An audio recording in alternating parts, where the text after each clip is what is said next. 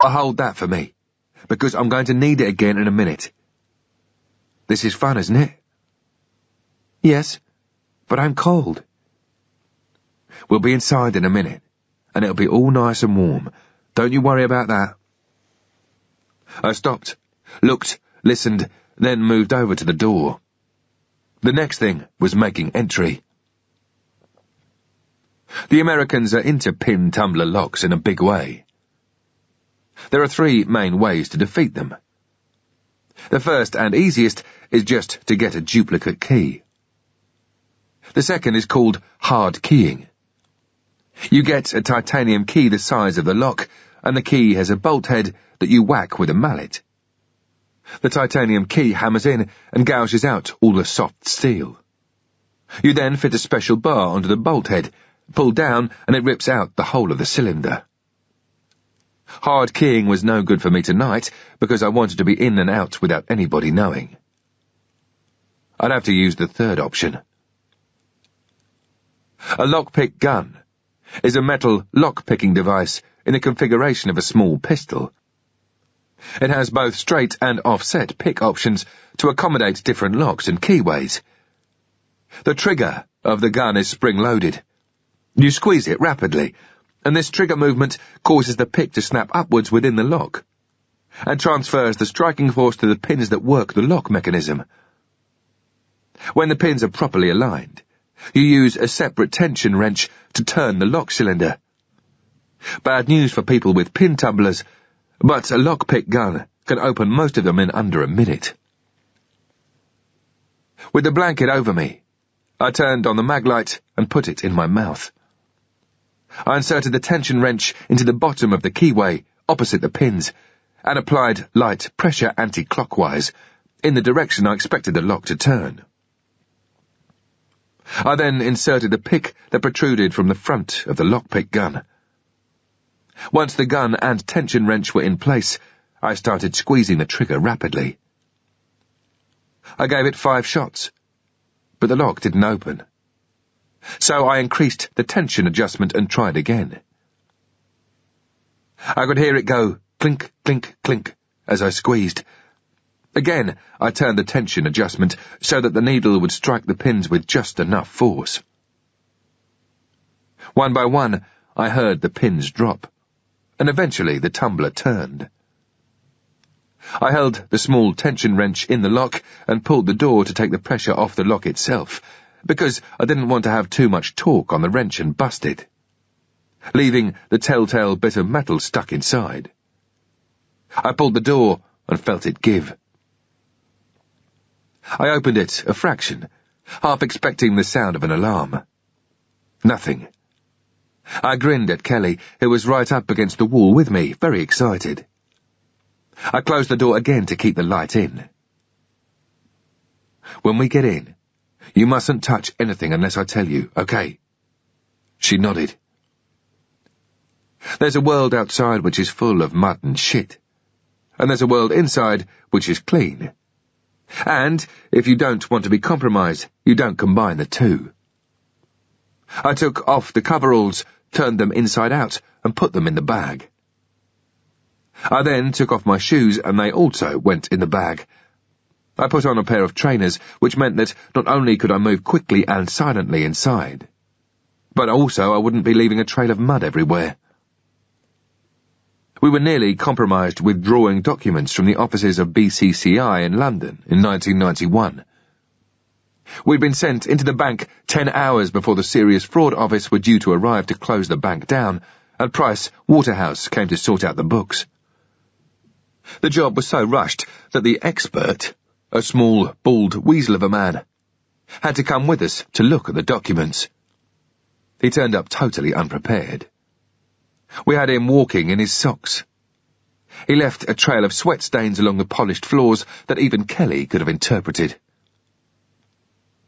The 4 of us had spent more time clearing up after him than stopping the information becoming public. No problem tonight. The floor was carpeted. I took off her coat, put it on the right way round, and got her to take off her shoes and put them in the bag. I had one last check around the area to make sure I hadn't left anything. We're going to go inside now, Kelly. This is the first time a little girl has done spying like this. Ever, ever, ever. But you must do what I say, okay? She accepted the mission. I picked up the bag and we moved over to the left-hand side of the door. When I open this, just walk in a couple of steps and give me enough room to come in behind you, okay? Okay. I didn't want to tell her what to do if anything went wrong, because I didn't want to get her frightened. I wanted to make it sound as if everything I did was going to work.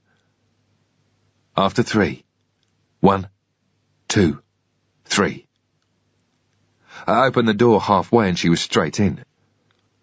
I followed, closed the door and put the lock back on. Done. We were inside.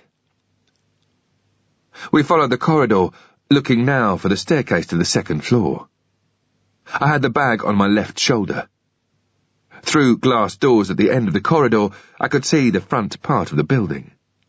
It was a large, open-plan office area with everything I'd have expected to see. Desks, filing cabinets and rubber plants with name tags. To the left and right of us, there were other offices and a photocopy room.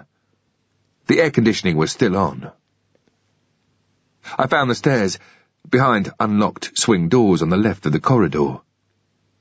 Gently, so that it didn't squeak, I pulled one of the doors open and let Kelly through. There was no light in the stairwell. I switched on the mag light and played the beam onto the stairs. We climbed slowly. Quiet as we were, the stairwell was an echo chamber.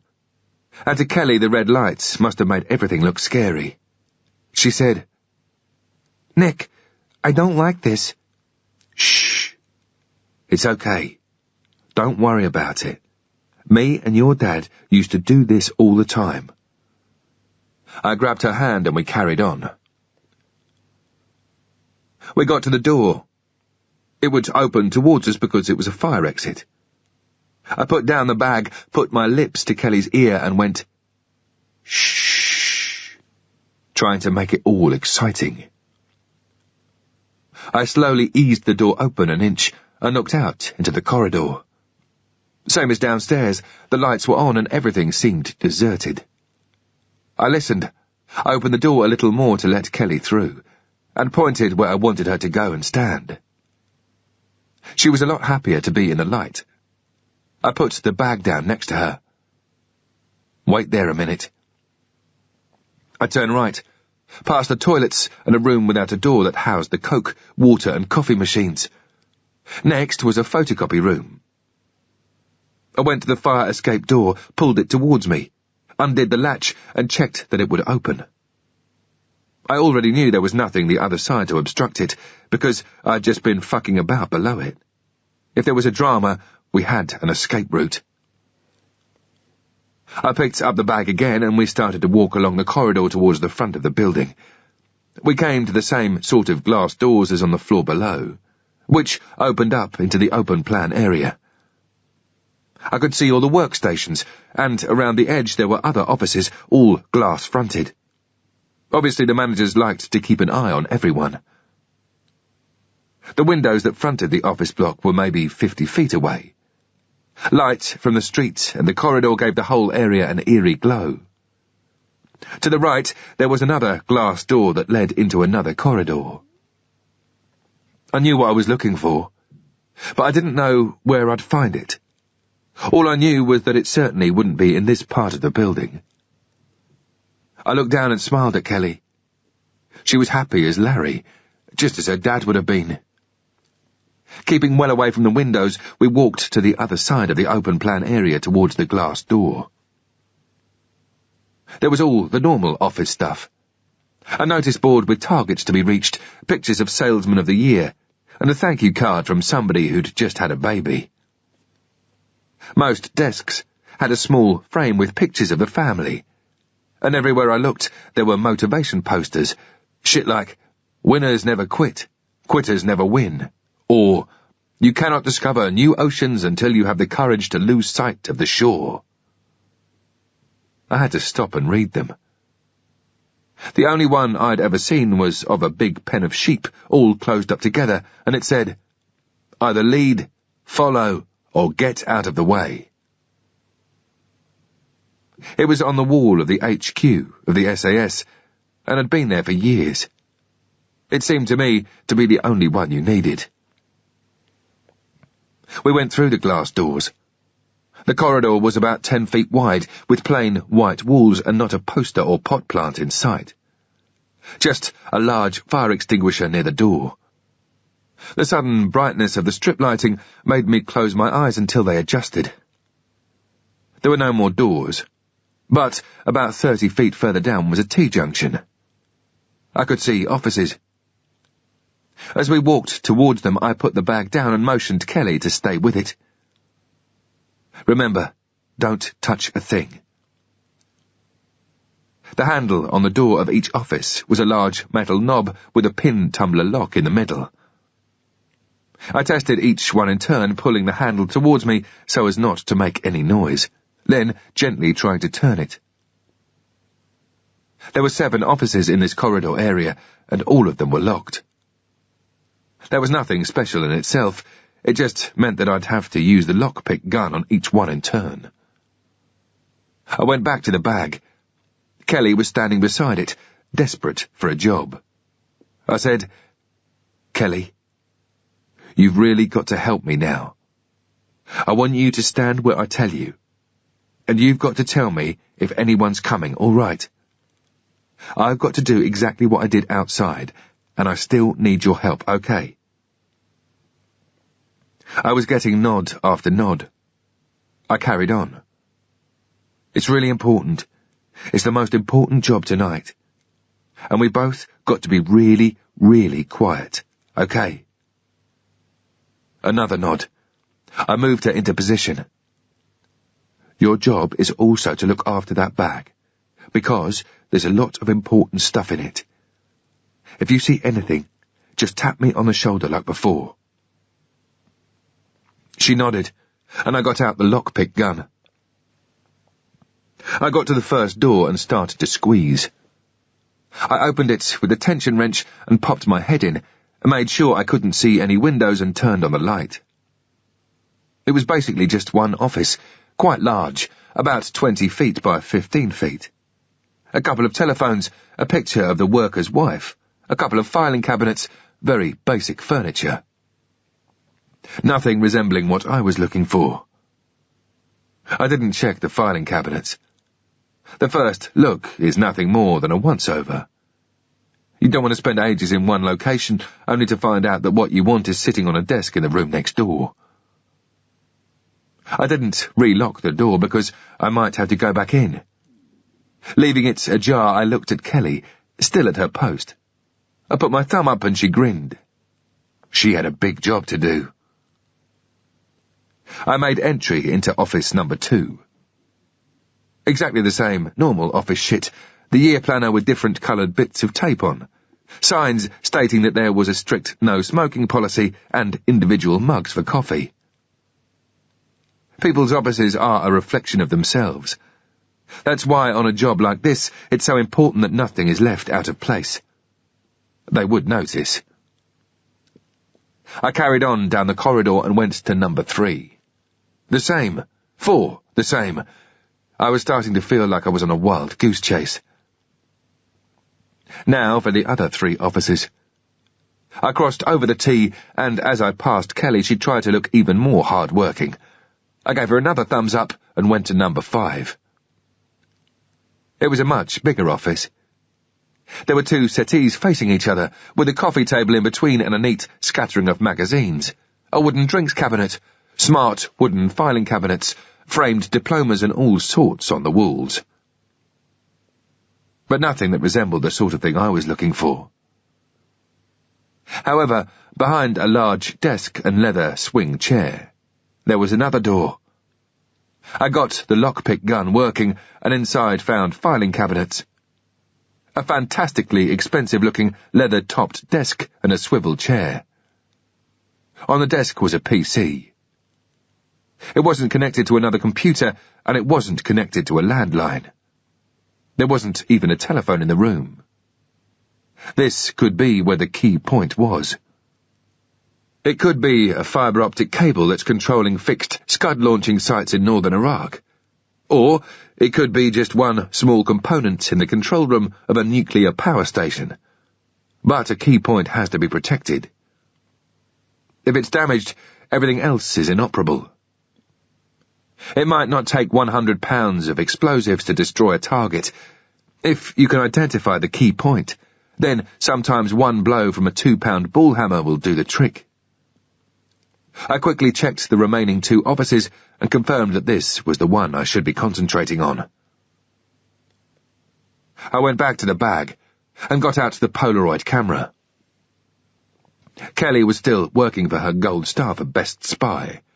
I smiled. "I think I've found it, Kelly." She smiled back. She didn't have a clue what I was talking about. I took pictures of the outer office, of what the desktop looked like, a couple of panoramic shots of the area, the coffee table in detail, including the way the magazines were lying, the way that the stuff was set on the table, a picture of all the drawers. I took 8 shots in all of the inside of the first office. I now knew exactly what it had looked like when I entered, so when we left, I could make sure it looked exactly the same. I laid the Polaroids in a row on the floor against the wall, just inside the office by the door. The rubbish from the prints went straight into my pockets. Waiting for the photographs to come into focus, I put my head round the door to check on Kelly. I went and picked up the bag and brought her with me into the bigger office. I said, "I want you to tell me when those pictures are all developed. Make sure you don't touch a thing. But it's really important that I know when those pictures are ready. Your daddy used to do this job." "Did he?" I closed the door behind us and jammed 2 wedges in place. Then I moved into the second office and started taking more pictures. The contract cleaners hadn't been in here. The other offices had empty bins, but these 2 offices hadn't been touched. They obviously did those themselves, but not every day. Even more indication that this was a secure area. As I moved around this small room, I saw a shredder beside the filing cabinet, and that confirmed it. What was being kept secure, however, I didn't yet know. I put the second room pictures on the floor and went back into the main office. Looking over her shoulder, I asked, "How's it going?" "One's nearly ready, look." "Great. What Daddy does also is collect the other pictures." I pointed to the ones next door on the carpet. "But one at a time, and put them in a nice long line just here." I showed her that I wanted them against the wall. "Can you manage that?" "Yeah, okay." She walked off. I went back next door and had a quick look at the PC. It was already on, but asleep. Kelly was walking in and out, carrying one picture at a time as if it was a bomb. I pressed the return key on the keyboard. I didn't want to touch the mouse because maybe it was positioned as a telltale. The screen came alive with Windows 95 and the Microsoft sound, which pleased me, because I'd have been struggling with anything else. I went back to Kelly, who was still staring at the pictures in the other office. "Look," she said. "Some more are ready." I nodded as I delved into the bag for the disk with the sniffer program. I wasn't as good with computers as 16-year-olds in London who hack into the USAF computer defense system, but I knew how to use one of these. All you have to do is insert a floppy and off it goes.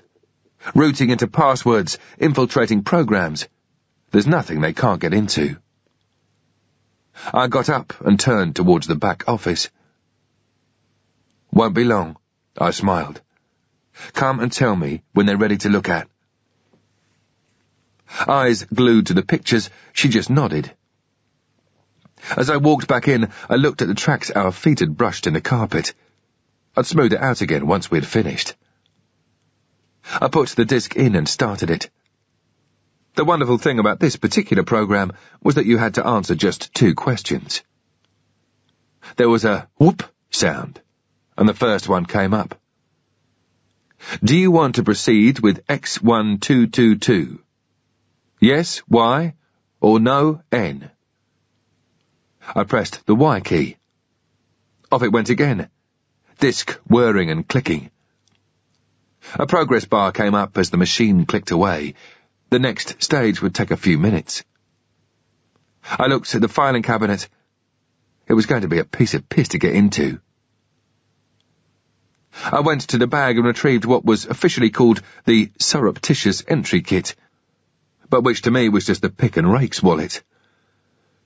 It was a small black leather case that contained a general assortment of tools designed for the efficient opening of most pin tumbler, wafer, lever, and double-sided locks. Among the 60 bits and pieces were full, half, and three-quarter rakes, diamond tip picks, single, double, and half-double ball picks, light, medium, and heavyweight tension wrenches of various lengths and styles, hook and saw-type broken key extractors, probes, feeler pick, needle pick, and double ball rake. Don't leave home without it. The progress bar was showing the program was just halfway through a process, so I started on the filing cabinets with a feeler pick. It was a standard lock and opened easily. The contents meant nothing to me. They seemed to be spreadsheets and documents with itemized bills and invoices. I looked at the screen, nearly at the end of the progress bar. The bloke who'd produced the sniffer program was a rave-attending, ecstasy-taking 18-year-old whiz kid who was so into body piercing he had half of British steel hanging out of his face. He dressed as if he was homeless and had a shaven head. But that was only after we'd been taking the piss out of his close-cropped effort where the star died on the top. The government had been spending hundreds of thousands of pounds trying to develop ways to get into computer programs, only to discover, after he had got arrested on some unrelated charge, that this 18-year-old had come up with the greatest sniffer program ever written. His weekly gyro suddenly started looking like a cheque from the National Lottery, and he spent a lot of time at GCHQ. Whoop! The progress bar was complete.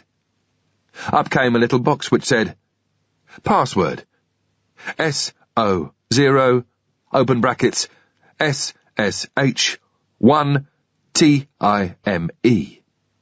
exclamation mark. Full marks to them for originality. Normally, it was something like a spouse's nickname, a family member's date of birth, or a number plate. Then up came, Do you want to proceed? Yes, Y, no, N. Fucking right I did. I hit the Y key and was into the machine. I went to the bag and I got out the portable backup drive and cables and a handful of high-capacity backup disks. I went to the back of the machine and had a good look at the state of play. I connected the drive leads and plugged it into the mains. I was going to copy everything. Programs, system files, applications, the lot. I now had to move the mouse. I took a Polaroid of its position on the mouse pad, but still studied it before moving it. I clicked the box to select the backup of all files, and it whirred into action, sucking information onto the backup disks. I went back to the filing cabinets and had another mooch around, not really knowing what I was looking at, just trying to see if there was anything I recognized. Whoop! The prompt came up, telling me the sniffer software needed another instruction. It had been working out another password and wanted to know whether to proceed. I hit the Y key. The machines whirred again. I looked at Kelly. She was still standing by the photos, but playing a game with an imaginary companion. Just like her dad. Give her a job to do and she'd forget it. Kelly, I want you to come with me. If that machine asks me a question again, I might not see it. Will you look out for it? Okay. It wasn't as exciting a job as she'd been hoping for. As she sat on the floor with her back against the wall, she looked up at me and said, "Nick, I need the bathroom." "Yeah, in a minute. We'll be finished soon." It was exactly as I remembered as a kid, sitting in the car and adults not taking me seriously. "We'll be there soon, Nick, just around the corner." She'd be all right. I said, "I'll take you in a minute." Whoop. I pressed the Y key. Kelly said again, "I really have. I've got to go to the bathroom." I couldn't think of the right words for a 7-year-old. In the end I said, "Do you want to go big toilet or little toilet?" She looked at me blankly. What could I do? Using the toilet at a location like this is always a big no-no, because of the compromise factor from noise and visible remains. What you enter with must come out with you, which was why I'd bought an orange juice bottle to piss into and cling film for anything else. I couldn't imagine getting Kelly to piss in the bottle while I held the film under her bum. That was one thing her dad could do that she couldn't tonight. She said, "I want to go, I want to go," and started crossing and uncrossing her legs. Then she stood up and was bouncing up and down on the balls of her feet. I said, "Okay, we'll go. Come on, come with me." I didn't need this, but I had to do it. I couldn't have her shitting all over the carpet. I got hold of her hand. I took the door stops from the outer office door, gently opened it and checked the corridor. We moved across the open-plan office, through the glass door and into the fire escape corridor. We went into the toilet and turned on the toilet light. Poor girl. She was pulling down her trousers in such a hurry she was fumbling with her buttons. I helped her, but even so, she nearly missed the toilet altogether in her rush. I was wasting time. I had to go back to the machine and she might be there for 5 minutes or more. Backing away, I said, "Don't move, and don't flush the toilet afterwards. I'll do all that for you. I just have to go back 1 minute and get the computer working. I'll be right back. Remember, shh, be quiet." At that particular moment, she didn't really care where I went or what I did. She was in her own heaven. Whoop! I left her and quietly ran towards the office. Once I'd got the disk copying again, I'd come back to Kelly, clean the shit out with my hand, and put it in the cling film. Then I'd keep pushing the toilet brush down the pan to lower the level of the water by pushing it through the U-bend, and get some fresh water from the drinking fountain to bring the level back up again. I got back to the office and pressed the Y key. Then I went to the bag to fetch the cling film. And it was then that I heard her scream. Instinctively, I pulled out my pistol and went against the wall. I checked chamber and took off the safety catch with my thumb. I could feel my heart beating faster and the familiar sensation of cold sweat breaking out over my body. My body was getting ready for fight or flight. The screaming was from the area of the fire escape, my only way out. It looked as if I would have to fight. Chapter 25. My heart was pumping so hard it was nearly in my mouth. I'd learned long ago that fear is a good thing. If you aren't scared, you're lying. Or you're mentally unstable. Everyone has fear. But as a professional, you use training, experience, and knowledge to block out the emotion and help you overcome the problem. I was still thinking it out when I heard a longer, more pitiful scream of, "Nick, help me!"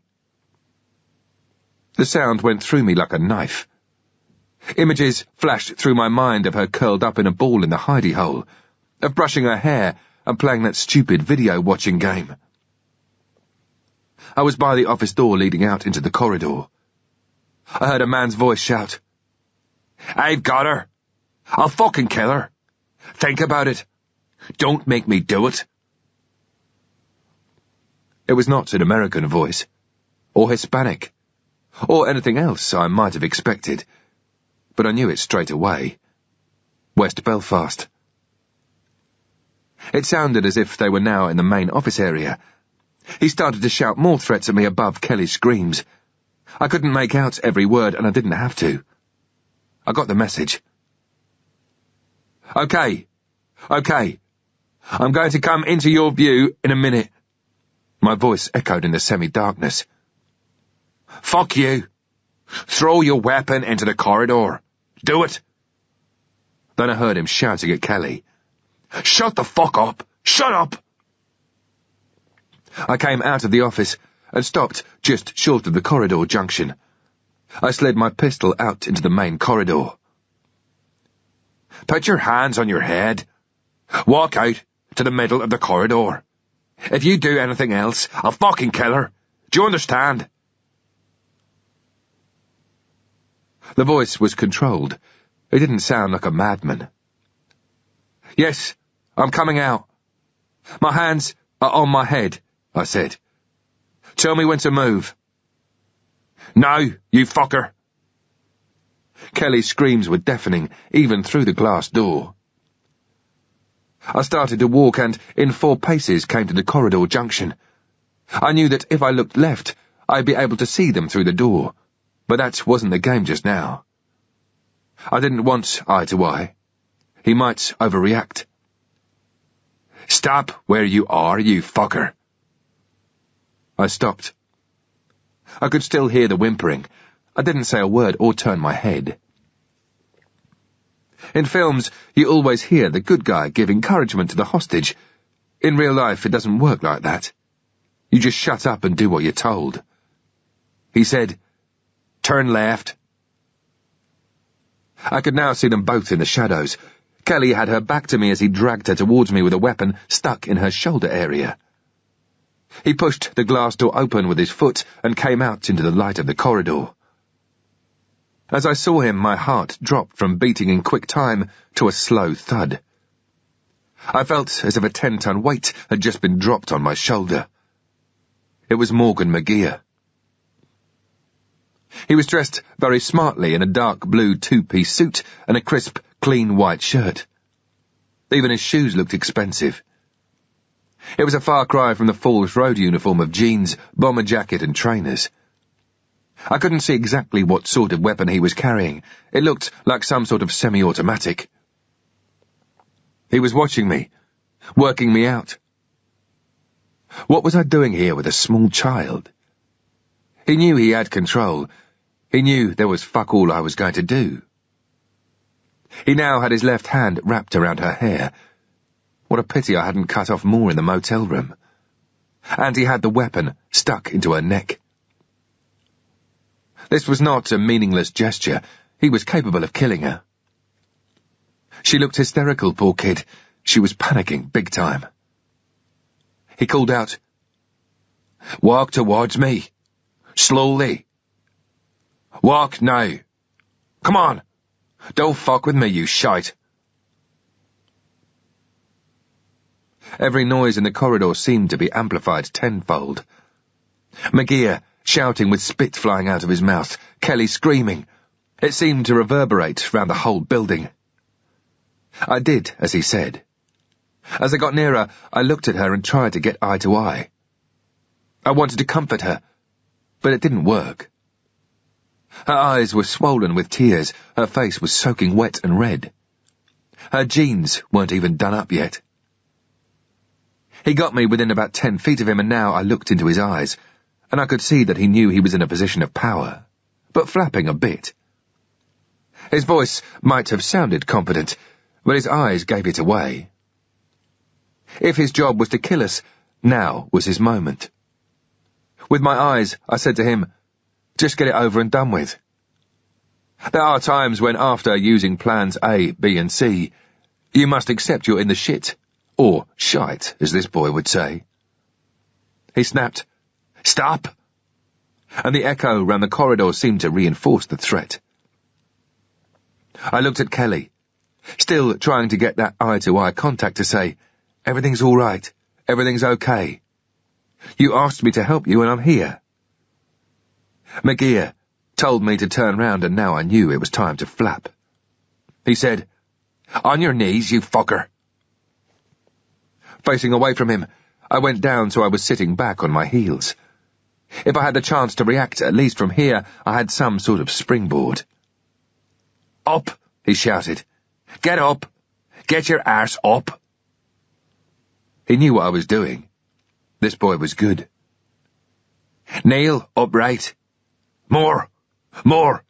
Stay there! Fuck you! Think you're some fucking hard guy?" He moved behind me, dragging Kelly with him. I could still hear her cries, but there was another noise now.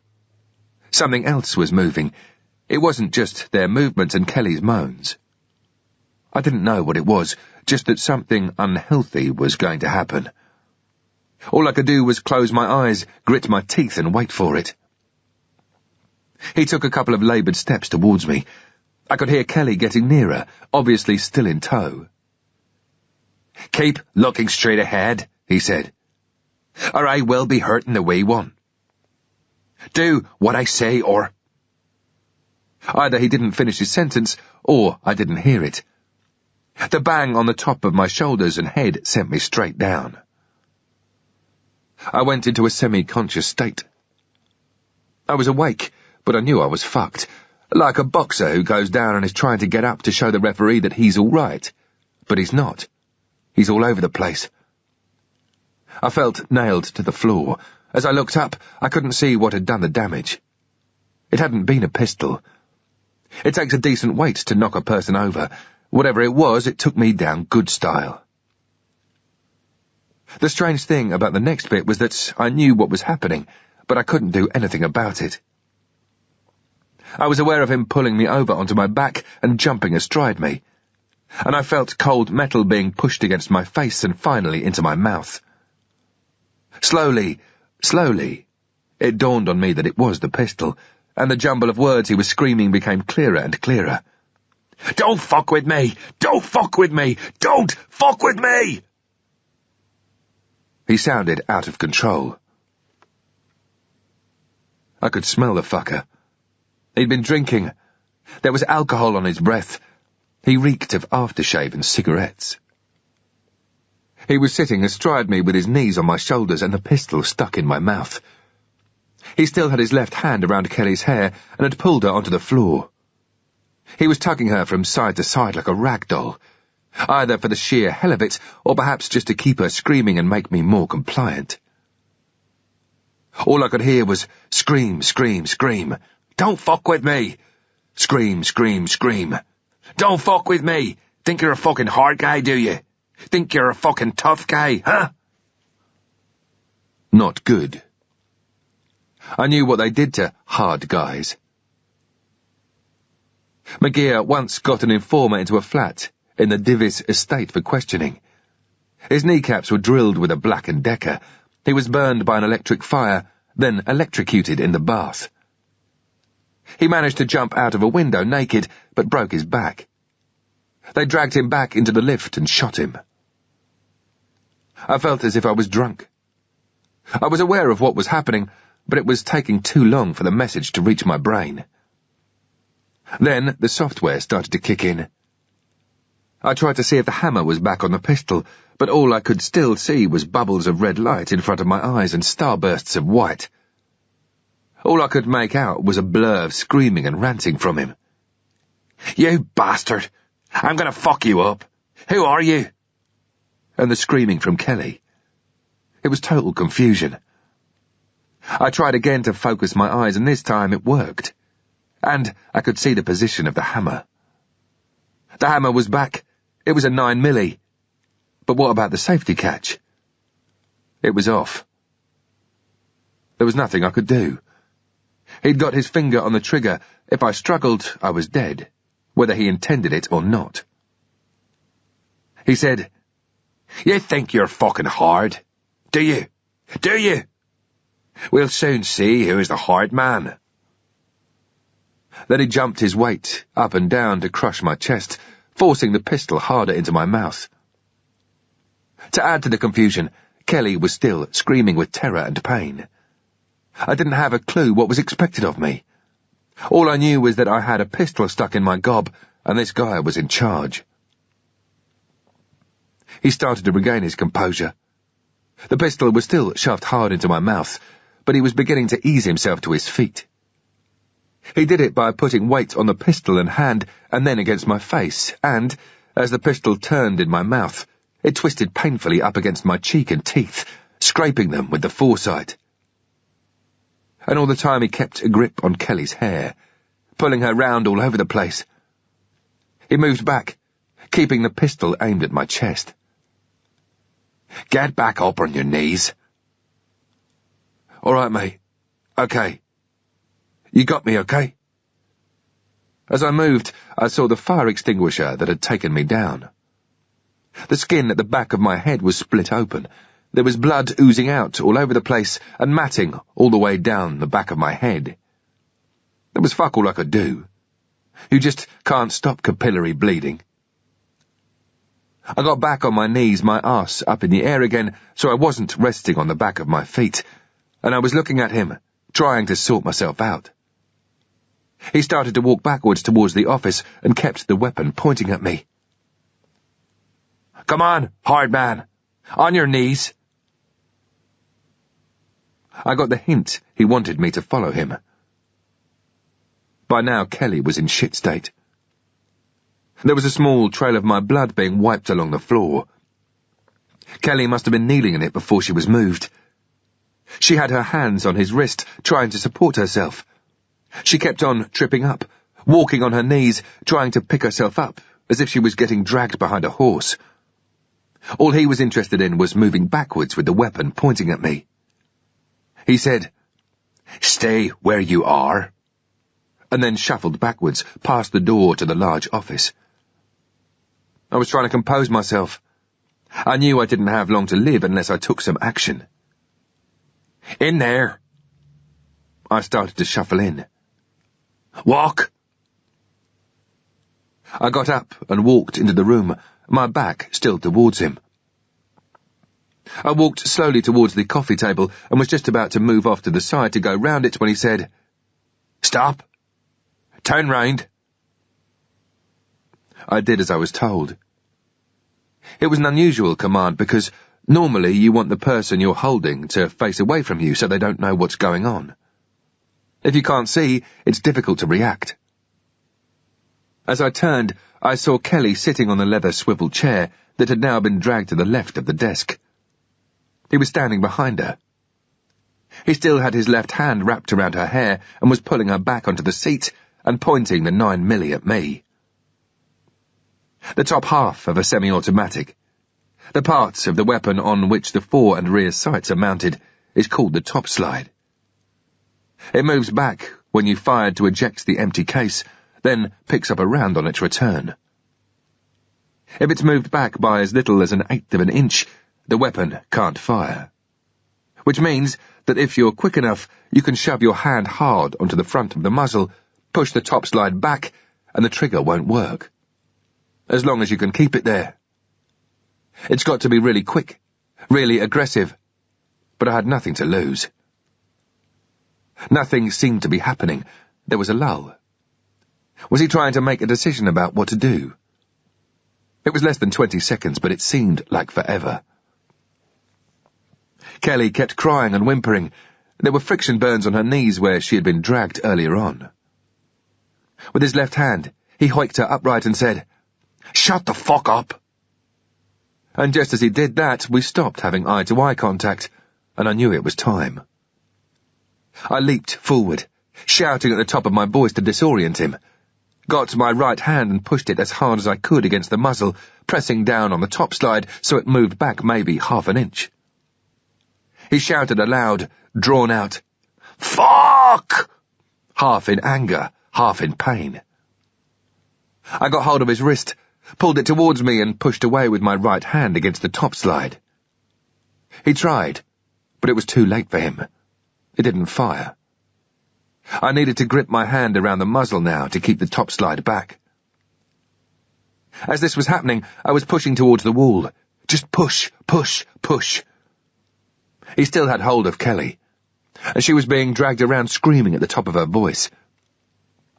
I shut her out of my mind, keeping my eyes on the pistol, my body bent down, pushing, and pushing. I felt the air leave his body as he hit the wall. Kelly was getting in the way and I was stepping on her. He was stepping on her and she was screaming out in pain.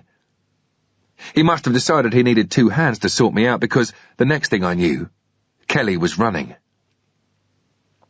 I started to headbutt in earnest. I was hitting him with my head. I was hitting him with my nose, with the side of my face. My nose was hurting and bleeding as much as his must have been, but I just kept on butting and butting, trying to do as much damage to him as possible and, at the same time, keeping him against the wall. He was screaming, "You fucker! You fucker! You fucker! You're dead!" And I was doing exactly the same back, screaming, "Fuck you! Fuck you! Fuck! Fuck!" I still had him pushed right against the wall. As I butted him, his teeth cut into my face, opening up my forehead and just below my eye. You don't notice pain when the adrenaline is pumping. I headbutted him again and again. It wasn't going to do him much lasting damage, but that was the best I could do at the moment.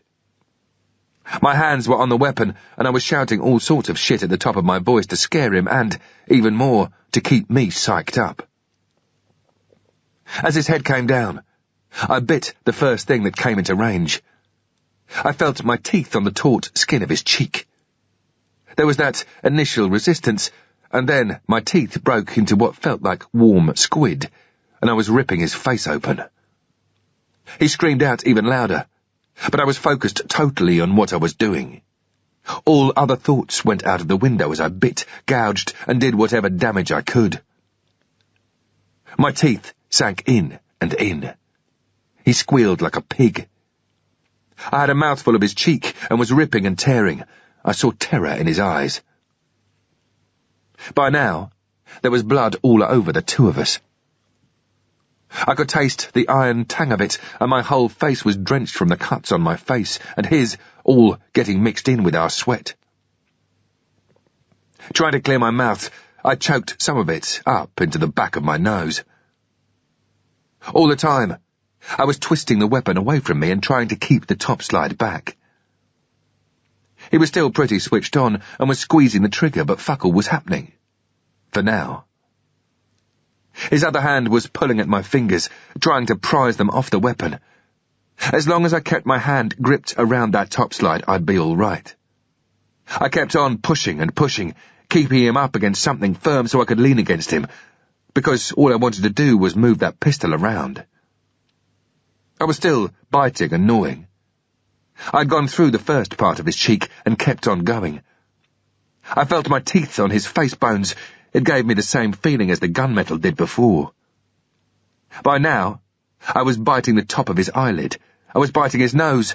Everywhere I was ripping through the skin onto the bone of his jaw and skull. I was running out of breath because the adrenaline was leaving me, and pushing him against the wall had taken a lot of physical strength out of me. Then I started to choke, and I realized I had some of his skin at the back of my throat. I could hear air being sucked into the hole in his cheek as he was breathing. I could hear my own throat rattling, blocked by chunks of his skin. I was fighting him by feel, not by sight. Our blood was burning into my eyes. Everything was blurred. I didn't know where Kelly was, and at this stage I didn't care. I couldn't help her until I'd helped myself.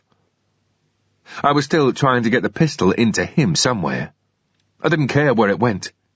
It could go into his leg, into his stomach. I didn't give a fuck, so long as I could start shooting him.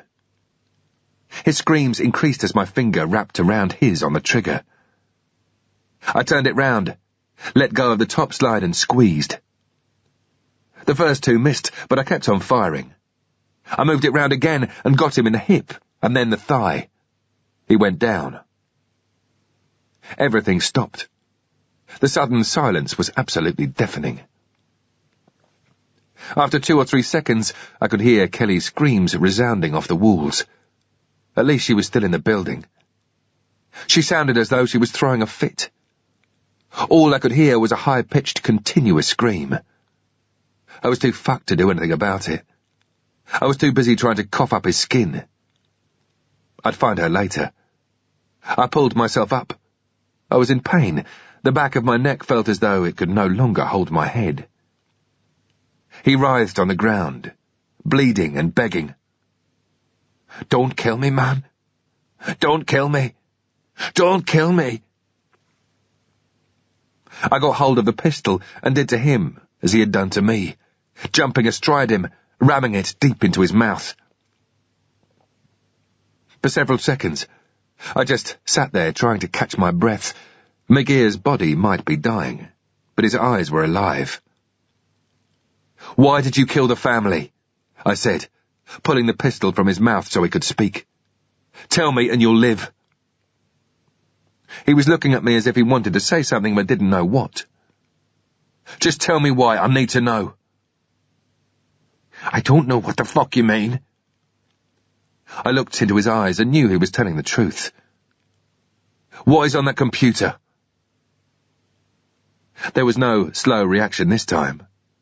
His lip curled and he said, "Fuck you." I jammed the weapon back into his mouth and said quietly, firmly, almost sort of fatherly, "Look at me. Look at me." I looked back into his eyes. No point carrying this on. He wouldn't say anything. He was too good for that. Fuck it. I pulled the trigger. Chapter 26. I took a deep breath and wiped away the blood that had splattered onto my eyes when he took the round. I tried to regain some form of composure. "Stop. Just take that couple of seconds. Take another deep breath and try to work out what the fuck to do next." The shots would have been heard and reported, or I had to plan as if they were. I could still hear Kelly screaming in the distance somewhere. First priority was the equipment. I pushed myself up off his chest and staggered back into the small office. I ripped the cable and mains lead from the PC, took the sniffer software out of the floppy drive and put it in my top pocket. I packed everything in the bag and moved back into the large office. I went over to McGear.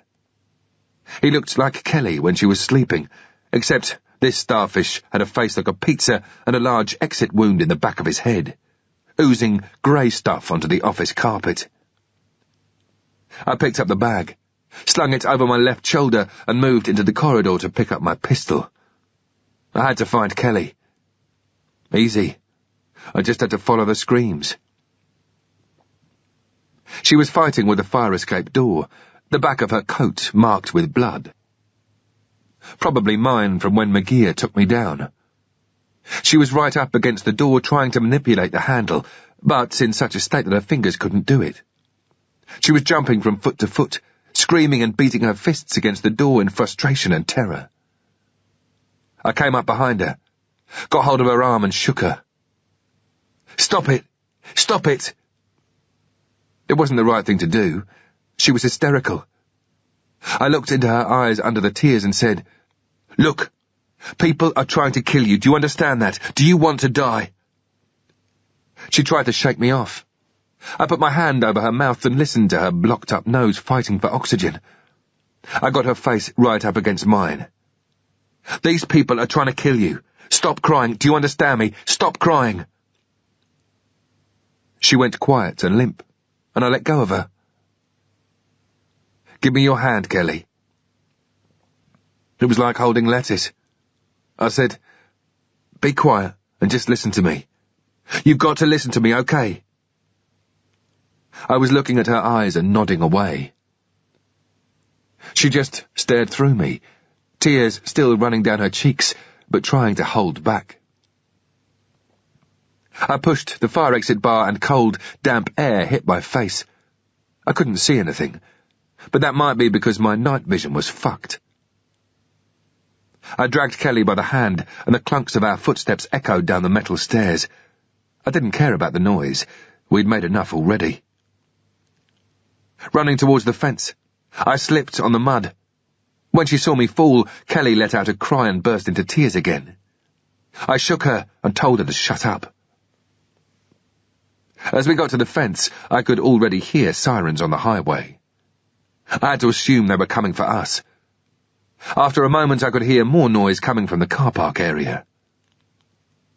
"Wait here." I climbed up the chain-link fence with the equipment, dropped it over the other side and jumped.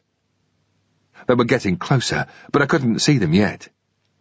Kelly was looking at me from the other side of the fence, bobbing up and down, hands on the wire. Nick, please, I want to come with you."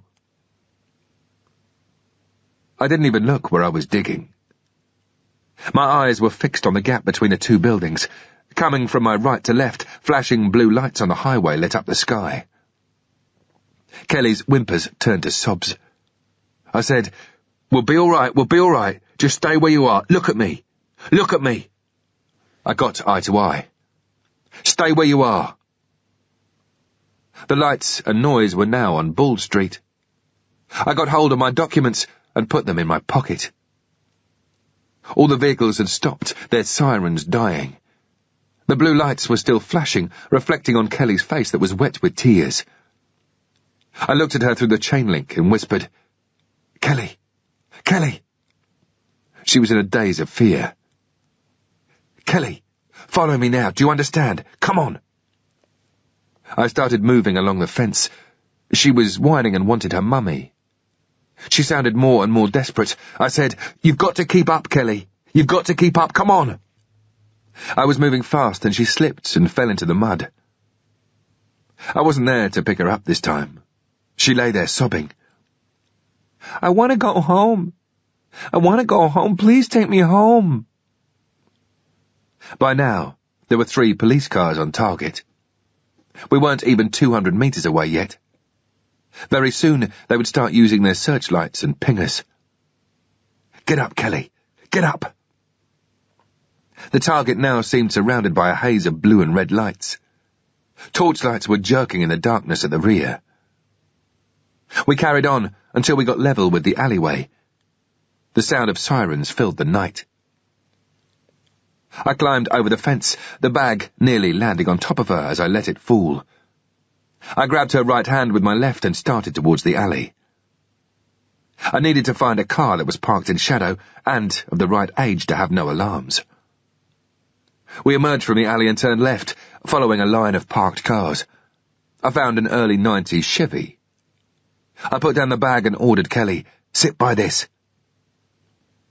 I opened the bag and got out the pics. Minutes later I was in.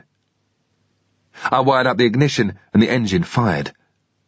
The digital clock said 0333. I let the engine run and put the windscreen wipers and heater on full blast to clear the morning dew. I got hold of Kelly and the bag and threw them both in the back. "Lie down, Kelly. Go to sleep." No argument from her on the lying down. She might have trouble sleeping, though. Perhaps for the rest of her life. I drove to the road and turned left, nice and slow. After just a quarter of a mile, I spotted flashing lights coming towards me. I got out my pistol and put it under my right thigh. There was no way I was going to let the fuckers take us. I shouted back at Kelly, "Stay down!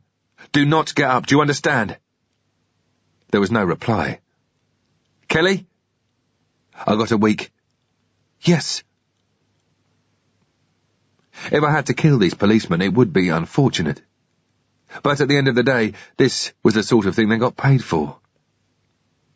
I made my plan. If they stopped me, I'd wait until one or both came within range. The pistol was where my hand would naturally go, and I'd draw down on them. The flashing blue and red came closer. I just drove on towards them. My mindset was that I was a shift worker, on my way to earn my living. Now their lights were making me screw up my eyes so I could see beyond. I wasn't worried. I felt very calm. Just wait and see. They went past, at over 60 miles per hour. I looked in the rearview mirror. They hit the brakes, and now I was flapping. I watched and made distance at the same time. The brake lights went off. Either they'd just been slowing down or they'd changed their minds. I needed to dump this car before first light. which was probably the earliest the owner would discover it missing. I also had to get both of us a change of clothes and into another hotel. Kelly started yelling, "I want to go home. I want to go home. I want my—" "Kelly, we are going home, but not yet." I had to shout to cut in. I couldn't see her and tilted the mirror. She was curled up with her thumb in her mouth.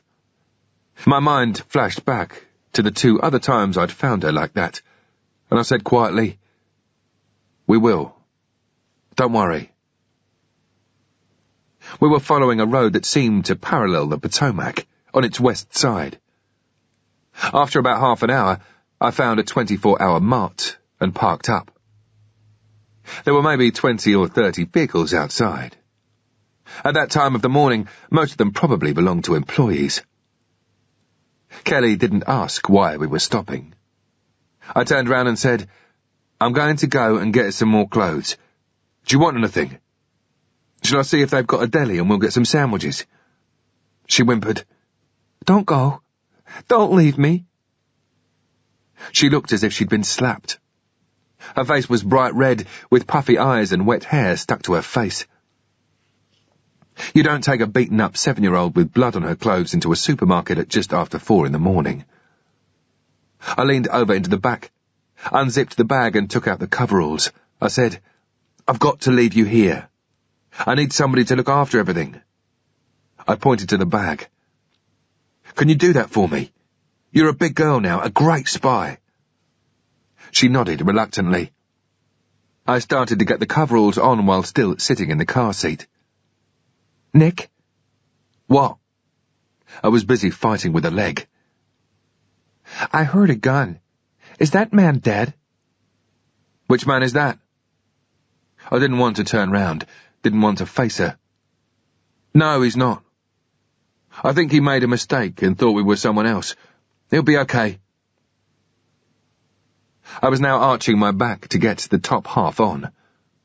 "The police will take him to hospital." That was enough of that. I got out of the car quickly and poked my head back in. Before I even started to say the routine, she said, "You will come back, won't you?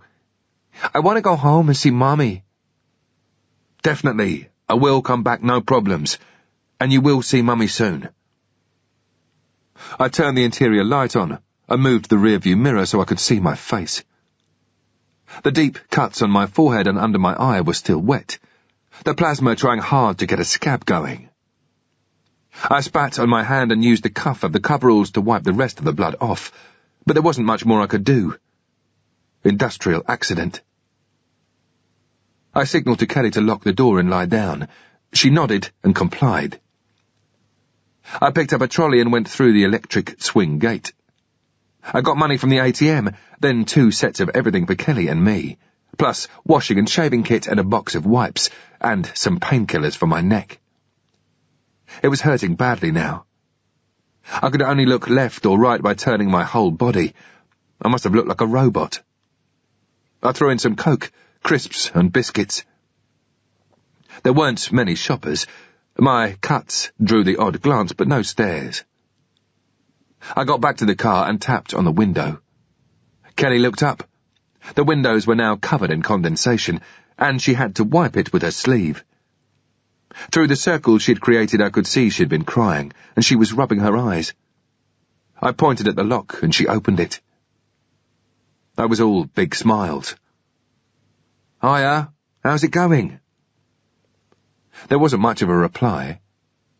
As I dumped the bags onto the passenger seat, I said, "Look, I've got a present for you." I showed her a dime bar. There was a reluctant smile. She took it and opened it. I looked at the car clock. It was nearly 5 a.m.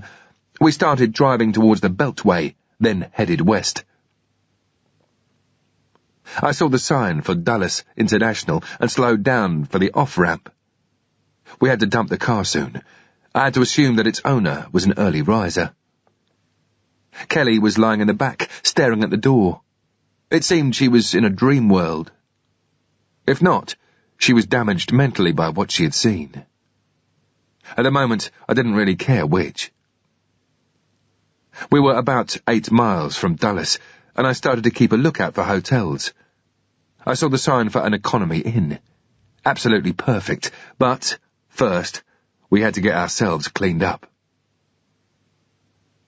As we carried on towards the airport, I could see the wing lights of what was probably the first of the day's aircraft making its approach about 4 miles away. I followed the signs to the economy parking. Having stopped just short to check the cameras at the entry point, there weren't any. They must register on the way out. I took my ticket and parked up among thousands of other cars. "Kelly, we're going to get you dressed in some new clothes," I said. I showed her what I'd bought, and, as she was getting undressed, I got out the baby wipes and cleaned her face. "Here, let's get rid of all those tears. Here you are. Here's a brush." I brushed her hair. Too quickly, and it hurt her. "Okay, let's get this sweatshirt on you. Here you go. There. You're looking good. Here's another wipe. Blow your nose." While she was doing that, I got myself changed as well and dumped all the clothes in the passenger footwell. Kelly was still looking miserable as the shuttle took us to the terminal. Chapter 27. We walked into the departures area. The terminal was busier than I'd been expecting for this time of the morning. People were checking in all along the lines of desks, mooching around in the shops, or sitting in the cafes reading newspapers. I wasn't saying much to Kelly, just holding her hand as I moved along, bag on my left shoulder, looking for the sign to arrivals, then to the taxi rank. An escalator showed me the way down. We were nearly at the bottom when Kelly announced, "I need the bathroom, Nick." "You sure?" I just wanted to get out of there. "Really? I need to go." "Okay." After the last time, I'd learned my lesson. I followed signs to the restrooms. They were to the left, near the large exit doors from international arrivals. You went in through one of 2 large openings in the wall and immediately came across a run of 7 or 8 disabled toilets, all unisex. And either side of this were the entrances to the single-sex toilets. I stayed outside in the main concourse, watching all the people who were waiting for the automatic doors to open and their loved ones to be disgorged. You always know when you're being stared at. I'd been standing there a minute or two when I became aware. I looked up. It was an old woman standing against the rail facing me on the opposite side of the channel made by the barriers, obviously waiting for somebody to come through. There was a silver-haired man with her, but her eyes were fixed on my face. She looked away, turning her back to the exit doors, even though people were streaming out with their trolleys. Every few seconds I heard a scream of joy as people were reunited. Then there were camera flashes. What had she been looking at? The cuts on my face? I hoped it was just that. There was nothing I could do about it. I would have to bluff it out, but keep an eye on her all the same. Then I saw her start talking to her husband. Her body language looked urgent and agitated. She wasn't passing the time of day. He looked over in my direction, then back at her. He gave her a shrug that said, "What the hell are you talking about, woman?" She must have seen Kelly and me going into the toilets and said to herself, "Now, why do I know those two?" I wasn't going to move. I wanted to see what she was doing. The moment she started to walk away, I'd have to take action. I could tell she was still trying to work it out. I felt my heart pumping. I avoided eye contact, but I knew she was staring. Any minute now, she'd remember the news report where she'd seen Kelly's face. The seconds ticked by. At last, Kelly came out and stood by me. "Shall we go now?" I said, grabbing her hand before she could answer. As I turned with her for the exit, I could clearly see the woman tugging her husband's arm. However, He had now seen whoever it was they were meeting and was looking the other way. She pulled his arm more urgently. I wanted to run, but that would have just confirmed it for her. We walked and I talked crap to Kelly with the actions of a happy dad. Look at those lights. Aren't they nice? This is the airport I fly into every time I come here. Have you been here before? Kelly didn't have time to answer any of them. I had to fight the urge to turn round and look. I started to think, what if? If I got the police onto me here, I was fucked. There was nowhere to go, just more of the airport, with more security than you could shake a nightstick at. My eyes were darting around. We had about 30 or 40 meters to go to the exit sign. With each step, I expected to hear a cop shouting for me to freeze. All I could hear was the general hubbub and the occasional squeal of greeting. We reached the exit, turned left, and started walking downhill on a wide ramp that led to the pickup points and taxi ranks. The moment we'd made that angle, I started to move faster and chanced a look behind. Kelly said, "What's up?" I said, "There's the taxis, let's go." We had to wait for 3 other people in the queue before it was our turn. I felt like a child who desperately wants something and cannot wait any longer. Come on! Come on! At last we bundled into a cab and drove off, and I turned and looked behind me.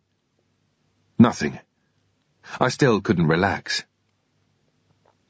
Kelly could obviously sense the drama but didn't say another word. I tried to block it out of my mind. Look hard enough and you'll find a positive in even the worst situation. That was what I'd always told myself. But I couldn't get a silver lining out of what had just happened. If the old woman did make the connection and told the police she had seen us heading for the taxi rank, it was negatives all the way. I looked at Kelly and yawned. "I'm sleepy," I said. "What about you?" She nodded and put her head in my lap. I gave the driver directions. Once off the freeway we drove a few blocks, then I got him to pull in. I watched him drive away as we stood in the car park of the Marriott. We would walk to the Economy Inn from there. "We're going to a hotel now," I said. "Usual story.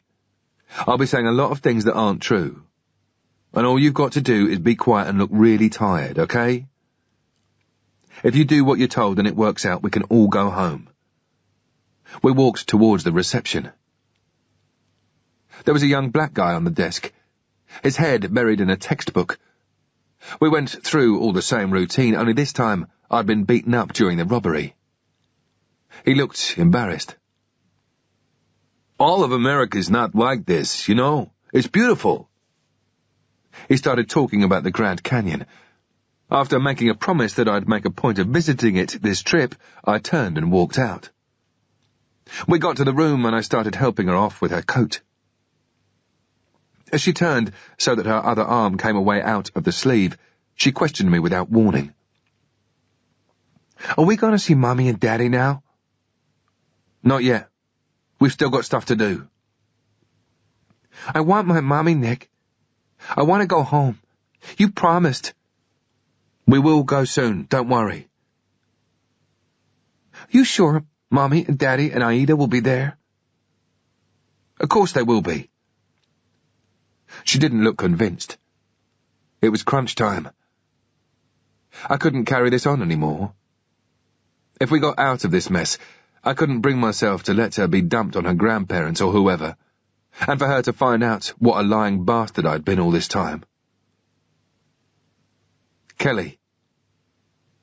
I sat next to her and started stroking her hair as she lay with her head on my lap. "Kelly, when you get home, Mummy, Daddy, and Aida will not be there. They never will now. They've gone to heaven. Do you know what that means?" I said it almost as a throwaway, not really wanting to get into it any deeper. I wanted her to say, "Oh, I see," and then ask me if we could have a Mickey D's. There was a gap while she thought about it.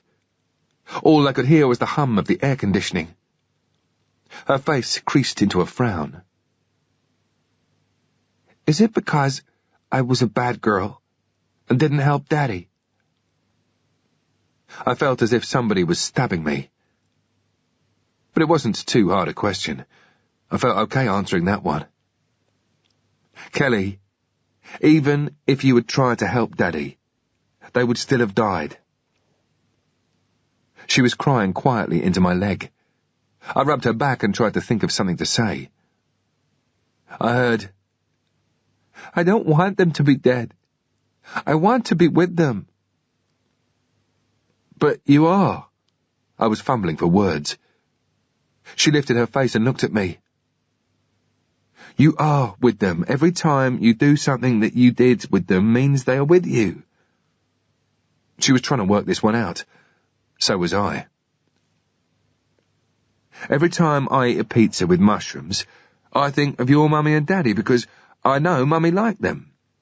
That's why they are never far away from me, and why mummy, daddy and Ada will be with you all the time. She looked at me, waiting for more. What do you mean? I was struggling. I mean, every time you put plates on a table, Mummy will be with you because she showed you how. Every time you shoot hoops, Daddy is with you because he taught you. Every time you show someone how to do something, Ada is with you. That's because you used to do it with her. You see, they are always with you. I didn't know how good it was, but it was the best I could come up with.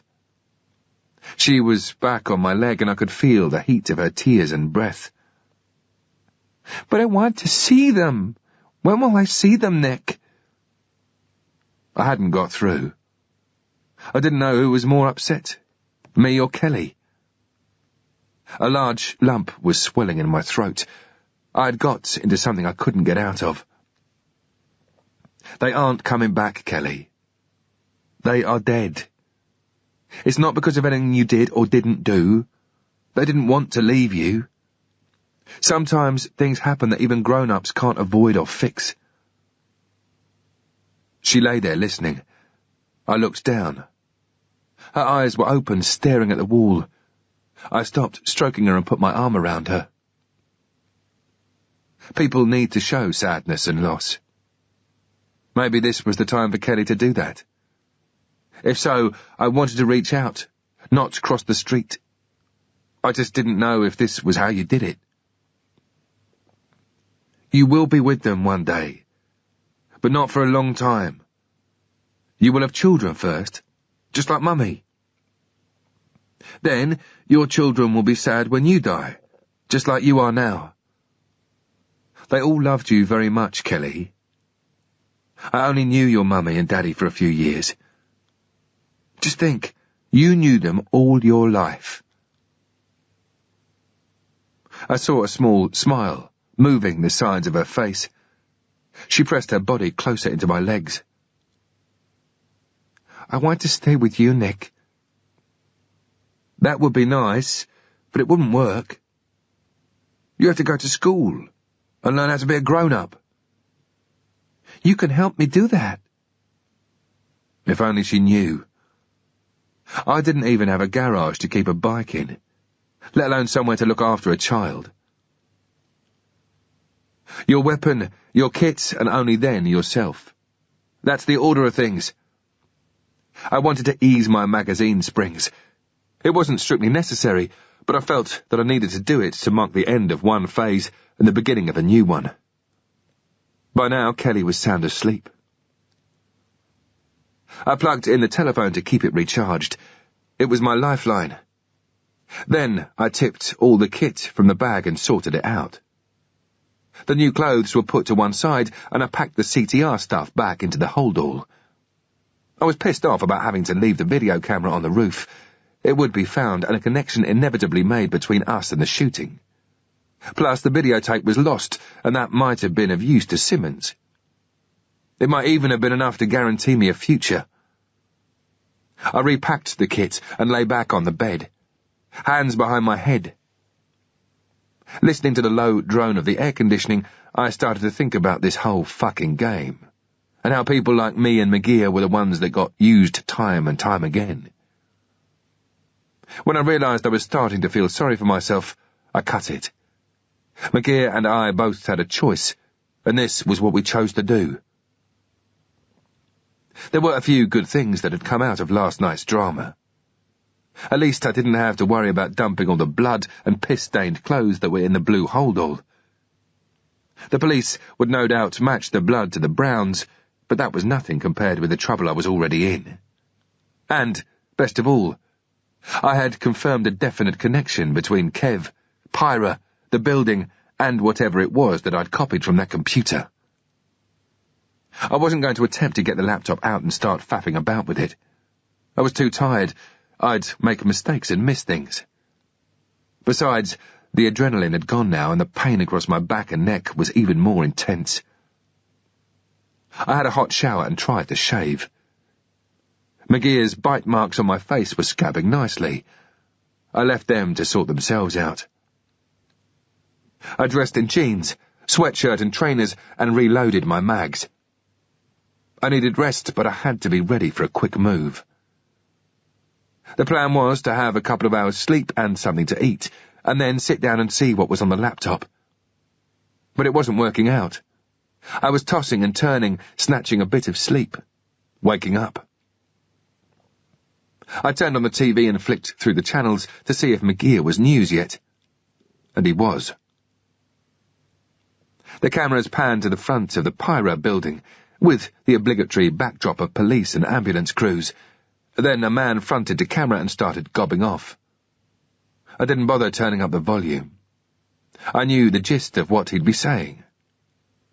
I was half expecting to see my piss-covered, homeless friend describing what he had seen and heard. Kelly was starting to toss and turn, probably with pictures of McGear in her head. I lay there, looking at her. The girl had done well, without a doubt. The last few days had been chaos for her, and I started to worry about it. 7-year-old kids shouldn't be exposed to this sort of shit. Nobody should.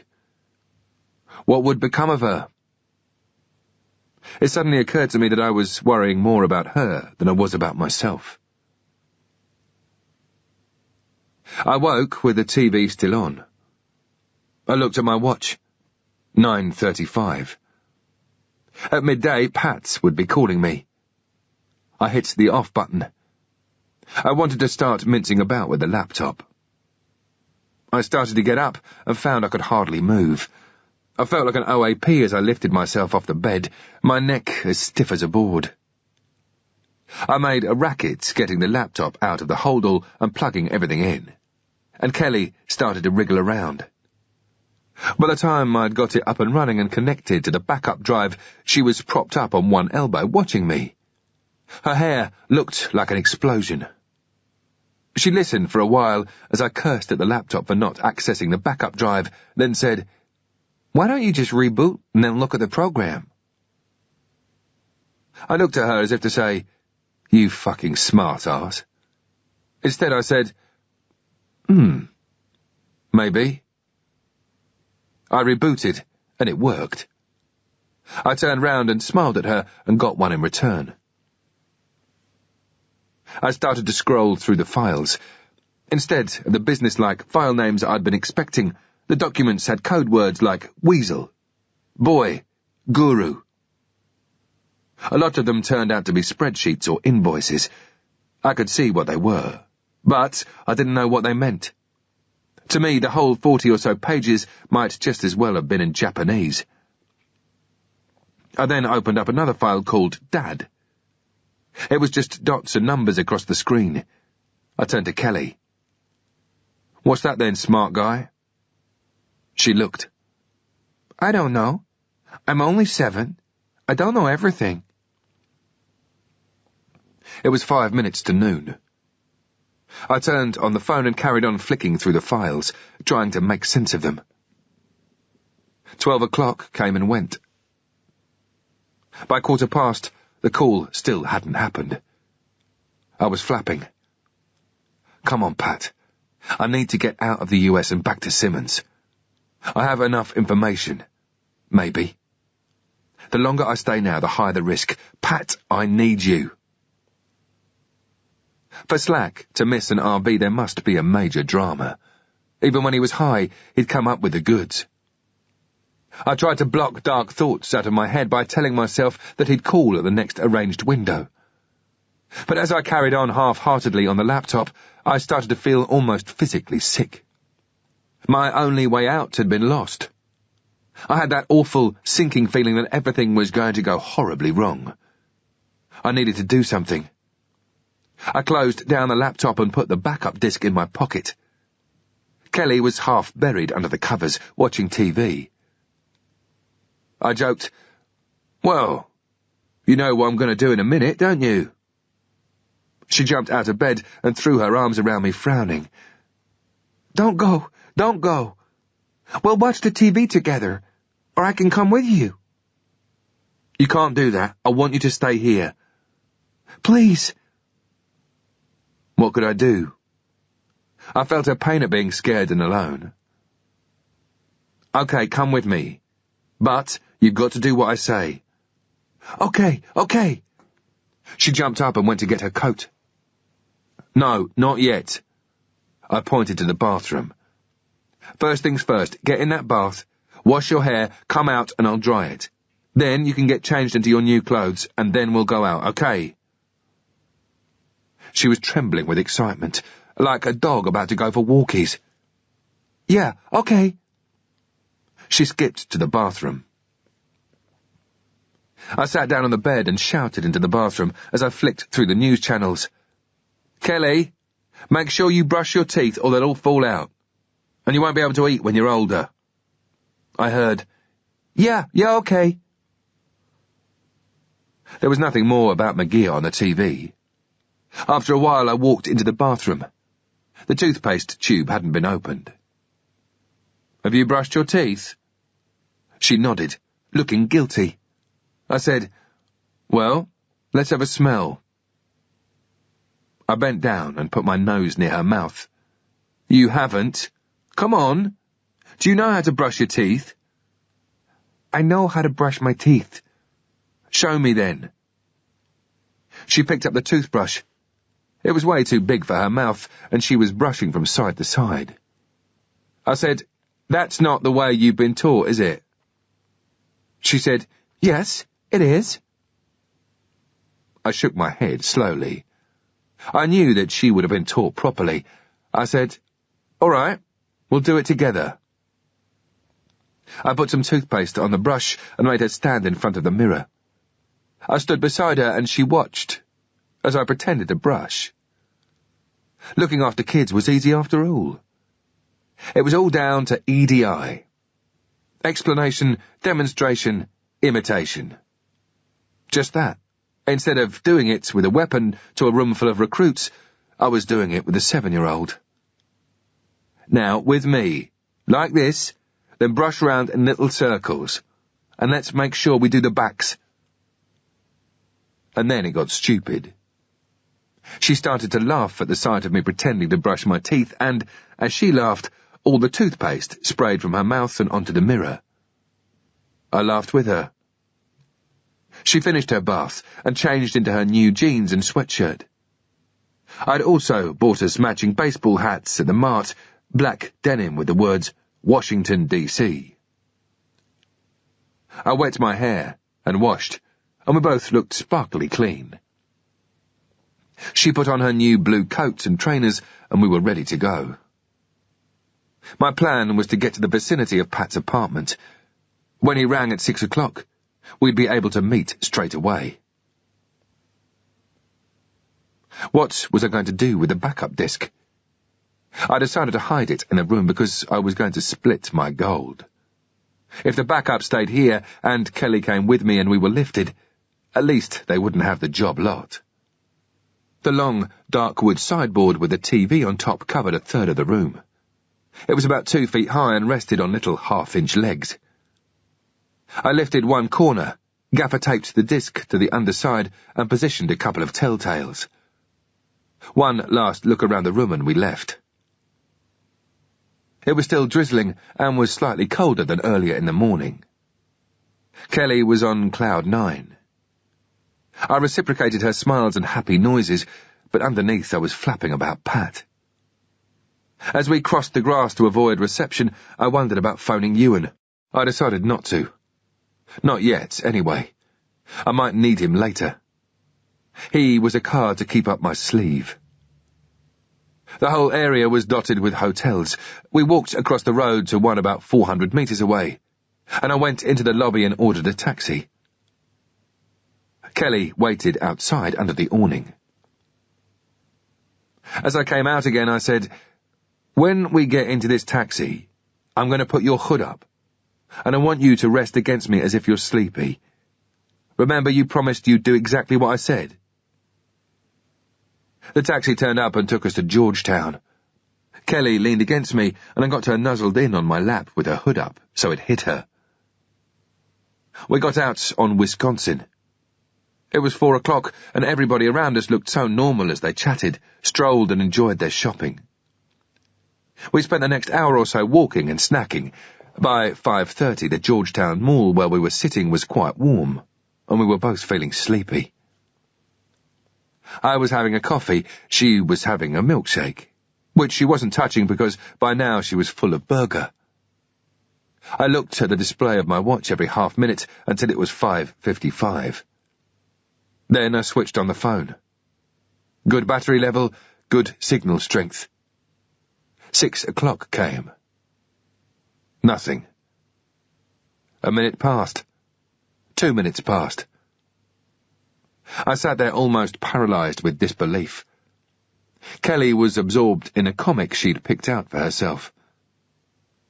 4 minutes passed. This was desperate. Pat wouldn't let me down unless he couldn't help it. He knew as well as I did that on operations, if you're a minute late, you might as well be an hour or a day late, because people's lives might depend on it. The attack might have had to go in, unsupported by your covering fire. There must be a problem. A major problem. I kept the phone switched on. Finally, at 6:20, I said, "Come on, Kelly. We're going to visit Pat." Now the normality stopped. There was shit on. All hope had evaporated. Chapter 28. We came out of the mall, and I flagged down a cab. Riverwood turned out to be a well-established upmarket area, rows of weatherboarded houses with neat lawns and a couple of European cars in the drive, and smart apartment blocks with underground parking. The shops reflected its wealth, with good bookshops, expensive-looking clothes boutiques and small art galleries. I stopped the cab a block past Pat Street. I paid him off, and he left us in the light rain. It was getting dark, a bit earlier than it should have done, but the cloud cover made everything gloomy. Some cars already had their headlights on. "Let's hope Pat's in," I said. "Otherwise we'll have to go all the way back to the hotel without saying hello." She looked excited about meeting him. After all, this was the man I'd said would help her go back home. I couldn't be sure if what I had said about her family had sunk in. I didn't even know if kids of that age understood what death was, and, if they did, that it was irreversible. Looking up the hill, I could see that Pat's street was pure Riverwood, broad and elegant, with houses and shops that had been there for years. Above the skyline, 1 or 2 new apartment blocks seemed to be taking over, but even they looked very ordered, clean and wealthy. I wasn't entirely sure which one he lived in, but it was easy enough to count the numbers and work it out. We walked past, and I had a clear view into the rear secure car park. I saw the red Mustang, redder than Satan's bollocks. It was 7:15. If he was there, why the fuck hadn't he phoned? We went into a coffee shop opposite. The waft of newly ground beans and the blare of rumba music inside La Colombina took me straight back to Bogota. Maybe that was why Pat had chosen to live here. We wanted a window seat, which wasn't a problem. The glass was misted up. I cleared a circle with a paper napkin and sat and watched. Kelly was doing what she had been told, keeping quiet until I told her not to be. Anyway, Girl magazine seemed the thing to shut kids up with. I checked the phone. Good signal, plenty of power. A waitress came over to take our order. I was going to ask for food, even though I didn't really want it, because it would take time to prepare it, and then it would take time to eat it, and that way we could spend more time here without it looking unnatural. "I'll take a club and a large cappuccino," I said. "And what do you want, Josie?" Kelly beamed at the waitress. "Do you do Shirley Temples?" "Sure we do, honey." It sounded like a cocktail to me, but the waitress went away quite happily to order it. Kelly went back to her magazine, and I just kept looking out of the window. The drinks arrived. When we were alone again, I said, "What is that?" "Cherries and strawberries, mixed with Sprite." "Sounds disgusting. I'd better try some." It tasted like bubblegum to me, but it was obviously what kids liked. She was slugging it down good style. The sandwich mountain arrived. I didn't need it, but I ate it anyway. In my days in the regiment and since, I'd learned to think of food the way an infantryman thinks of sleep. Get it down you whenever you get the chance. Things were running their natural course in the coffee shop. It was now coming up for 3/4 of an hour that we'd been sitting there, and you could only stay in a place for so long without arousing suspicion or drowning in coffee. Kelly made the decision for me as she spoke. "What are we going to do now?" I put some cash down on the table. "Let's zip you up and see if Pat is at home." We went out and walked past Pat's apartment once more. The car was still there. I was desperate to know one way or another what was going on. If it was just that he didn't want to play anymore, fair one. But I couldn't really see that. I knew that he wanted to help. There was a problem, without a doubt. But I needed it confirmed. Then I could reassess and make a plan without him in it. As we walked back down the hill, Kelly said, "Do you actually know where Pat lives?" "Yes, I do. But I know he's not there yet. We've just walked past his place and I couldn't see him." "Can't you phone him?" I couldn't contact him directly. If the phone was tapped, I didn't want anyone to make the connection between us. I'd promised not to compromise him. But she'd just given me an idea all the same. "Kelly, do you want to help me play a trick on Pat?" "Oh, yeah." "Okay, this is what I want you to do." We carried on walking and started to do a circuit around the area. We practiced and practiced until she said she was ready to go. We got to a phone box about 3 blocks away, a half-sized booth attached to the wall. I brought the receiver down to Kelly's level. "Ready?" She gave me a thumbs up. She was excited. She thought this was great. I dialed 911, and about 3 seconds later Kelly was shouting, "Yes, I've just seen a man. I've just seen a man on the second floor, 1121 27th Street, and he's got a gun, and the man shot, and he's got a gun. Please help." I put my hand on the hook. "Good one. Now, should we go and see what happens next?" I picked a different route back. This time, we were going to approach from the top of the hill and walk down towards the apartment block. By now it was properly dark and still very wet. Heads bent in the rain, we made it to 27th Street, turned right and started walking slowly down the hill. I heard the siren first, louder and louder, then the flash of its emergency lights as the blue and white sped past us. Then I saw other blue and red lights, all flashing in the darkness in the area of the apartment block. As we got closer, I made out 3 police cars. An unmarked car also turned up, a portable light flashing on the roof just above the driver. We walked further down and stopped at a bus stop. All I was doing was watching and waiting, much like everybody else, as a small crowd had gathered. "Are they all coming for Pat?" Kelly asked.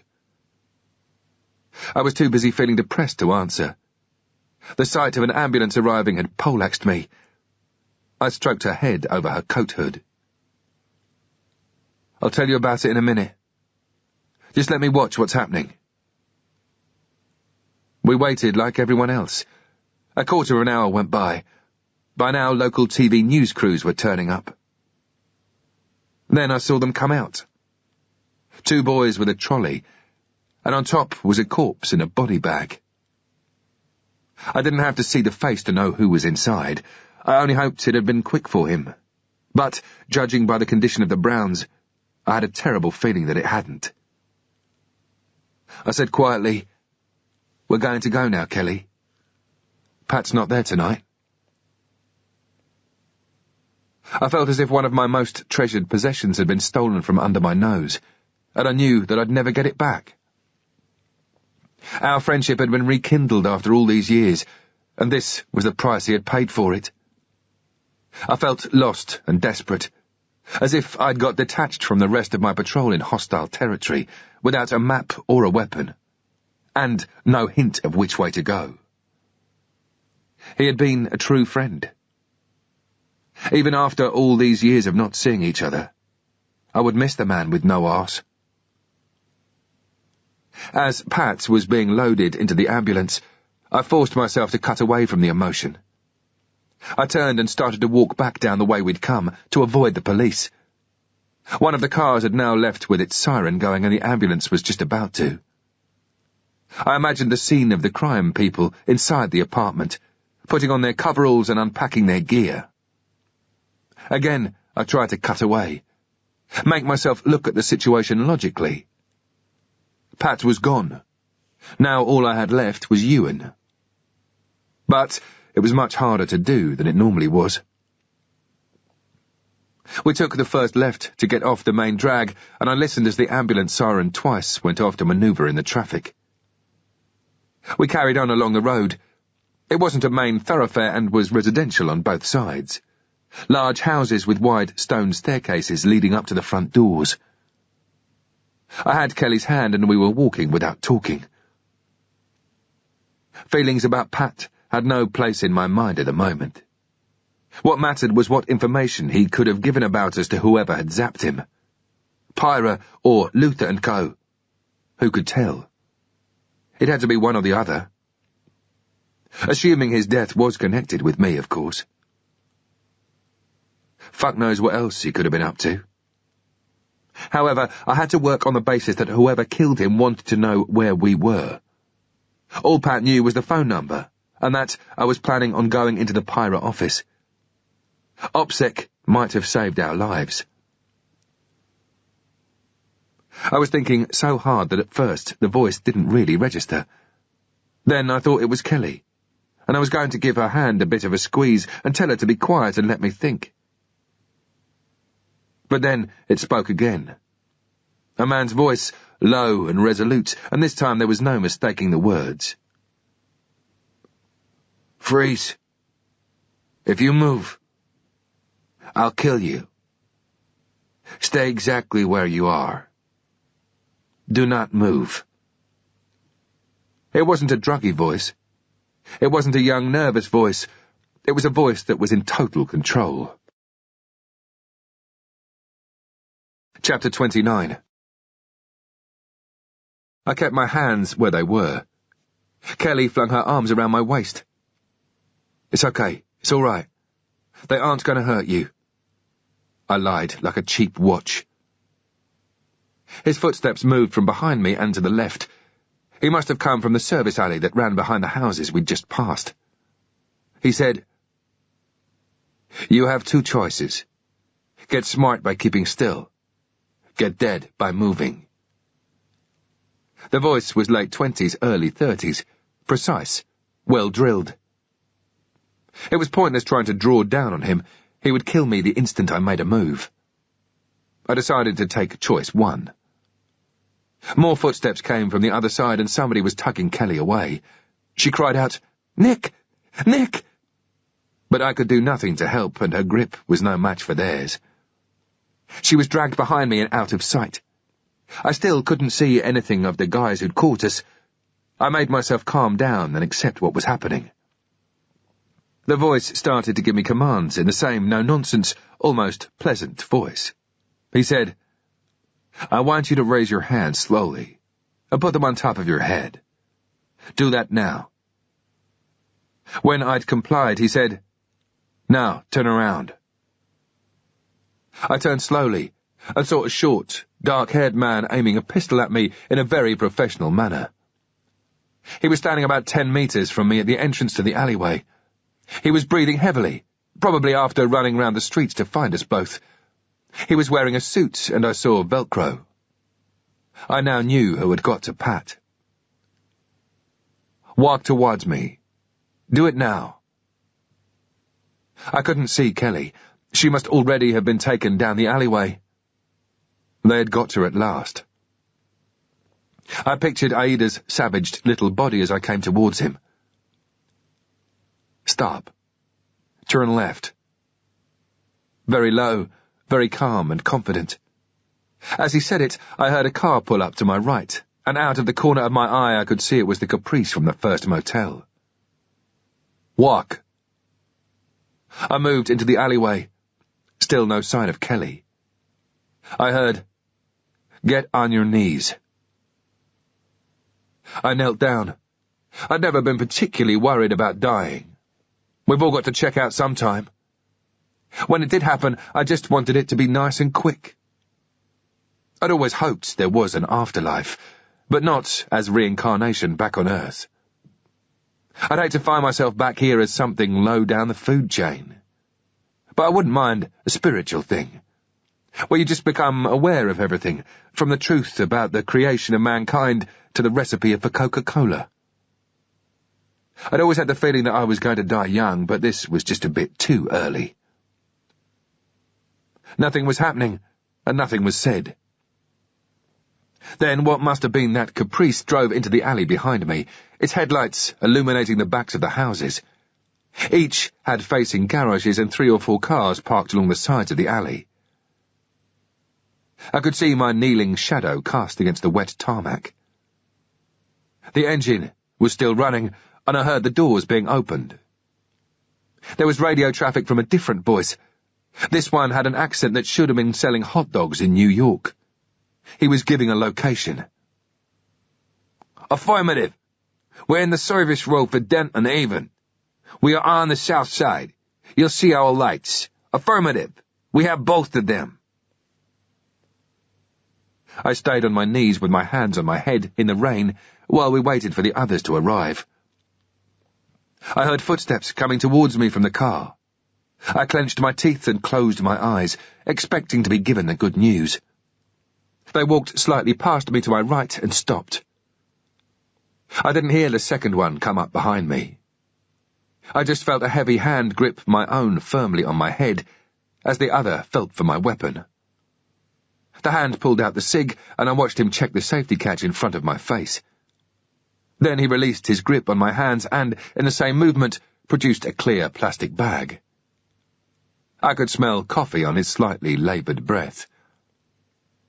Nothing happened for a moment or two, apart from the rustling of the bag behind me. Into view on my right came a man who looked a bit of a fashion seeker, dressed in a black suit with a mandarin jacket. Fuck me. It was Mr. Armani. He was maybe late 20s, very clean-cut and dark and smooth. He probably glided over the ground so his shoes never got wet. He was covering me. I heard Kelly crying in the background. She must be in the car. Fuck knows how she got there, but at least I knew where she was. The man behind me carried on the search and placed my stuff in the bag. The hot dog seller was being quite good with her. He didn't sound too aggressive or rough. Maybe he had kids of his own. It's okay, he said. What's your name? I couldn't hear her reply, but I heard him say, No, little lady. I don't think your name's Josie. I think your name is Kelly. Good one, mate. At least you tried. Car lights stopped on the main drag about 150 metres further down, at the end of the alleyway. Then reversing lights were coming towards me. By now, all my stuff was in the plastic bag and being held by whoever was behind me. I was still on my knees, hands on head, with Mr. Armani hovering to my right. There were noises of more people behind me. I was hoping that it was passers-by who would report it. But to whom? My hopes collapsed as I heard the driver get out of the car and start to speak. That's okay, folks. All under control. There's nothing to see here. I was confused. How could they just move people on? Unless they were law enforcement. Maybe there was a glimmer of hope. Maybe I'd be able to talk my way out of this one. I still had the backup disc hidden. Maybe I could bargain with it. The reversing car stopped about 5 metres away, and 3 people got out. The driver from the left-hand side and 2 out of the back. At first they were in shadow, and I couldn't see their faces. But then one walked into the glare of the other car's headlights. And then I knew I was really in the shit. Luther was looking a little the worse for wear, and he wasn't blowing me kisses. Caught in the headlights, he looked like a pissed-off devil with a large boil dressing. He still had a suit on, but he wouldn't be wearing a tie for a while. I could tell by the smile on his face that he had a few tricks saved up for me. Fair one. He walked towards me, and I thought he was going to make a point. I closed my eyes and got ready to take the hit, but he walked straight past. That scared me even more. Luther started to talk as he got to the car. Hi, Kelly. Remember me? My name's Luther. There were some mumblings in reply. I was straining to hear the conversation, but only the adult voice was audible. Don't you remember me? I came to pick up your daddy for work a couple of times. You have to come with me now because I've been sent to look after you. I could hear protests from the car. No, he's not dead. He wants me to collect you. Now come on, move it, you little bitch. Kelly screamed, Nick, I don't want to go. She sounded terrified. Luther walked back to his car with her. He had his arm around her tight to stop her from bucking and kicking with fright. It was all over in a few seconds. Once Kelly was secure in the back of the car, all 3 drove off. I felt as if I'd been taken down by the fire extinguisher again. Get up. My hands were still on my head, and I felt someone's hand grip onto my right tricep and lift me up. I heard the car behind me move. I looked to my right. The short guy had hold of me with his left hand. In his right, he had the plastic bag with Kev's mobile, my weapon, wallet, passport, ATM card, and loose change. He turned me round to face the car, which had just finished moving side-on in the road, pointing towards the right, and pushed me towards it. Mr. Armani had me covered. I'd stayed calm so far. But I had to get out of this shit now. I was going to be killed. It was as easy as that. The engine was running, and I had about 10 metres in which to do something. Whatever I did, there would have to be a lot of speed, aggression, and surprise. And it must work first time. If not, I was dead. The guy who was holding me was right-handed, or he wouldn't be dragging me along with his left, and therefore, if I started fucking about, he would have to drop the bag and draw his pistol. If I was wrong about that, I would soon be dying. But I was dead anyway, so fuck it. Why not go for it? There were about 3 metres left between me and the car. By now, Mr. Armani had glided to the rear door to open it, and, as his eyes glanced down for the door handle, I knew it was time. Yeah! Screaming at the top of my voice, I brought my right hand down hard, half-turned my hips, and hit his left shoulder as hard as I could. I got surprise. All 3 now had to take in what was going on and make an assessment. It would take them little more than a second to turn that assessment into reaction. As I hit him, I started to push in an attempt to spin him to his left so that his right-hand side would come towards me. We were both screaming now. He'd already made his assessment. He dropped the bag and was going for his weapon. I knew that, for him too, it was happening in slow time. I could see the saliva spray out of his mouth as he shouted a warning to the others. There was nothing to worry about with the other two at the moment. If they were quicker than me, knowing about it wouldn't make it any better. Looking down at his belt, I could see the pistol moving slowly towards me as he spun round. Nothing else mattered. I kept my eyes on it. I heard the other two screaming. We were all at it. The Colt 45 is a single-action weapon, which means that all the trigger does is release the hammer. To cock the hammer in the first place and chamber the first round, you must rack back the top slide by pinching in with the fingers and thumb of the left hand against its serrations, pulling it back firmly to the rear and releasing. The pistol can be carried cocked and locked, hammer back and safety on, with a round in the breech. The Colt also has both a manual safety and a grip safety. Even if the manual safety is off, your hand must be firm enough on the grip to keep the grip safety depressed, or the weapon won't fire. I grabbed the pistol with my left hand. I didn't care where. At the same time, I brought my right hand down, with 4 fingers together and my thumb stretched out to present a big recess for the weapon. I pushed onto it with the web of my hand, taking the manual safety catch off with my thumb, and using the web of my hand to release the grip safety by holding the weapon correctly. I couldn't see if the hammer was back or not, and I had no way of knowing if the weapon had a round in the chamber. With my left hand, I racked the top slide back to cock it. It had already been cocked.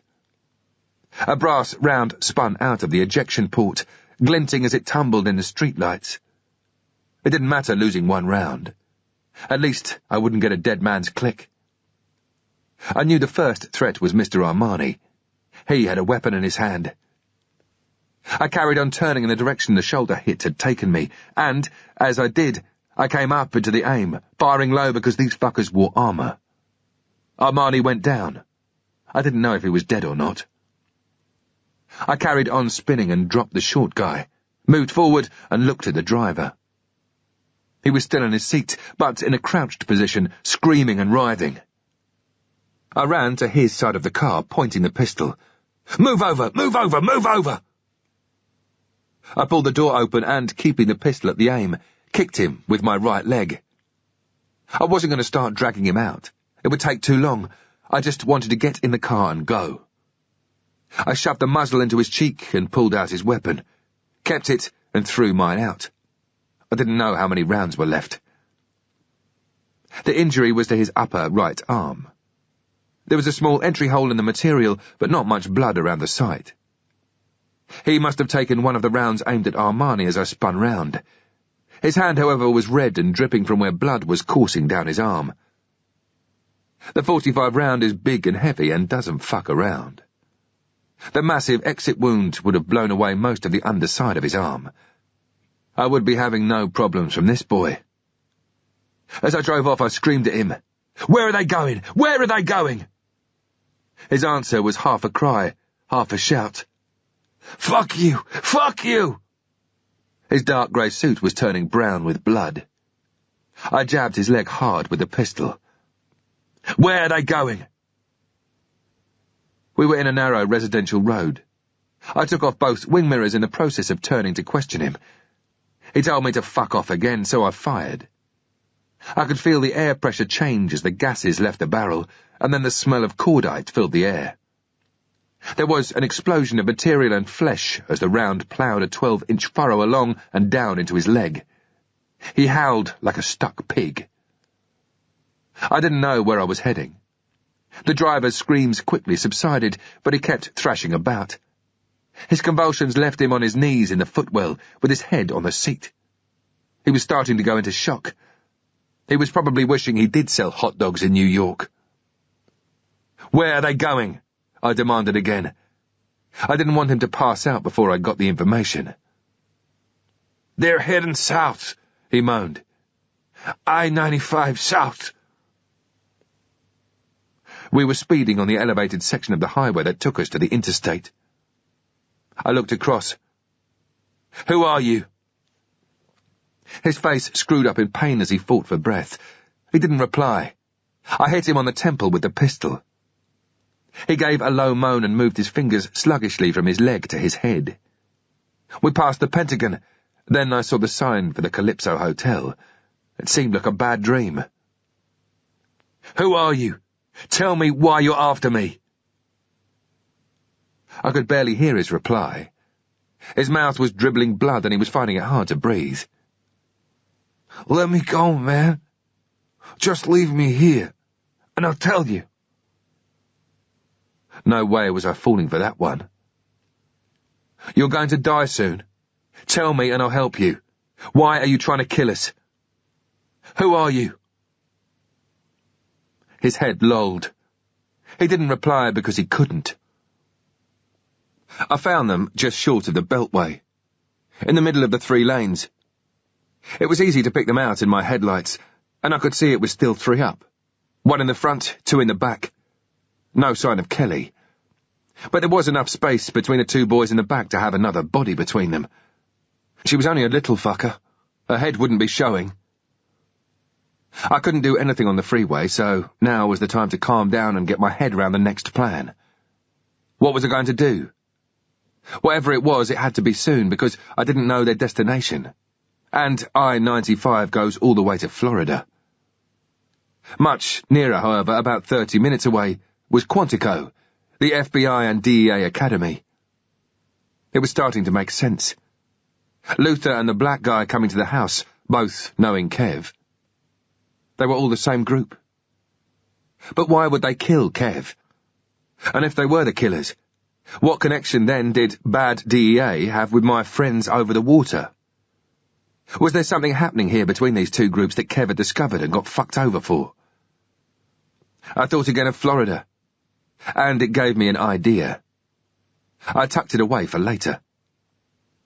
I looked down at the driver. He was in shit state, still losing blood. He was sitting in a pool of it because the rubber mat in the footwell stopped the carpet from soaking it up. I could see his face as the lights from the opposite side of the freeway hit us now and again. All the agitation had drained from it, and he looked ashen, like an old fish.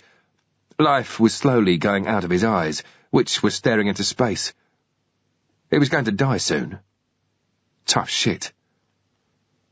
I reached over, flipped open his jacket and took the 2 magazines that were in a holder on his shoulder holster. He was oblivious to what I was doing. He was in his own place now, perhaps reflecting on his life before he died. I had surveillance on the target car. My wipers were on quick time as the trucks and cars splashed more water onto the windscreen than the rain itself. I put the demister on full blast. The driver's leaking blood and my own sweating body were misting up the car big time. A freeway was perfect for my purposes. I could just drive along and even allow a bit of distance to develop, to the point of letting another car get in between me and the target. As an exit came up, I'd just get a little bit closer.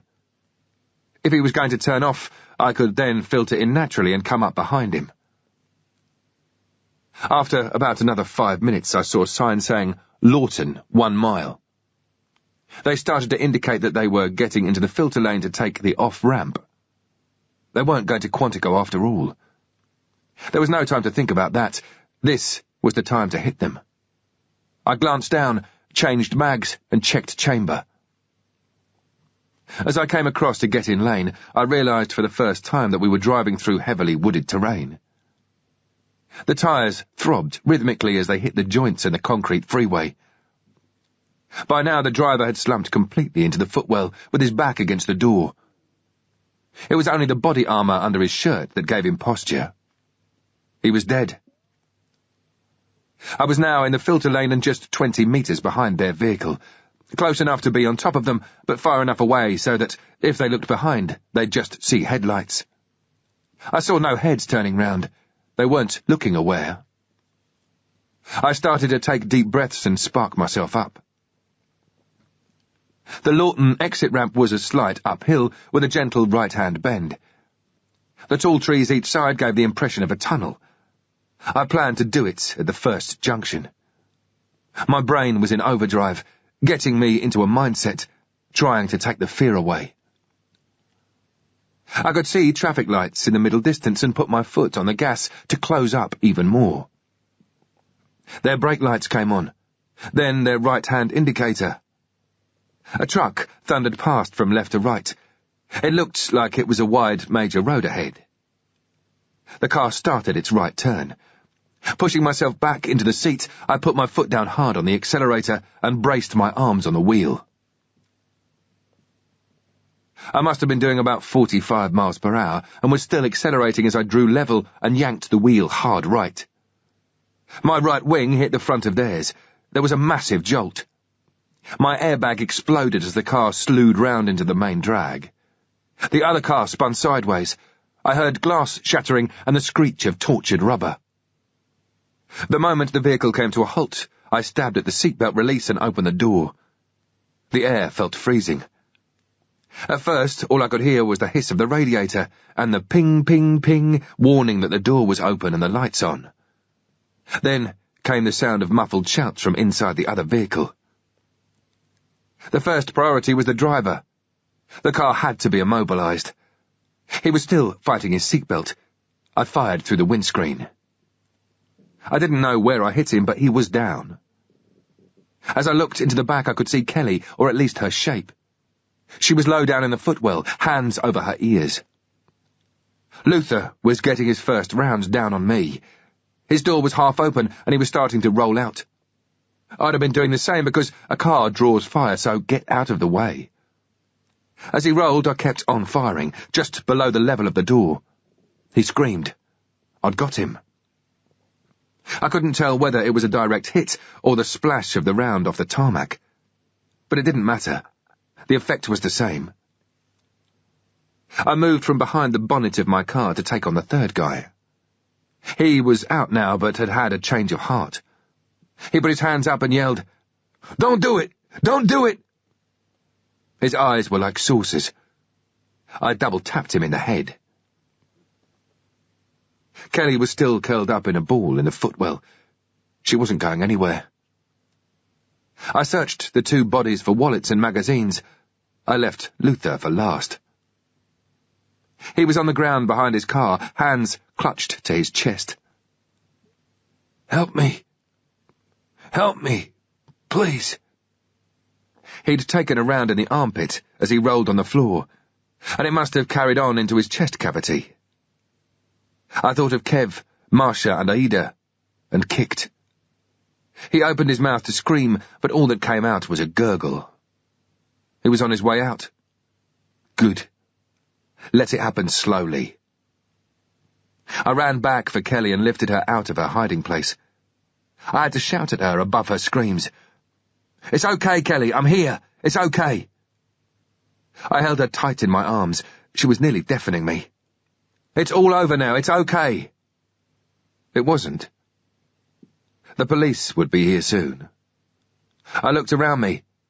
The junction was with a trunk road, 2 lanes in each direction. To my left and downhill was the I-95 crossing the road by a bridge, with a Texaco gas station about 400 metres away on the other side of it, on the right. Uphill and about the same distance away was a Best Western hotel cutting the skyline. Lights were coming from the exit road towards us. Luther was lying there softly moaning to himself. He wasn't dead, but it wouldn't be long. The lights came closer. Kelly was still hysterical. Grabbing her to conceal my pistol, I went behind the 2 cars. The lights were nearly level with us. I moved out and waved the vehicle down. The Good Samaritans were in a Toyota Previa, man and wife in the front, 2 kids in the back. I played the traumatized victim for all I was worth, shouting, "Help! Help!" as I rushed to the driver's side.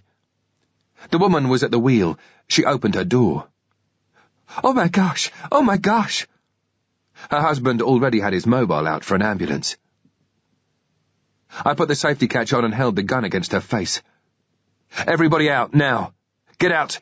Get out now!" My other arm was windmilling like a madman's. Hopefully they'd think I was one. "Get out! I'll fucking kill you! Get out!" The one thing I did know about families is that no one will risk theirs. The husband started to lose it. "Please don't," he whimpered. "Please don't." Then he started to cry. Kelly had quietened down, listening to my act. It was the mother who kept her cool. "Okay, we are getting out. Dean, get the kids out! Out!" Dean got his act together. I yelled at him. "Throw your wallet back inside."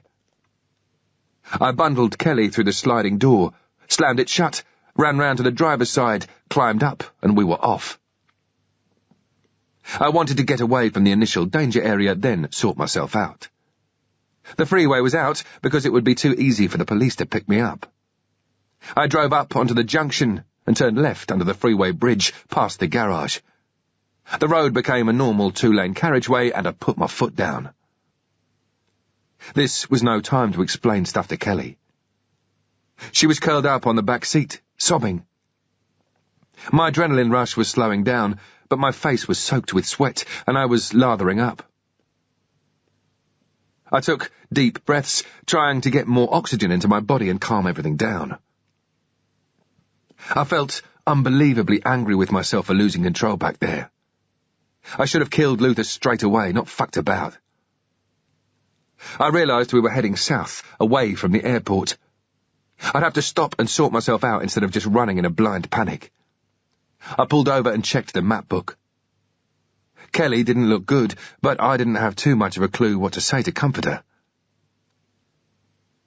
"I told you I was going to look after you." I tried. "Are you okay?" She looked up at me and nodded, her bottom lip quivering. I made a decision. Fuck it. Let's just go straight to the hotel.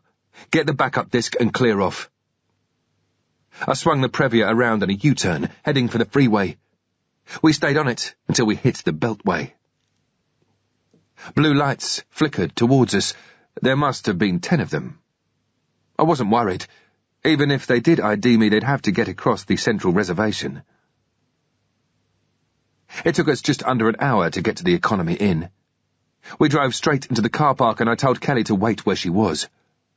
If she did hear me, there was no reaction. I tried again and got a nod.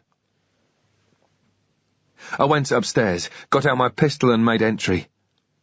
I pulled the cabinet onto its side, the TV crashing onto the floor, and ripped the disc away from the tape. If Luther and Co. were connected with Pyra, they must know I had a disc. They had to assume it anyway. Retrieving the black bag, I went into the bathroom and threw 2 hand towels into the bath and ran the water. While that was happening, I got the plastic laundry bag from the drawer. I put in the wet towels and some soap. I walked out of the room and kept the Do Not Disturb sign on the handle. Kelly was still curled up on the back seat. We drove straight down the road to the Marriott. Chapter 30. I parked up alongside a line of cars and pickup trucks and moved round to the back to dig out the towels. The moment I opened the door, Kelly ambushed me, throwing her arms around my neck and clinging on hard. Her whole body was shaking. I lifted her head off my shoulder. Blood from the boy I'd head-jobbed had gone over my jacket, and now some of it was on her face too, mixing with her tears. I whispered in her ear. "It's okay now, Kelly. Really, it is. It's all over." She held on even harder. Her tears were warm and wet on my neck. I said, "I've got to go and get another car. So I want you to stay here. I won't be long."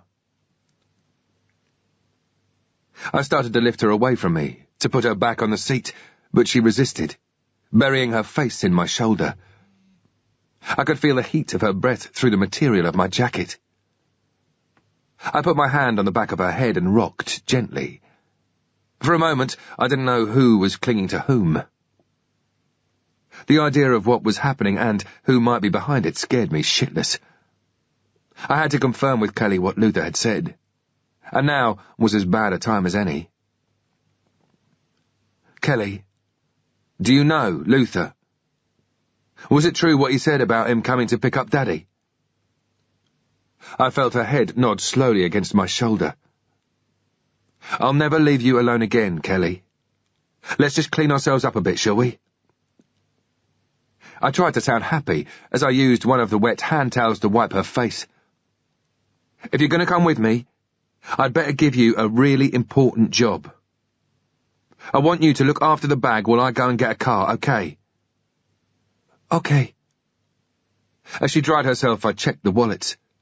Just over $200 in all.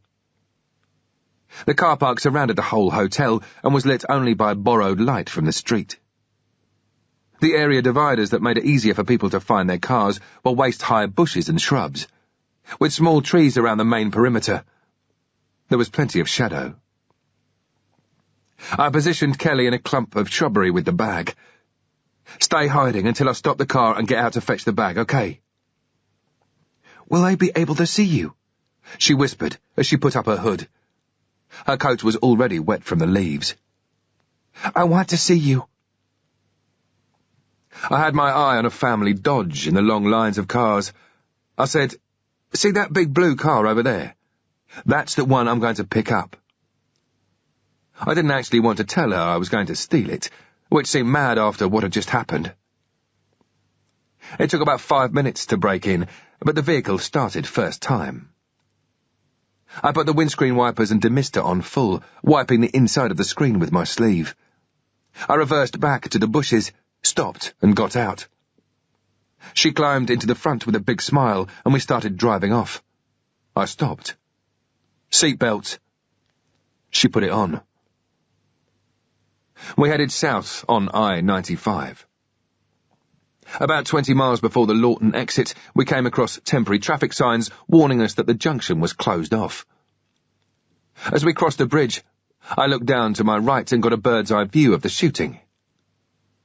Police cars were dotted all over the area, red and blue lights flashing. I didn't slow down with the rest of the traffic to take a closer look. The fuel gauge showed 3/4 full, so we'd be able to gain a decent distance before refueling. I turned on the radio, surfing the channels to find some news. There was quite a lot of traffic, which was good because it made us just one of many. But the highway itself was mesmerizingly boring. The only variant was that sometimes it was 2 lanes, then 3, then back to 2. At least it had stopped raining. After 100 miles or so, I was knackered, and my eyes were starting to sting. I stopped for fuel just over the Virginia-North Carolina border and carried on south. Kelly was asleep in the back. By 1 a.m., we had travelled about 170 miles, but at least the speed limit was higher, up from 60 miles per hour to 70. I kept seeing large billboards featuring a cartoon of a Mexican, advertising a place called South of the Border. That would be our next stop, in 200 miles' time. We crossed the South Carolina border at about 5 a.m. South of the border was just a mile or 2 further down the road and turned out to be a mixture of a service area and funfair. It was probably a great hit with families going to and from the beaches of North and South Carolina, covering a huge area and including beachwear shops, grocery stores, drugstores, even a bar with dancing. It looked as if it was still open, going by the number of cars parked outside. I started to refuel. The weather was only a little bit warmer than in D.C., but I could hear crickets. I definitely knew I was going south. I was still standing there watching the numbers spin on the pump when a brand-new 4-wheel drive Cherokee rolled onto the forecourt. Rap music blasted out as the doors opened. Inside were 4 white kids of college age, 2 boys and 2 girls. Kelly had already been woken by the strong white light under the filling station's canopy, and now took an interest in the mobile disco. I motioned with my hand through the window to ask her if she wanted a drink. She nodded, rubbing her eyes. I went inside, picked up some drinks and sandwiches, and went up to the pay desk. The cashier, a black guy in his late 50s, started totalling up my stuff. The 2 girls came in, followed by one of the boys, Both girls had dyed blonde, shoulder-length hair. The lad was skinny, spotty, and had a bum-fluff goatee beard. The cashier winked and said quietly, "Love is blind." I smiled in agreement. The girls were talking to each other and their noise was louder than the music systems. Maybe they'd blown their eardrums. I looked outside at the other boy filling up. All were in the same uniform, baggy t-shirts and shorts. They looked as if they'd been to the beach. You could tell they had money. Daddy's money. They lined up behind me. One of the girls was going to pay. "That was the most totally cool day," she shouted. I was meeting a real-life member of the cast of Clueless. By the sound of the conversation, their parents were total arseholes who never gave them enough money, even though they were loaded and could easily afford it. The black guy gave me my change and leaned over to me. Maybe getting a job would help. His eyes twinkled. I smiled back and started to pick up my stuff from the counter. The girl came level with me to pay and opened up her purse. Clueless, too, still behind me with the boy, was pissed off with the cashier's comment and with me for agreeing. "Look at that face, guys," she stage-whispered behind my back. "What's bitten you, mister?" The lad guffawed. Daddy was very generous by the look of it. No matter what she said, I saw a wad of cash and enough cards for a bridge tournament.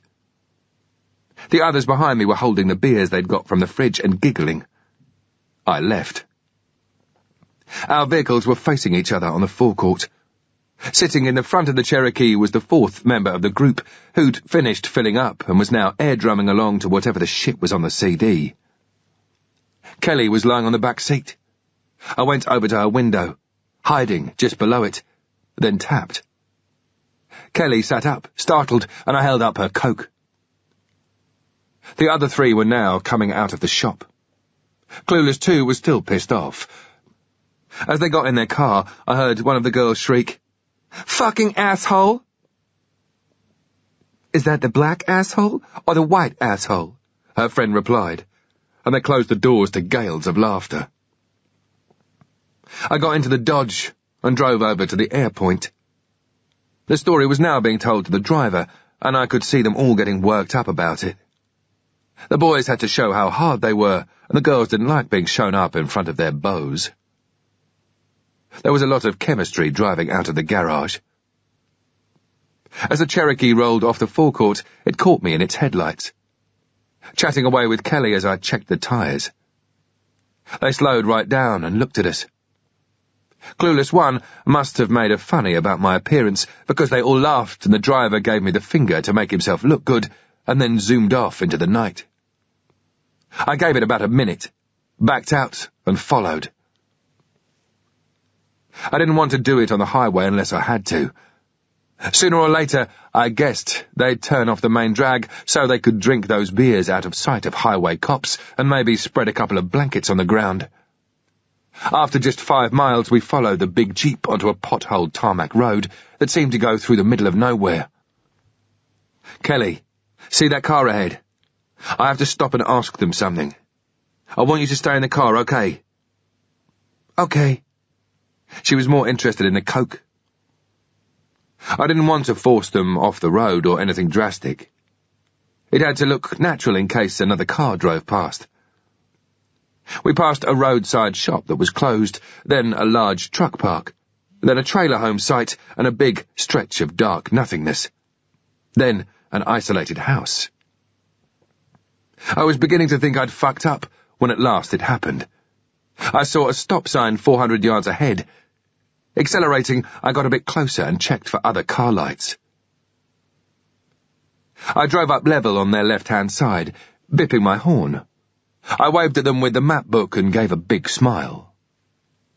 They all looked over and, as I turned the interior light on, they saw first me, then Kelly in the back half asleep. They looked worried, then obviously recognized me as the white arsehole. Funnies were exchanged and their beer cans came back up to their mouths from their hiding places. I got out. The crickets were louder out here than at the filling station. I kept looking at them, smiling. The map book was for Washington, D.C., but they weren't to know that. And by the time they did, it would be too late. The driver was making a comment to the rest, probably joking about driving off as soon as I got to the door.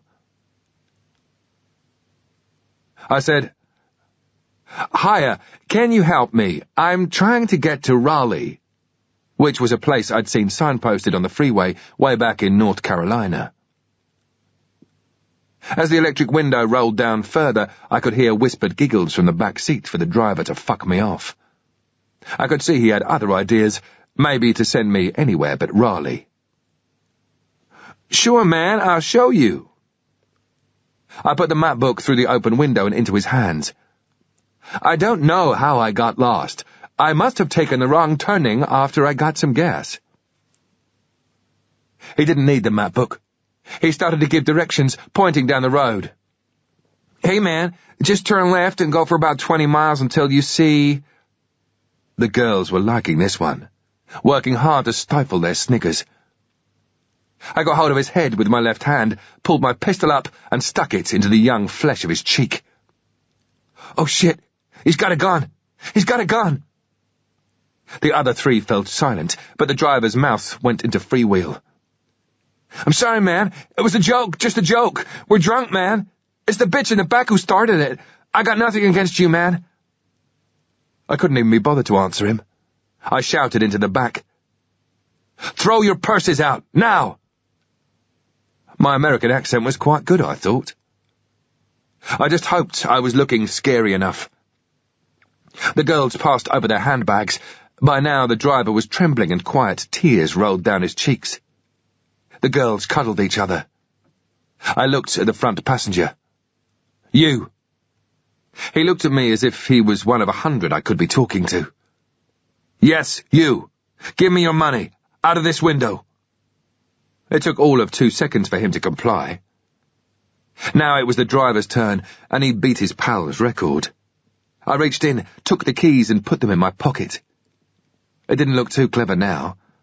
I had another look around for lights. All clear. The pistol was still against his skin. I said quietly into his ear, "I'm going to kill you now." Everyone else heard it and wanted nothing to do with him. I said, "Say whatever prayer you need to say and be quick." He didn't pray, he begged. "Please don't kill me, man. Please don't." I looked down and saw that his shorts, made of grey sweatshirt material, were rather darker now. Daddy would not be impressed with the stains on his nice beige leather. I was quite enjoying it, but knew I had to get going. I stepped back and picked everything off the road. I glanced at Clueless too. She looked like she'd swallowed a wasp.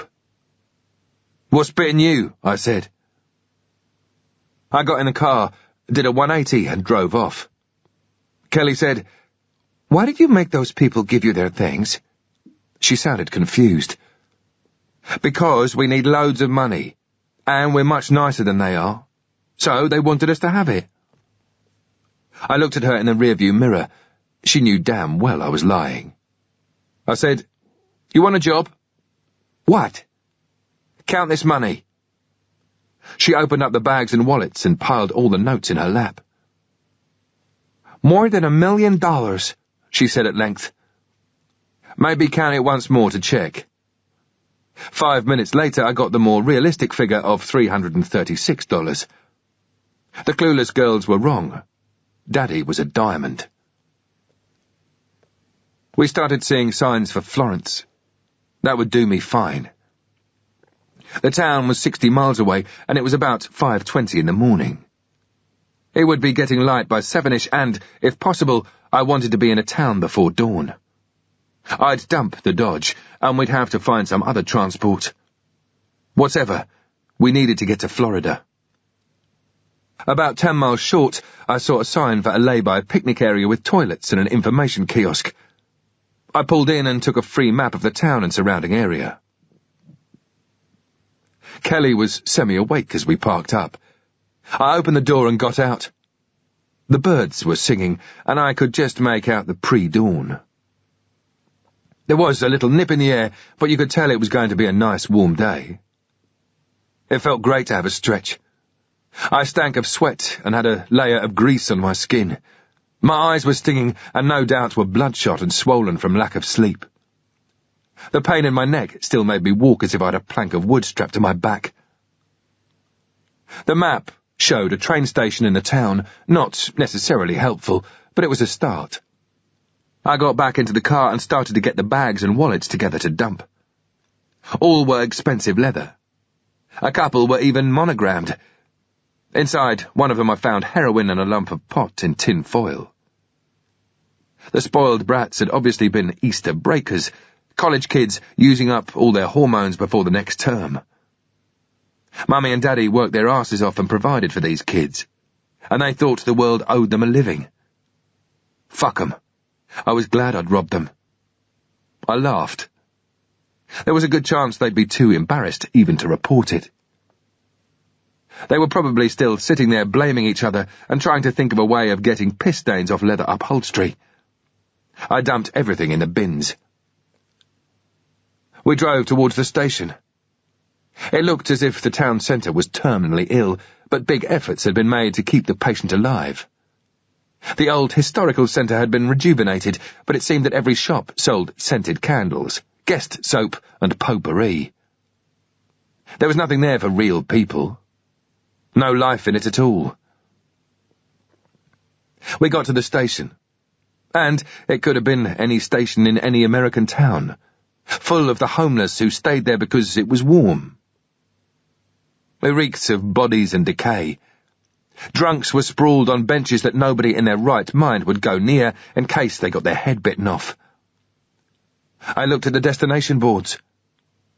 It seemed we could get to DeLand by train, with a bus transfer to Daytona. It was just before 6 a.m. The train would be arriving at 7. The ticket office was already open and looked as if it had been modelled on a Korean 7-Eleven. Wire mesh everywhere, painted white but chipped. I could just about see the large black face behind it that was demanding to know where I wanted to go. An hour later we got on the train, found our seats and collapsed. Our carriage was no more than half full. Kelly cuddled into me, dog-tired. "Nick?" "What?" I was busy looking at the other passengers. They all looked like me. Frazzled grown-ups looking after kids. "Where are we going?" "To see a friend." "Who's that?" She sounded happy at the idea. Probably she was fed up with my company. "He lives near the beach. His name is Frankie." "Are we going on vacation with him?" "No. Frankie's not that kind of friend." I decided to keep the conversation going as she would be asleep in no time at all. The rhythmic sounds and motion of the train would soon send her off. "Who is your best friend? Is it Melissa?" "Yes." "How come she's your best friend?" We ride bikes together and go to each other's houses a lot. We have secrets." "What kind of secrets do you have?" "Silly. That would be telling. Who's your best friend?" That was easy, but I wasn't going to say his name. If we were lifted again, I would hate it if he was mentioned and put in danger. The sun was starting to burn through the windows. I leaned across her and pulled down the blind. "My best friend is called David." It was about as far away from Ewan as I could think of. Just like you and Melissa, we tell each other things that no one else knows. In fact, he has a daughter who's just a little bit older than you. No one else knows about her apart from David and me. And now you. There was no reply. It seemed she was starting to doze off. I carried on anyway. I didn't know why. "We've known each other since we were 17. And we've been friends ever since." I started to stroke her hair. I was going to talk more, but found it really hard to tell her. I couldn't put it into words. Ewan and I were just there for each other and always had been. That was it, really. I just didn't have the tools to describe it. Chapter 31. Frank de Sabatino had been crossed off the Christmas card list of LCN, La Cosa Nostra, in Miami and, for his own protection, had been sent over to the UK on a federal witness protection scheme. I'd been one of the team tasked with looking after him for the 3 months he spent in Abergavenny before returning to the US. I remembered Frankie as about 5 feet 5 inches and seedy. He had very black, tight, curly hair which looked as if it had been permed in the style of a 1980s football player. The rest of him looked like the football itself. The FBI had been investigating LCN in South Florida. They don't use the word mafia. And I discovered that de Sabatino, a 34-year-old computer nerd who worked for one of the major players, had been skimming off hundreds of thousands of dollars from their drug operations. The government agents coerced de Sabatino into gathering evidence for their prosecution. He had no choice because otherwise he would have been arrested and LCN told what he'd been up to. LCN members in prison would have done the rest. Pat had had a good relationship with him during the job, and we'd later joked that maybe that was why he'd got out straight afterwards. I now knew that Pat had liked to sample the goods a bit too much. Frankie's clothing had been anything but low profile. To him, subdued meant a pale orange shirt with purple trousers and alligator skin cowboy boots. Whatever he was wearing, his fats would push up against his shirt. It didn't take much imagination to see him as a bit of a pervy. The last I'd heard of him, he'd been given a new identity after the trial and, very surprisingly, had voted to stay in the United States. And even more weird, in Florida. Maybe the shirt selection wasn't so good elsewhere. I thought again about calling Ewan. But what could he do for me at the moment? I decided against. Better not use up all my resources at once. Frankie would help decrypt the pirate stuff. Then Ewan could help me once I was back in the UK. We got to DeLand station just before 2 p.m, and the transfer bus was waiting to take us to the coast. After so many hours of air conditioning on the train, the heat of the Florida afternoon hit us as if I'd opened the door of a blast furnace. Both of us were blinking like bats under the clear, oppressive sky, surrounded by people with tans and summer clothes. The electronic information scroll at the station told us it was 78 degrees.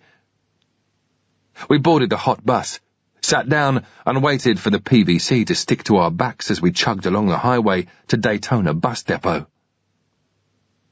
It was an uneventful trip. Occasionally from behind us would come the sound of rolling thunder, and a blur of chrome, leather, and sawn-off denim would flash past with the distinctive explosive bubbling gurgle of a Harley-Davidson. I'd forgotten Daytona was a mecca for bikers. From the bus window, the roadside diners looked black with them. 2 hours later, we trundled across the bridge over the inland waterway into downtown Daytona. We prized ourselves off the seats, and I reclaimed our bag. The first thing I did was buy us 2 freshly squeezed orange juices. As we walked from the shelter of the bus depot, I could feel the sunlight burning through my shirt. At the taxi rank, I asked the driver to take us to an ordinary hotel. "What kind of ordinary?" he asked. "The cheap sort." The driver was Latino. Gloria Estefan blasted out of the cassette player.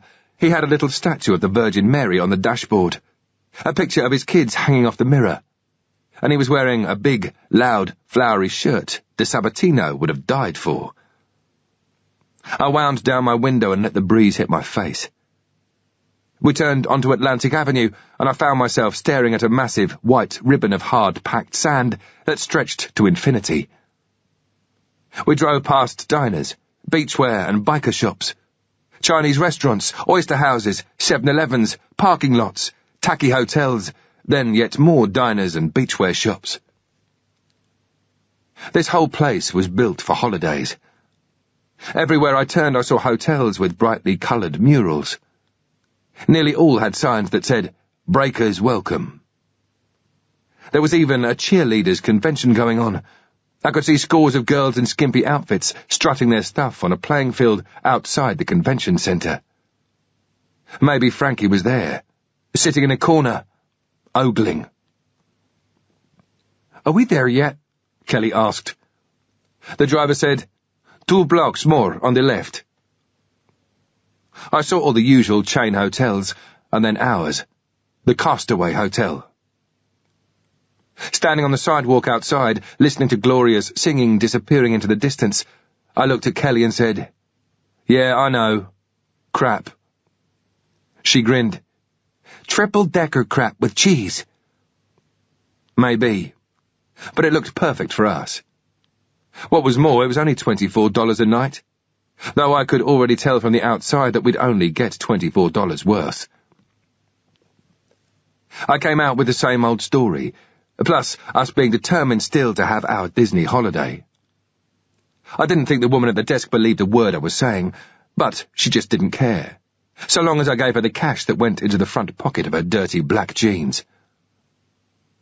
The landing our room was on was filled with boys who didn't look college material on vacation. Maybe they were in town because they'd heard about the cheerleaders. Our room was a small box with a pane of glass in one wall. The floor had a layer of dust that it would have been a shame to clean, and the heat bouncing off the breeze block made it feel like the black hole of Calcutta. "Once the air conditioning is on, it'll be okay," I said. "What air conditioning?" Kelly asked, looking at the bare walls. She flopped onto the bed, and I could have sworn I heard 1,000 bedbugs scream. "Can we go to the beach?" I was thinking the same, but the first priority, as ever, was the kit. "We'll go out soon. Do you want to help me sort everything out first?" She seemed happy at the suggestion. I gave her the 45 magazines from the Lawton turn-off shooting. "Can you take the bullets out and put them in there?" I pointed to the side pocket of the bag. The mags didn't fit into my SIG, but the rounds were the same. "Sure." She looked really pleased. I didn't show her how to do it because I wanted to keep her busy. I hid the backup disc inside the bed, using one of the screwdrivers to rip the lining. Then I got the washing kit out and had a shower and a shave. The scabs were a dark colour now and hard. I got dressed in my new jeans and grey t-shirt. Then I got Kelly cleaned up too. It was 4:45. She was still getting dressed in black trousers and a green sweatshirt as I leaned over to the cabinet between the two beds and pulled out the telephone book. "What's this when it's at home?" I pointed a thumb at the TV. "The Big Bad Beetleborgs." "The who?" She started to explain, but I wasn't really listening. I just nodded and agreed and read the phone book. I was looking for the surname De Niro. It was a crazy name for him to have chosen, but I remembered that was what he'd renamed himself. Al De Niro. For somebody who was supposed to spend his life in low profile, it wasn't exactly the most secure. But he was Al and Bob's biggest fan. The only reason he'd got involved in the drug scene in the first place was that he'd seen Al Pacino in Scarface. His whole life had been a fantasy. He knew all the dialogue from their films. He'd even entertained us in Abergavenny with passable impressions. Sad but true. Needless to say, there was no listing under A. De Niro. I tried directory inquiries. They couldn't help either. The next step would be to start phoning all around the state, or to get a private eye onto it with some story. But that was going to take a lot of time and money. I got up and walked over to the curtains, scratching my arse until I realised Kelly was watching, and pulled them back. We were two bats in a bat cave again, exposed to the deadly sunlight. Craning my neck round to the left, I could just about see the ocean view I'd paid an extra $5 for. People were strewn all over the beach. There was a young couple who couldn't keep their hands off each other, and families, some with tans and others like us, the lily-white ones, who looked like uncooked chips. Maybe they'd come on the same train. The boys from the room 3 along had obviously finished wiring in the sound system from hell because heavy bass music began banging through the walls. I could picture the dust dancing. They came onto the landing. All 4 of them had loud vests on and shorts that went down to their knees. They looked drunk and were putting cream on their new, still scabby, tribal armband tattoos. I turned to Kelly. She was happy enough that the Beetleborgs had saved the world again, but looked bored. "What are we going to do now?" she said. "I've got to find my friend, but I'm not sure where he lives. I'm just thinking about how to go about it." "The computer geek you told me about." I nodded. All very nonchalant, she said, "Why don't you try the net?" She wasn't even looking at me. She was now back to watching the shit on the TV. Of course, the bloke is a computer freak. There's no way he's not going to be on the internet. Probably surfing the porn pages for pictures of naked teenagers. It was as good a starting point as any. Better than my private eye idea, anyway. I walked over to the bag. "You can use the net, can you?" "Of course. We do it at preschool." "Preschool?" "Where you go before school starts, so parents can go to work. And we use the net every morning. They teach us how to use it." I started to get the laptop out, feeling quite excited about this girl's genius. The grunge brigade outside were now shouting stuff from the landing. It was hormone time. I suddenly realized that even if there was an internal modem and internet software on the laptop, it would be no good to me. I didn't have any credit cards I could use to register with, and I couldn't use the stolen ones because they'd need a billing address. I put the laptop on the bed. "Good idea," I said, "but I can't do it on this machine." Still looking at the TV, she was now drinking a warm Minute Maid that had been in the bag, using both hands on the carton so she didn't have to tilt her head and miss anything. She said, "Well, just go to a cyber cafe. When Melissa's house didn't have a telephone for weeks, her mommy used to go to the cyber cafe for her email." "Oh, did she?" Cyberchino was a coffee shop with croissants, sticky buns and sandwiches, with the addition of office dividers to create small cubicles. In each was a PC with a little recess for food and drink.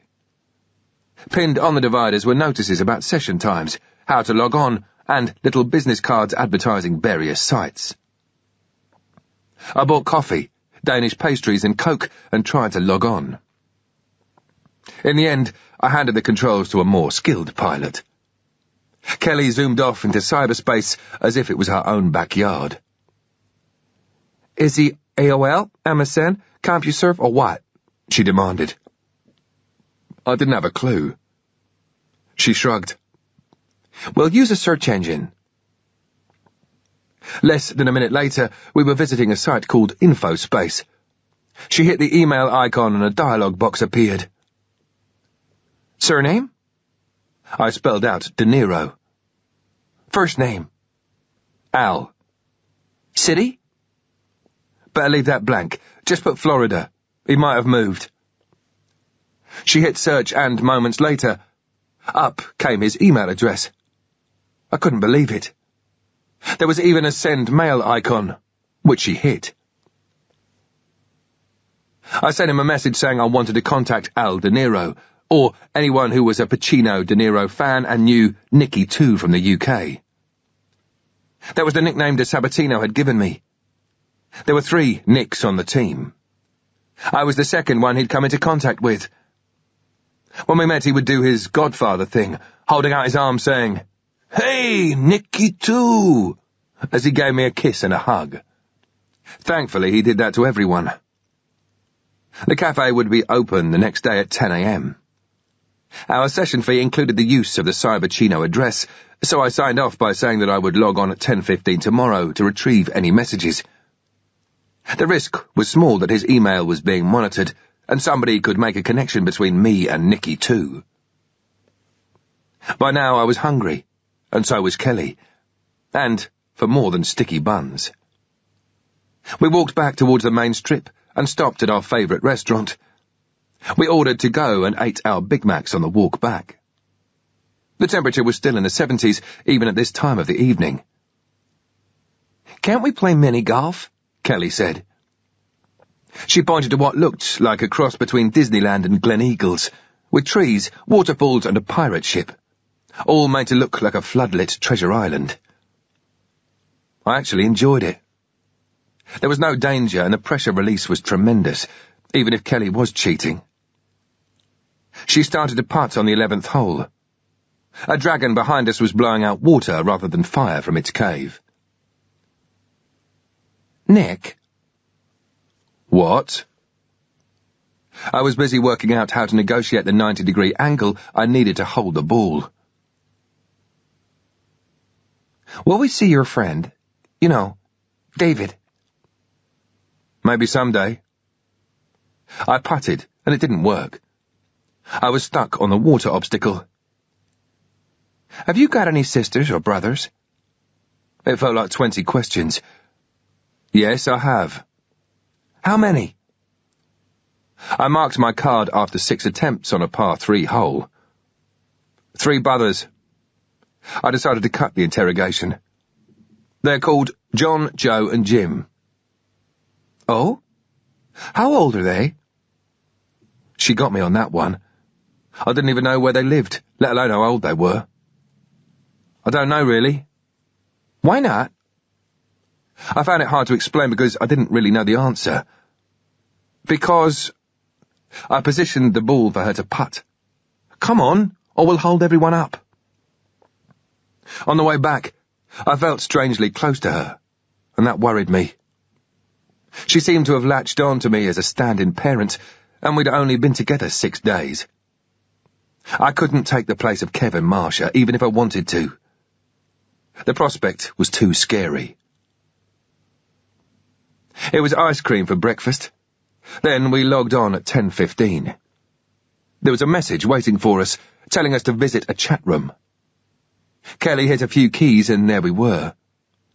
The Sabatino was waiting for us, or at least someone called Big Al was. A dialogue box invited us to a private room for a one-on-one. Thank goodness Kelly was there to do the navigating. I got straight down to it. Kelly typed, "I need your help." "What do you want?" "I've got something here that I need you to decode or translate. I'm not entirely sure what it is, but I know you'll be able to do it." "What is it? Work?" I needed to get him hooked. For him, half the point of nicking all that money had been the sheer kick of doing it. The juice. Thinking about it now, Pat had probably got the term from Big Al in the first place. This guy enjoyed getting one over on the big boys. He needed to be involved, to be part of something, and I knew that if I used the right bait, he'd come and see me. I spoke and she typed. "I'm not going to tell you. Believe me, it's good. If you want to look, you'll have to see me. I'm in Daytona." And then I started to lie. "Other people say it's impossible. I thought of you." I'd got him. Straight away he came back. "What format?" I told him all the details. He said, "Can't see you until 9 p.m. tonight, outside Boot Hill Saloon, Main Street." "I'll be there." Big Al came back. "Yee-haw! Yee-haw!" There was fuck all changed about him then. Kelly logged off and we paid the $12. About 100th of what a private eye would have cost me. Now we had hours to kill. We bought sunglasses and I also got Kelly a fashionable pair of shorts, a t-shirt and sandals. I had to stay as I was, wearing my shirt over my trousers to cover my pistol. The only addition was a bandana to cover the cut on my forehead. Chrome aviators covered the lower one. With the wind on our faces, we mooched along the beach. It was that time of day when the restaurants were starting to fill up with people wanting early lunches. Back at the hotel, I made some calls to check flights out of the country. If the stuff Big Al decrypted for me seemed to be what Simmons wanted, Kelly and I were out of here. I knew Big Al would have the contacts and resources to get passports for our exit, even money. We had lunch, followed by 18 holes with the pirates. I let her win. And then it was time to start getting ready for the meet. At about 7:30 the sun started to go down and the street neon came on. Suddenly it was another world, with music pumping out of the shops and the kids now driving faster up and down the strip than the legal 10 miles per hour. I didn't know what it was. The weather, maybe, but I felt detached from the situation I was in. It was just the two of us. We were having fun, eating ice creams and walking around looking in shops. She was doing normal kid things, even to the point of looking at something in a shop window and giving it the "look at that" act, as in, hint, hint, are you going to buy it for me? I found myself acting the parent, saying, "No, I think we've had enough today." I did worry about her. I felt she should be more upset, shouldn't really be taking it so well. Maybe she hadn't understood what I'd said to her about her family. Maybe her subconscious was putting a lid on it. At the moment, however, that was exactly what I needed. A child looking and behaving normally. We stopped outside a toy shop. She asked for a ring in the window that glowed in the dark. I lied and said I had no money left. "Can't you steal it for me?" she said. We had a serious talk about right and wrong. She was getting along too well with this on-the-run thing.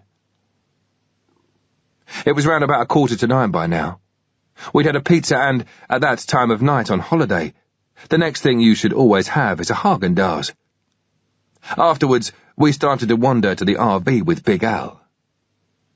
We squeezed past ranks of parked motorcycles and jostling crowds, most wearing T-shirts with bike slogans. I got us into a position from where I could see both approaches to the Boot Hill Saloon, in the old graveyard on the other side of the road.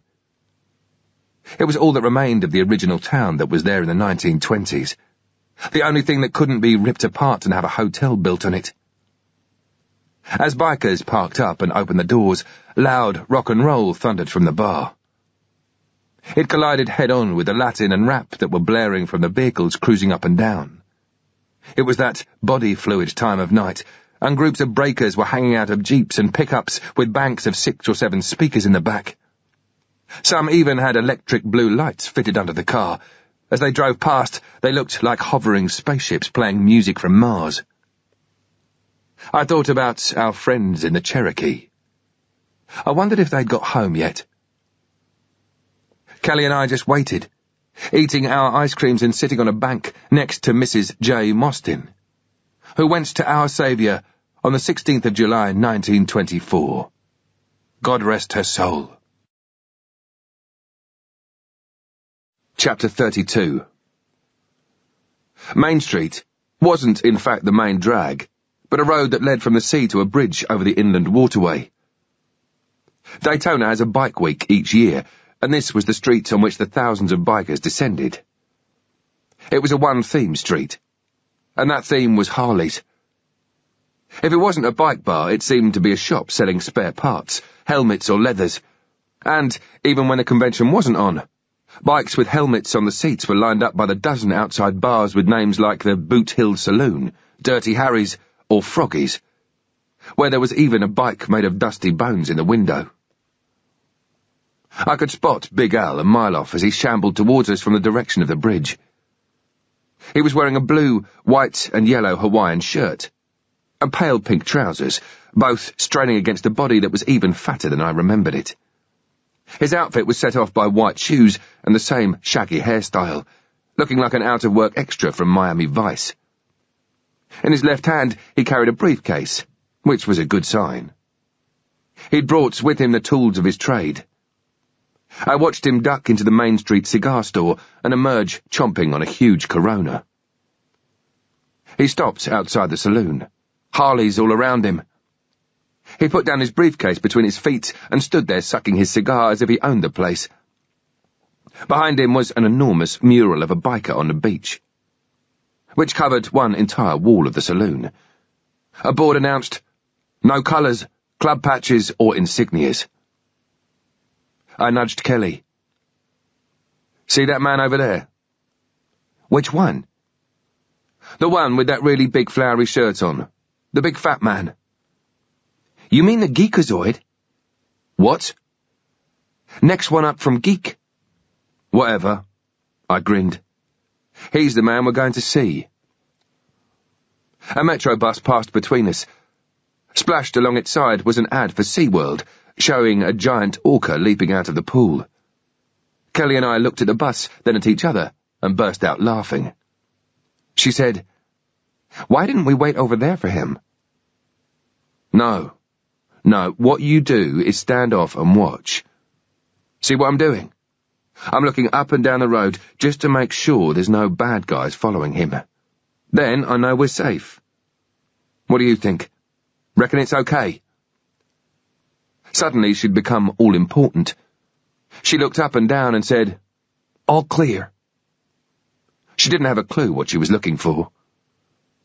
"Come on then, give me a hand.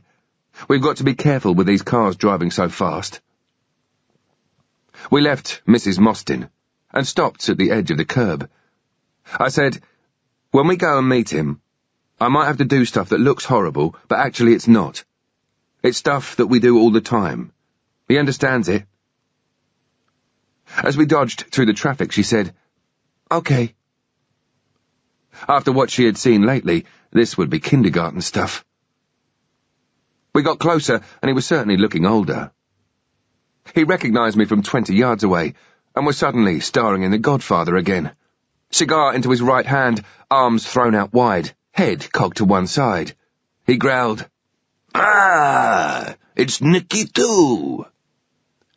He had a smile on his face the size of half a watermelon. It was probably shit living in hiding. And at last he had somebody from the past he could talk freely with. He jammed the cigar back into his mouth, picked up his briefcase in his right hand, and walked towards us, his fat thighs rubbing together. "Hey, how's it going?" He beamed and started pumping my hand, at the same time studying Kelly. He stank of flowery aftershave. "And who's this pretty little lady then?" He bent down to greet her, and I felt a slight twinge of wariness. Maybe the charm was genuine, but for some reason it made me feel a bit revolted. I said, "This is Kelly. She's one of my friend's daughters, and I'm looking after her for a while." I very much doubted he knew what had been going on up north. He certainly didn't know Kev. Still bending down and shaking her hand for a bit too long, he said, "It's great here. We've got SeaWorld, Disney World, everything to make a little lady happy. This is the Sunshine State." He stood up and said, slightly out of breath, "Where are we going?" He pointed hopefully and said, "Main Street Pier? Shrimp?" I shook my head. "No, we'll go back to the hotel. I've got all the stuff there I want you to have a look at. Follow me." I held Kelly's hand in my left and got him on the right. As we walked, we made small talk about how wonderful it was to see each other again, but he knew very well that this meeting wasn't casual. And he liked it. He got off on this sort of stuff, just like Al and Bob. We turned right and took the first turning left, which was into a parking area behind the shops. I looked at Kelly and nodded to show everything was fine, then let go of her hand. Big Al was still jabbering away. I grabbed his left arm with both hands and used his own momentum to turn him against the wall. He hit it with quite a bounce. I pushed him into the doorway of a restaurant's fire exit. "It's cool. I'm cool." Big Al was keeping a low voice. He knew the score. Just looking at him, it was obvious he couldn't conceal so much as a playing card under his clothes, let alone a weapon. The material was stretched so tight against his skin. However, I ran my hand down the back of his spine in case he had something concealed in the lumbar region. The natural curve makes it a wonderful place to hide odds and ends, and Big Al's was curvier than most. I carried on screening him. He looked down at Kelly, who was watching everything. He winked. I suppose you've seen him do this lots of times. My daddy does it as well. In heaven. Ah, okay, yeah. Smart kid. Smart kid. He looked at her and tried to work that one out. Then came the bit that he probably enjoyed most, me running my hand up his trouser legs. I checked thoroughly at the top. I said, "You know I need to look in your briefcase now, don't you?" Yeah, sure. He opened it up. I found 2 cigars in tubes and all his work bits and pieces. Floppy disks, a backup drive, and disks, leads, wires, all sorts of shit. I had a quick feel around to make sure there wasn't a secret panel. I was happy. He was also. In fact, he probably had a hard-on. I said, "Right, let's go." "Let's get some ice cream on the way," he suggested. We waved down a cab. Kelly and I got in the back, and he squeezed into the front, resting a 2-pint tub of Ben & Jerry's on his briefcase. We got to the hotel and went to the room. His body language was excited, probably because he thought it was like the old days, all spies and sneaky beaky, and the cheapness of the room only made it all the more exhilarating for him. He put his briefcase on one of the beds, opened it up, and started taking out all his gizmos. He fished. "So, what do you get up to these days?" I didn't reply. Kelly and I were sitting on the bed, not really doing much except watch what was going on. Kelly started to take quite an interest. "You got any games?" she said. I thought de Sabatino would look at her in disgust. "I'm a technician, I don't have games." But he went, "Yeah, loads. Maybe if we get time, we can sit down and play a few. What ones do you like?" They went off at a tangent about Quake and Third Dimension. I cut in and said, "So what do you do with yourself nowadays? What do you get up to?" "I just teach people how to work these things." He pointed at the laptop. "Also, I do a bit of work for a couple of private eyes down here. Getting into bank accounts, that sort of thing. Pretty low-key stuff, but it's all right. I have to keep my head down." Almost choking on churros and looking at his choice of clothes, I hated to think what his idea of high profile would be. Not having got a reply to his original question, he seemed to feel compelled to fill the silence. He started sniggering and said, "Still managed to tuck away a few $100,000. So, plus the resettlement, things ain't too bad." He was fiddling about, attaching bits and pieces to the laptop. I let him get on with it. He tried again. "What about you? Same old thing?" "Yeah, same old sort of stuff. Bits and pieces." Now, sitting at the table with his back to me, he was concentrating on what he was doing with the laptop. "What bits and pieces would those be? You still being what did you call it? A baby spy?" "I do that a bit." "You working now, are you?" "Yeah, I'm working." He laughed. "You lying fucker." He looked at Kelly and said, "Oops, do you do French at school?" He turned back to me and said, "You wouldn't need me if you were. You'd be getting somebody else to do it. You can't bullshit Big Al." He looked at Kelly and said, "Français." Then he looked back at me and said, "You still married?" The Microsoft sound chimed as Windows 95 opened on his machine. "Divorced about 3 years ago," I said. "Work and stuff. I haven't heard from her for about 2 years. I think she's living up in Scotland or somewhere. I don't know." I suddenly realized that Kelly was hanging on every word. He winked at her. "Just like me. Young, free, and single. Yeah." Big Al was one of life's really sad fucks. I was probably the nearest thing he had to a friend. The heavy bass rap started up along the landing. I could hear the boys singing along flatly, accompanied by female voices. It sounded as if they'd found the cheerleaders. I handed him the backup disc, and it was soon humming in the drive. It wouldn't be long before I got a few answers. By now there was a pool of cigar smoke filling the top quarter of the room. Between that, the chorus, and the lack of air conditioning, the room was close to unbearable. It was just as well we'd be moving from here the moment Big Al had left. I checked outside by moving the curtain, then opened the window. The boys were in full swing, empty beer cans all over the landing, entertaining a group of adoring girls. Maybe Big Al should invest in an armband tattoo and a pair of cut-offs. The first lot of documents came up onto the screen, and I looked over his shoulder as he tapped away in the semi-darkness.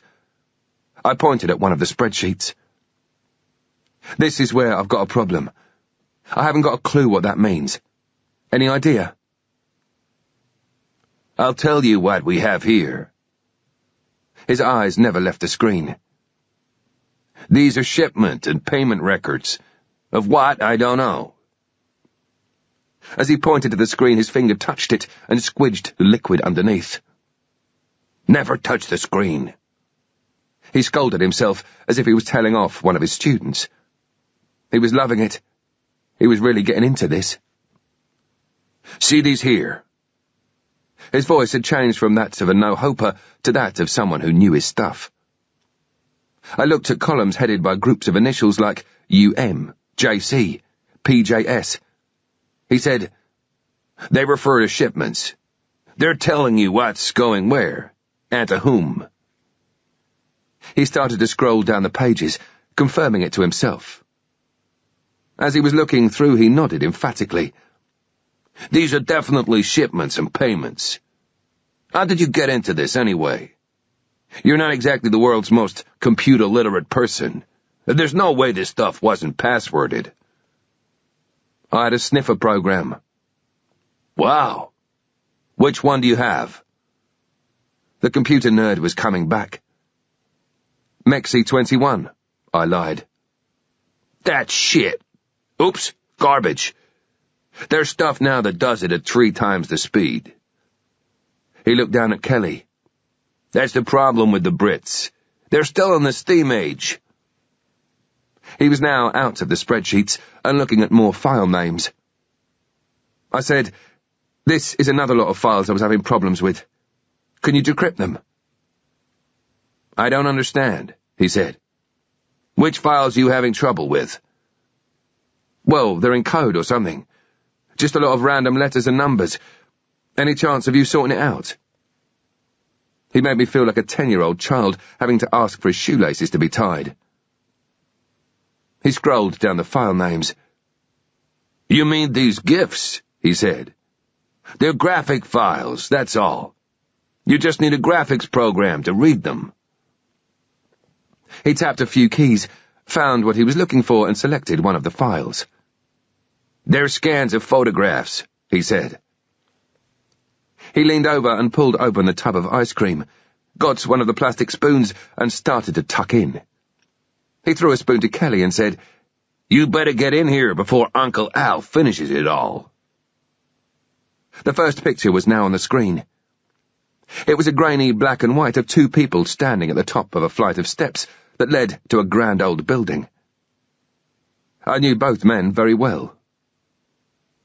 Seamus Macaulay and Liam Fernahan were businessmen who fronted a lot of fundraising and other operations for Pyra. They were good at the game, once even getting a scheme backed by the British government to finance regeneration in Northern Ireland cities. The whole scheme was designed to provide local employment. It was sold to the government that if a community was responsible for its own rebuilding, there would be less chance of them then wanting to go and blow it up. But what the government didn't know was that the contractors could only employ people that Pyra wanted to work. Those people were still claiming unemployment and social benefits, and Pyra were getting a kickback for letting them work on the sites illegally. So, it was costing the government twice over. And, of course, the businessmen got their cut as well. And, if the government were paying, Why not blow more up and rebuild? Without a doubt, Pyra had come a long way from the days of rattling collection tins in West Belfast, Kilburn and Boston. So much so that the Northern Ireland office had established a terrorist finance unit as a countermeasure in 1988, staffed by specialists in accountancy, law, tax and computing. Ewan and I had done a lot of work with them. Big Al now opened and viewed a series of shots of Macaulay and Fernahan shaking hands with two other men, then walking down the steps and getting into a murk. One of them was the late Mr. Morgan McGeer, looking very smart in a suit I recognised. I quickly looked at Kelly, but it was clear his face meant nothing to her. The fourth man I had no idea about. That didn't matter too much at the moment. The photography was covert. I could see the darkness around the edge of the frames where they hadn't got the aperture right. But it was good enough for me to tell by the cars parked in the background that they were in Europe. I said, "Let's see the next one." The Sabatino knew that I'd recognise something or someone. He was looking at me, gagging to know what it was, wanting to get in on the act. He'd had 5 years on the back burner, and now was the chance for a comeback. I was going to tell him jack shit. Let's push on. There was another group of pictures that he opened and viewed, but these ones meant nothing at all to me. Big Al looked at them. The big half-watermelon was back on his face. "I know what all those spreadsheets refer to now." "What's that?" "Esta es la coca, señor. Hey, I know this guy. He works for the cartels." I was looking at an early 40s, really smart-looking Latino getting out of a car. I could tell by the background it was in the United States. "That's Raul Martinez," he said. "He's part of the Colombian trade delegation." This was getting more interesting by the minute. Pyra always claimed no association with drug trafficking, but the profits were too great for them to ignore. What I had in front of me now was close to submissible evidence of their direct involvement with the cartels, but that still didn't help me with my problem. He looked through the pictures. "You'll see Raul with somebody else in a minute. I guarantee it." He flicked through a couple more. "There you are. Big Bad Sal." This other character was about the same age, but much taller. He'd probably been a weightlifter at some stage, then ballooned out to maybe 16 or 17 stones. Sal was a big old boy, and very bald. The Sabatino said, "Martinez is never without him. We used to do a lot of business with them in the old days. A nice man, a family man. We used to run cocaine up the East Coast, all the way to the Canadian border. Basically, we needed things sorted out to ease the route. These boys did the necessary and everybody was making money. Yeah, these boys, they're all right." As we went through viewing more picture files, I saw both men eating in a restaurant with another guy, a Caucasian. Big Al said, "I haven't got a clue who he is." I was looking over de Sabatino's shoulder, concentrating hard on the screen. Kelly sparked up. "Nick?" "In a minute." I turned my head to Big Al. "Absolutely no idea." "Not a clue." "Nick!" I cut in. "Not now, Kelly." Kelly butted in again. Nick! Go back to the... Nick, I know who that man is." I looked at her. "Which man?" "The man in the photograph." She grinned. "You said you don't know who he is, but I do." "This one?" I pointed at Martinez. "No, the one before." Big Al closed a few more windows, scrolling back. "Him! That one there." It was the white guy who was sitting with Raul and Big Bad Sal. I said, "You're sure?" "Yes." "Who is he?" After our experience with the video, I expected her to nominate anyone from Clint Eastwood to Brad Pitt. It's Daddy's boss. There was a long, palpable silence as I let it sink in. Big Al was sucking air through his teeth. I said, "What do you mean, Daddy's boss?" He came to our house with a lady once for supper. Do you remember his name? No. I came down for some water, and they were eating with Mommy and Daddy. Daddy let me say hello, and he said, "Big smile, Kelly, this is my boss." It was a good imitation of Kev, and I saw a flicker of sadness in her eyes. Big Al joined the conversation in nerd mode. "Whoa, there you go. Who's your daddy then?" I swung around. "Shut up." And so she couldn't hear it, I muttered angrily. I turned up at her parents' house a week ago. Everybody was dead. He was in the DEA, killed by people he knew. I pushed him off his seat and sat down, with Kelly on my knee so she had a better view of the screen. "Are you definitely sure he's Daddy's boss?" "Yes. I know it's his boss. Daddy told me. The next day, Mommy and me, we made jokes about his mustache because he looked like a cowboy." He did. He looked as if he belonged in a Marlboro ad. As she pointed, her finger touched the screen and Daddy's boss was distorted. Having Kelly in my arms and seeing someone who might have been responsible for her father's death made me want to do the same to him in person. I looked at Big Al. "Let's go back through all the photos." The party along the landing was in full swing. Big Al sat down and scrolled back through the files to the pictures of Macaulay and Fernahan with McGear. "Do you know these people?"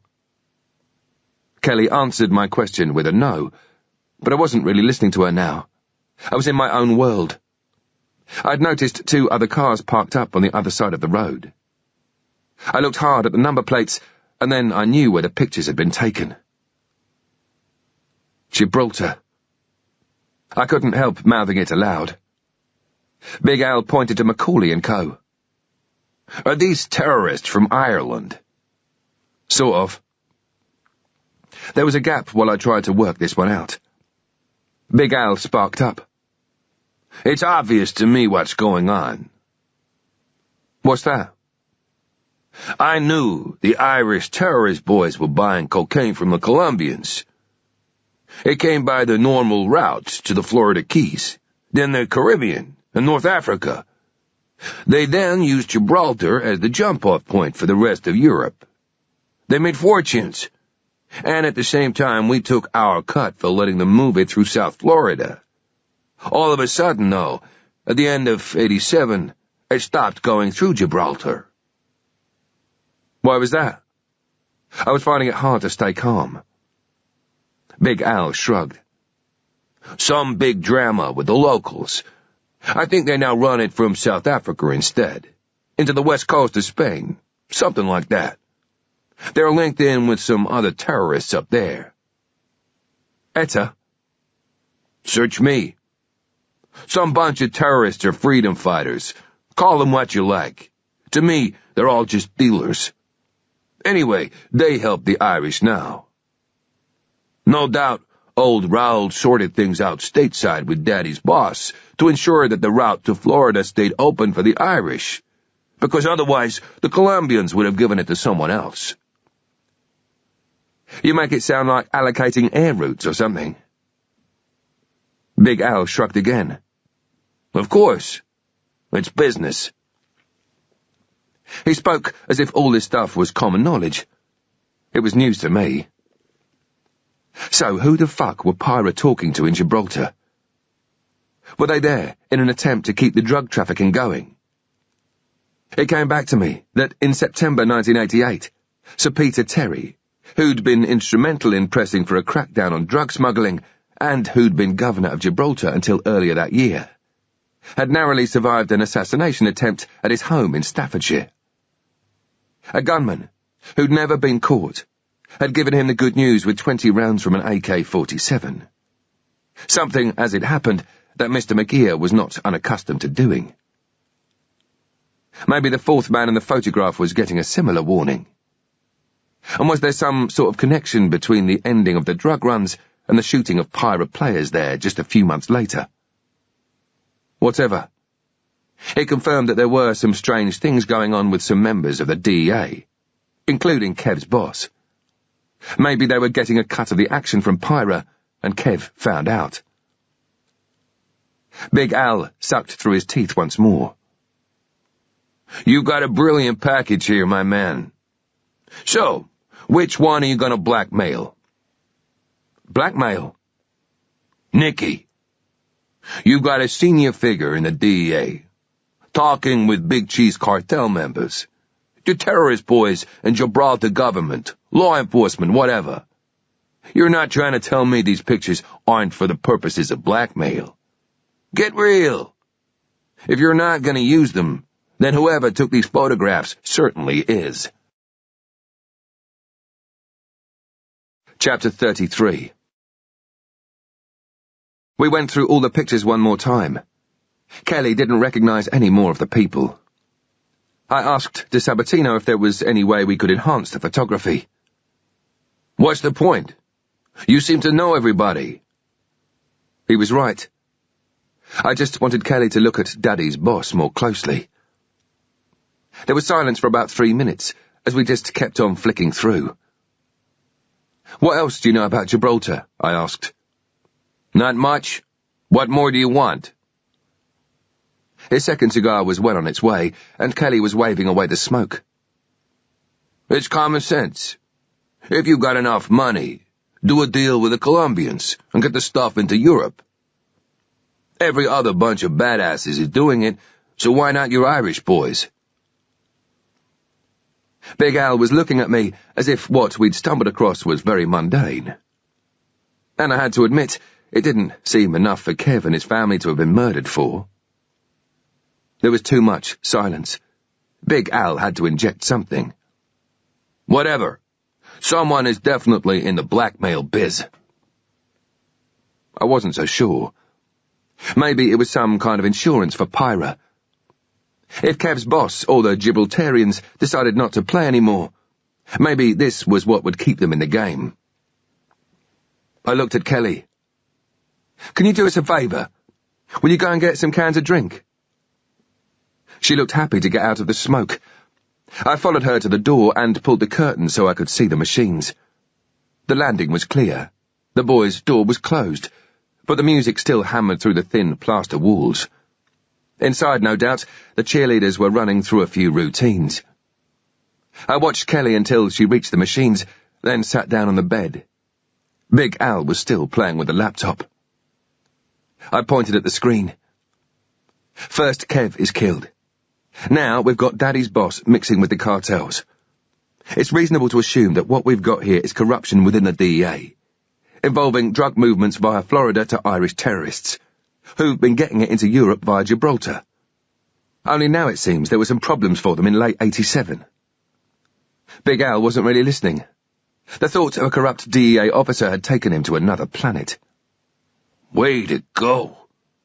You gonna stitch the bastard?" "I don't know what I'm going to do." "Fucking stitch him, Nicky.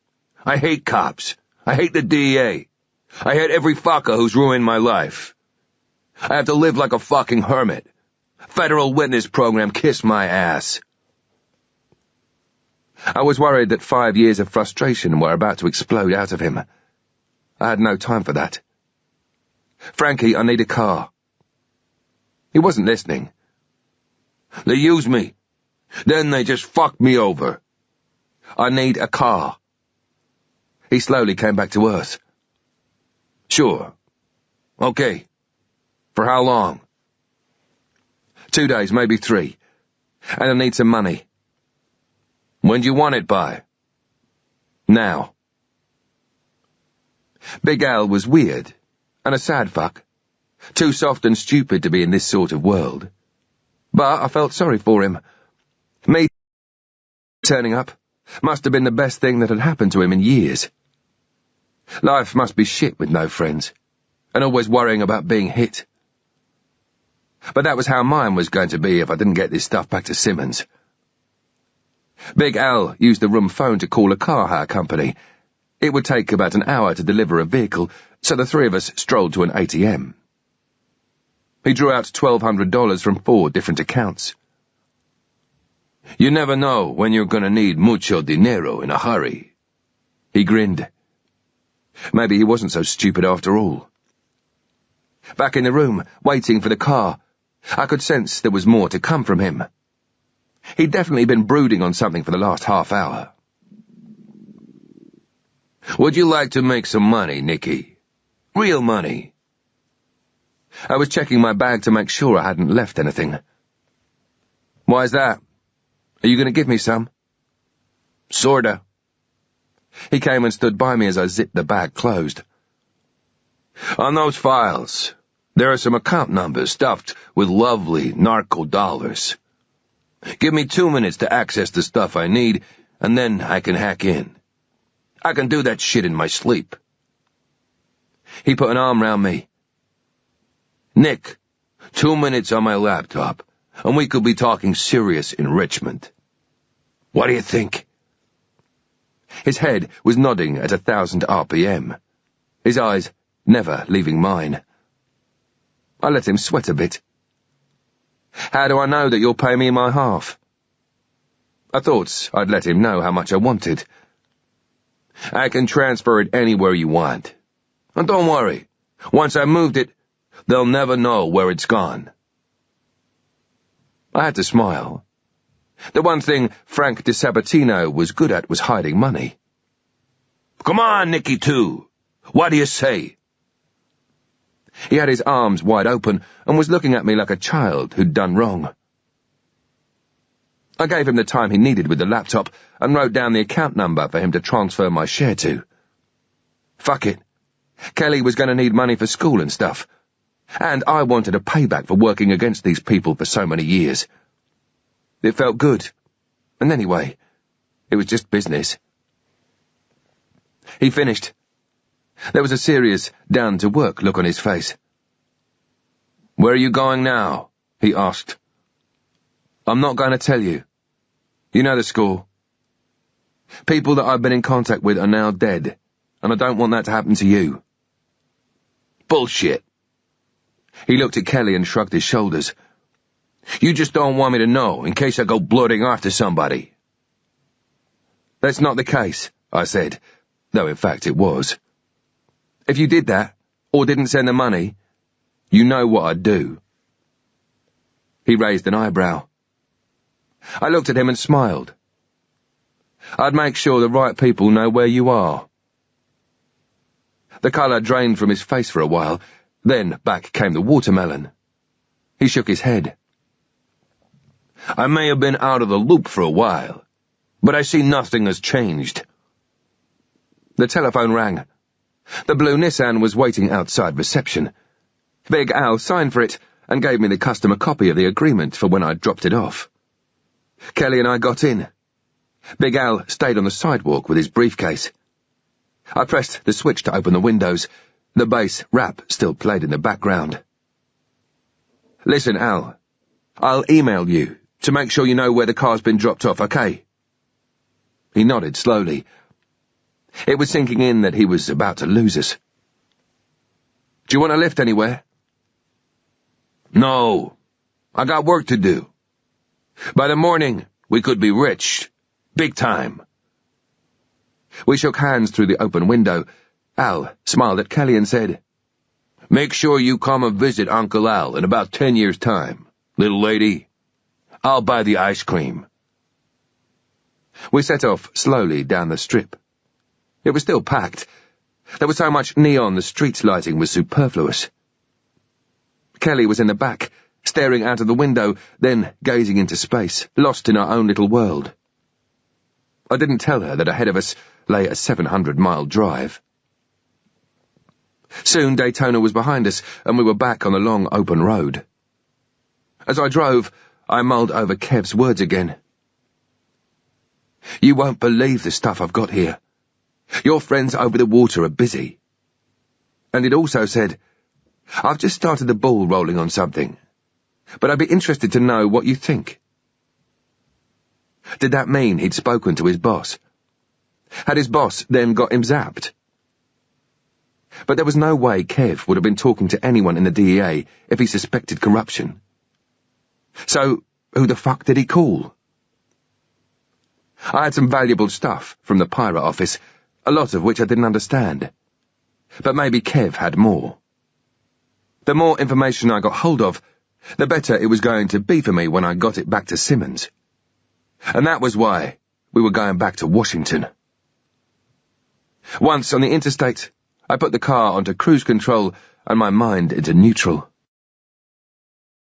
We drove through the night, stopping only to refuel and for a caffeine fix to keep me awake at the wheel. I bought cans of Coke to keep the levels topped up as we drove and in case Kelly woke up.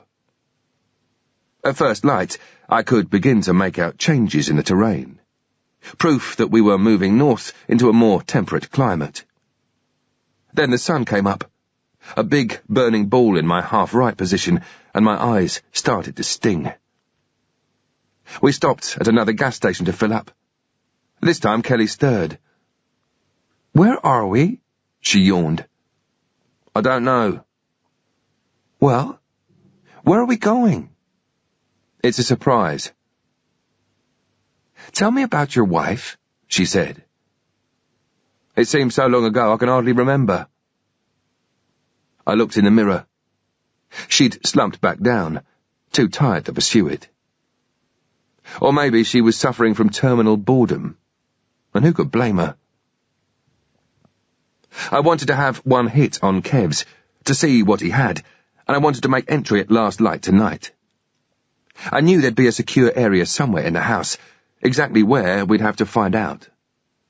After that, I wanted to be out of the Washington area again before first light. Big Al didn't know it yet, but he was going to get his ass into gear and help us out of the US. If he didn't do it voluntarily, I'd be giving him a bump start.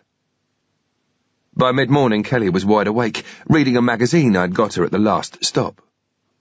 She was lying in the back, shoes off, totally absorbed. We hadn't talked. We were in a world of empty sweet wrappers, polystyrene coffee cups, crisp packets, and bottles of Coke with bits of crisp floating in them. "Kelly?" "Hmm?" "You know, in your house, Daddy had a hidey hole for you and Ida." "Yeah?" "Well, do you know if Daddy had any hidey holes for important things like money, or where Mummy would keep her rings? Did he have a special place where they'd put stuff?" "Sure, yeah. Daddy's got his own special place." Busying myself with the cruise control, I said, "Oh? And where is that then?" "In his den." Which made sense. But that was the room that had been well fucked over. "Where is it exactly?" "In the wall." "Whereabouts?" "In the wall. I saw Daddy doing it once. We're not allowed in there, but the door was open, and we'd just come in from school, and we saw Daddy putting something in there. We were standing right by the door, and he didn't know." "Is it behind the picture?" I asked, though there was no way he'd be that bone. "No, it's behind the wood." "The wood?" "The wood." "Could you show me?" "Is that where we're going?" She suddenly sat bolt upright. "I want Jenny and Ricky." "We can't see them when we get there because they'll be busy." She looked at me as if I was mad. "They're my teddies, I've told you. They're in my bedroom. Can't I get them? They need me." I felt a right dickhead. Of course you can, so long as you're quiet. I knew there was more to come. "Can I see Melissa and tell her sorry that I missed a sleepover?" "We won't have time." She sat back into her seat, brooding. "But you're going to phone her mommy." I nodded.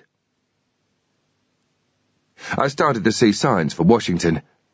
We'd been on the road for nearly 18 hours.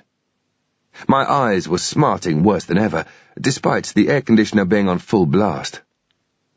We'd get there in 2 hours, but there'd still be a few hours to kill before last light.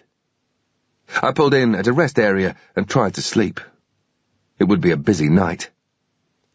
Kelly was in the back doing her own thing in a sea of stale food, sweat, and my farts. It was about 6 in the evening as we approached the Lawton turnoff. For once it wasn't raining, just overcast. Only about 45 minutes to go. I couldn't see Kelly in the mirror. She was hunkered down in the seat again. "Are you awake?" I'm tired, Nick. Are we there yet?" "I'm not going to tell you. It's going to be a surprise. Just keep down. I don't want you to sit up." I drove into the estates and onto Hunting Bear Path, negotiating the speed bumps ultra-cautiously so I could have a good look around. Everything looked quite normal. I could see the back of Kev's garage, but I couldn't see the front of the house yet. When I got up level, the driveway was finally exposed.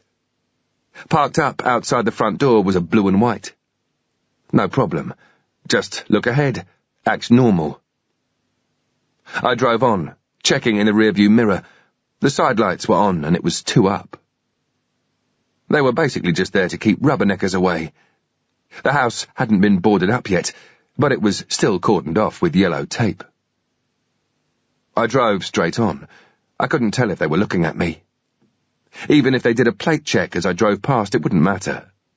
They'd only come up with Big Al. If I was compromised, I'd run for it and leave Kelly here. Maybe the uniformed police would be good guys and look after her. At least, that would be the logical thing to do.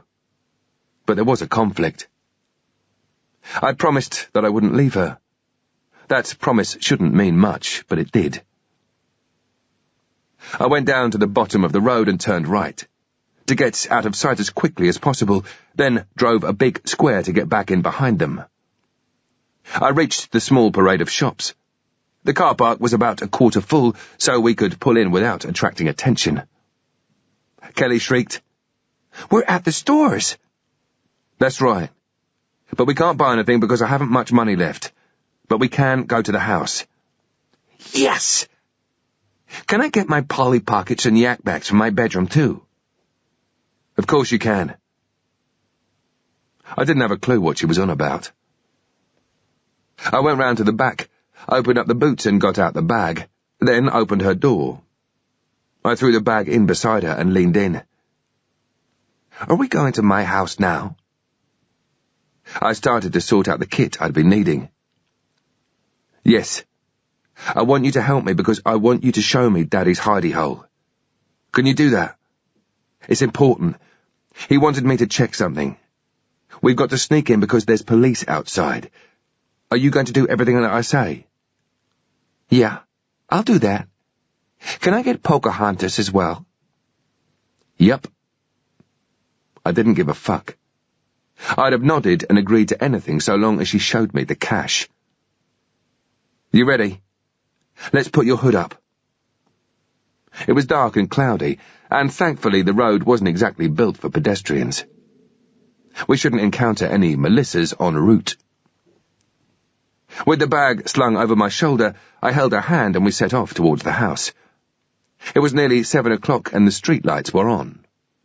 My plan was to work our way to the back of the house, so I could stand off, have a look at it, and prepare to make entry. We started to walk over the waste ground to the rear of the house, past porta-cabins and stockpiles of girders and building materials. The mud was so treacherous in places, I thought we'd lose our shoes. She was almost beside herself with excitement, but fighting it hard. "That's where my friend Candice lives." She pointed to a house. "I helped her with their yard sale. We got $20. "Shh." Smiling, I said slowly, "We've got to be very, very quiet, or the policeman will get us." There was a look of confusion on her face. "Nick?" "What now?" "Yes, Kelly." "Why are we hiding from the police? Aren't they good guys?" I suppose I should have anticipated that one. What could I say? She wouldn't have understood any of the 100 reasons why we'd been up to our necks in shit if the police caught us. Even if I did have a spare couple of hours to explain them to her.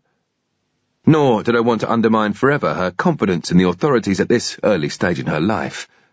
So I lied. I don't think they're real cops. I think they're just dressed up like cops. They might be friends of the men who came to see Daddy. It didn't take long for that to register. Finally, we were standing in the shadow of the neighbour's garage. I put the bag down and watched and listened. The engine of the blue and white was ticking over. They were less than 20 metres away on the other side of the target. I could hear a little of their radio traffic, but couldn't make out what was being said. Now and again a car drove past, braked for the speed bumps, rattled over and accelerated away. Lights were on in some of the houses, and I could see into the rooms. It had always given me a strange sort of kick doing this, like my own private viewing of a David Attenborough documentary. Human beings in their natural habitat. As a young soldier in the late 70s in Northern Ireland, part of our job was to lurk. Hang around in the shadows, watching and listening, hoping to catch a glimpse of someone with a weapon. It was amazing what you'd see people doing in their cars or front rooms, and slightly less amazing what they'd be up to in their bedrooms. Sometimes we'd watch for hours on end, all in the line of duty. I really enjoyed it. Here, people were just doing their washing up or watching TV, and probably worrying about the effect of multiple murders on real estate prices. There were no proximity lights at the back of the house, just standard ones with an on-off by the patio doors. I remembered switching them on for a barbecue. I stroked Kelly's hair and looked down and smiled. Then slowly and quietly I unzipped the bag and got out what I needed.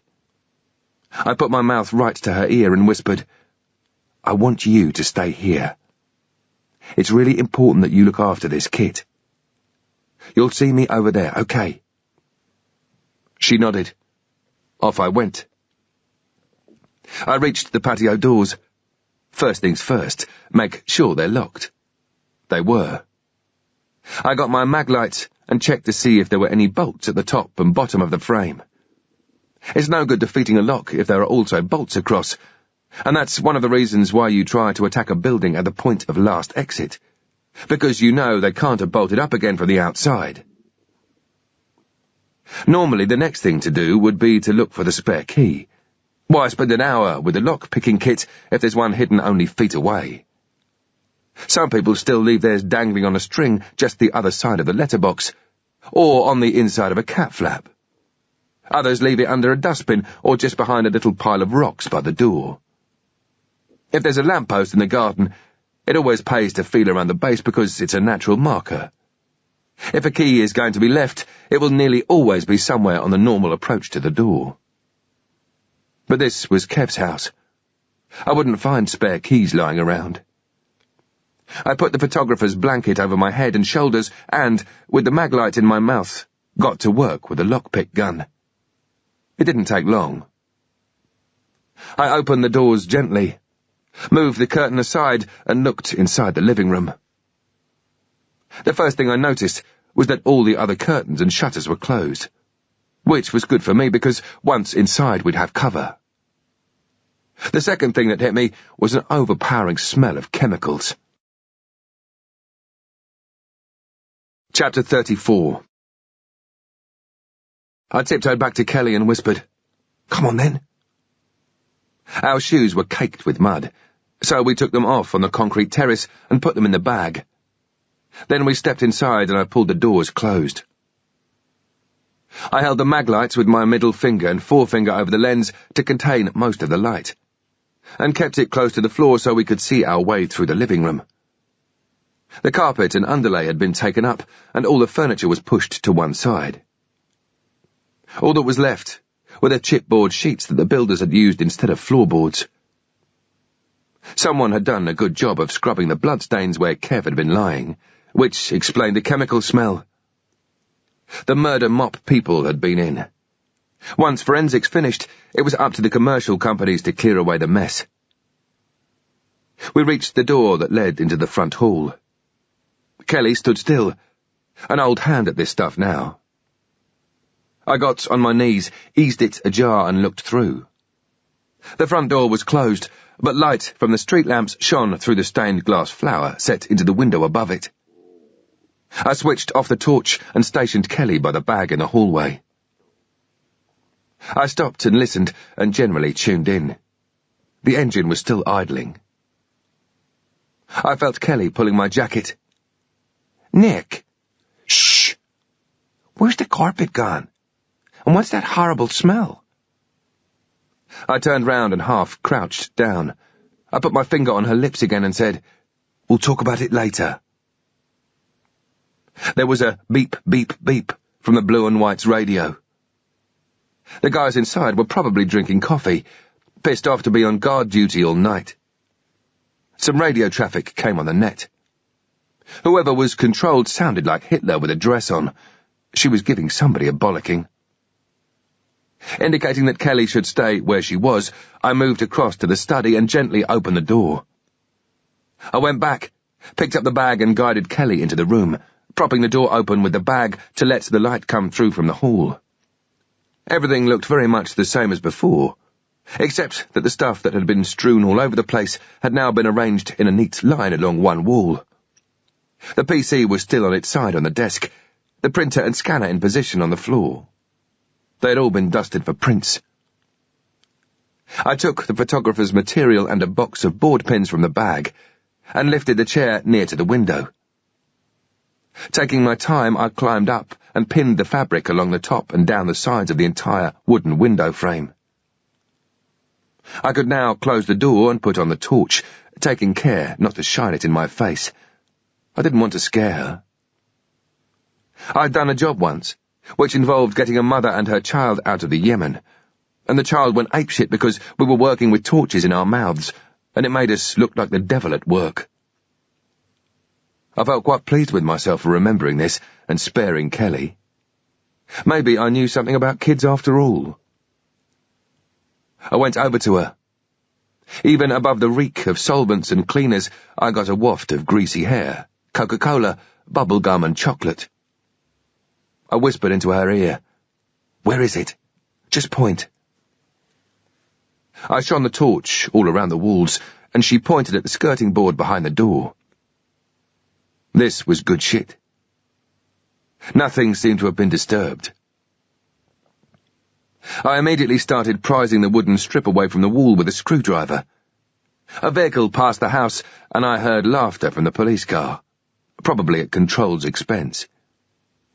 They'd be there solely to deter people from coming round and being nosy. Chances were the place would be pulled down soon. Who'd want to buy a house a family had been murdered in? Maybe it would be turned into a memorial park or something. I kept Kelly right next to me.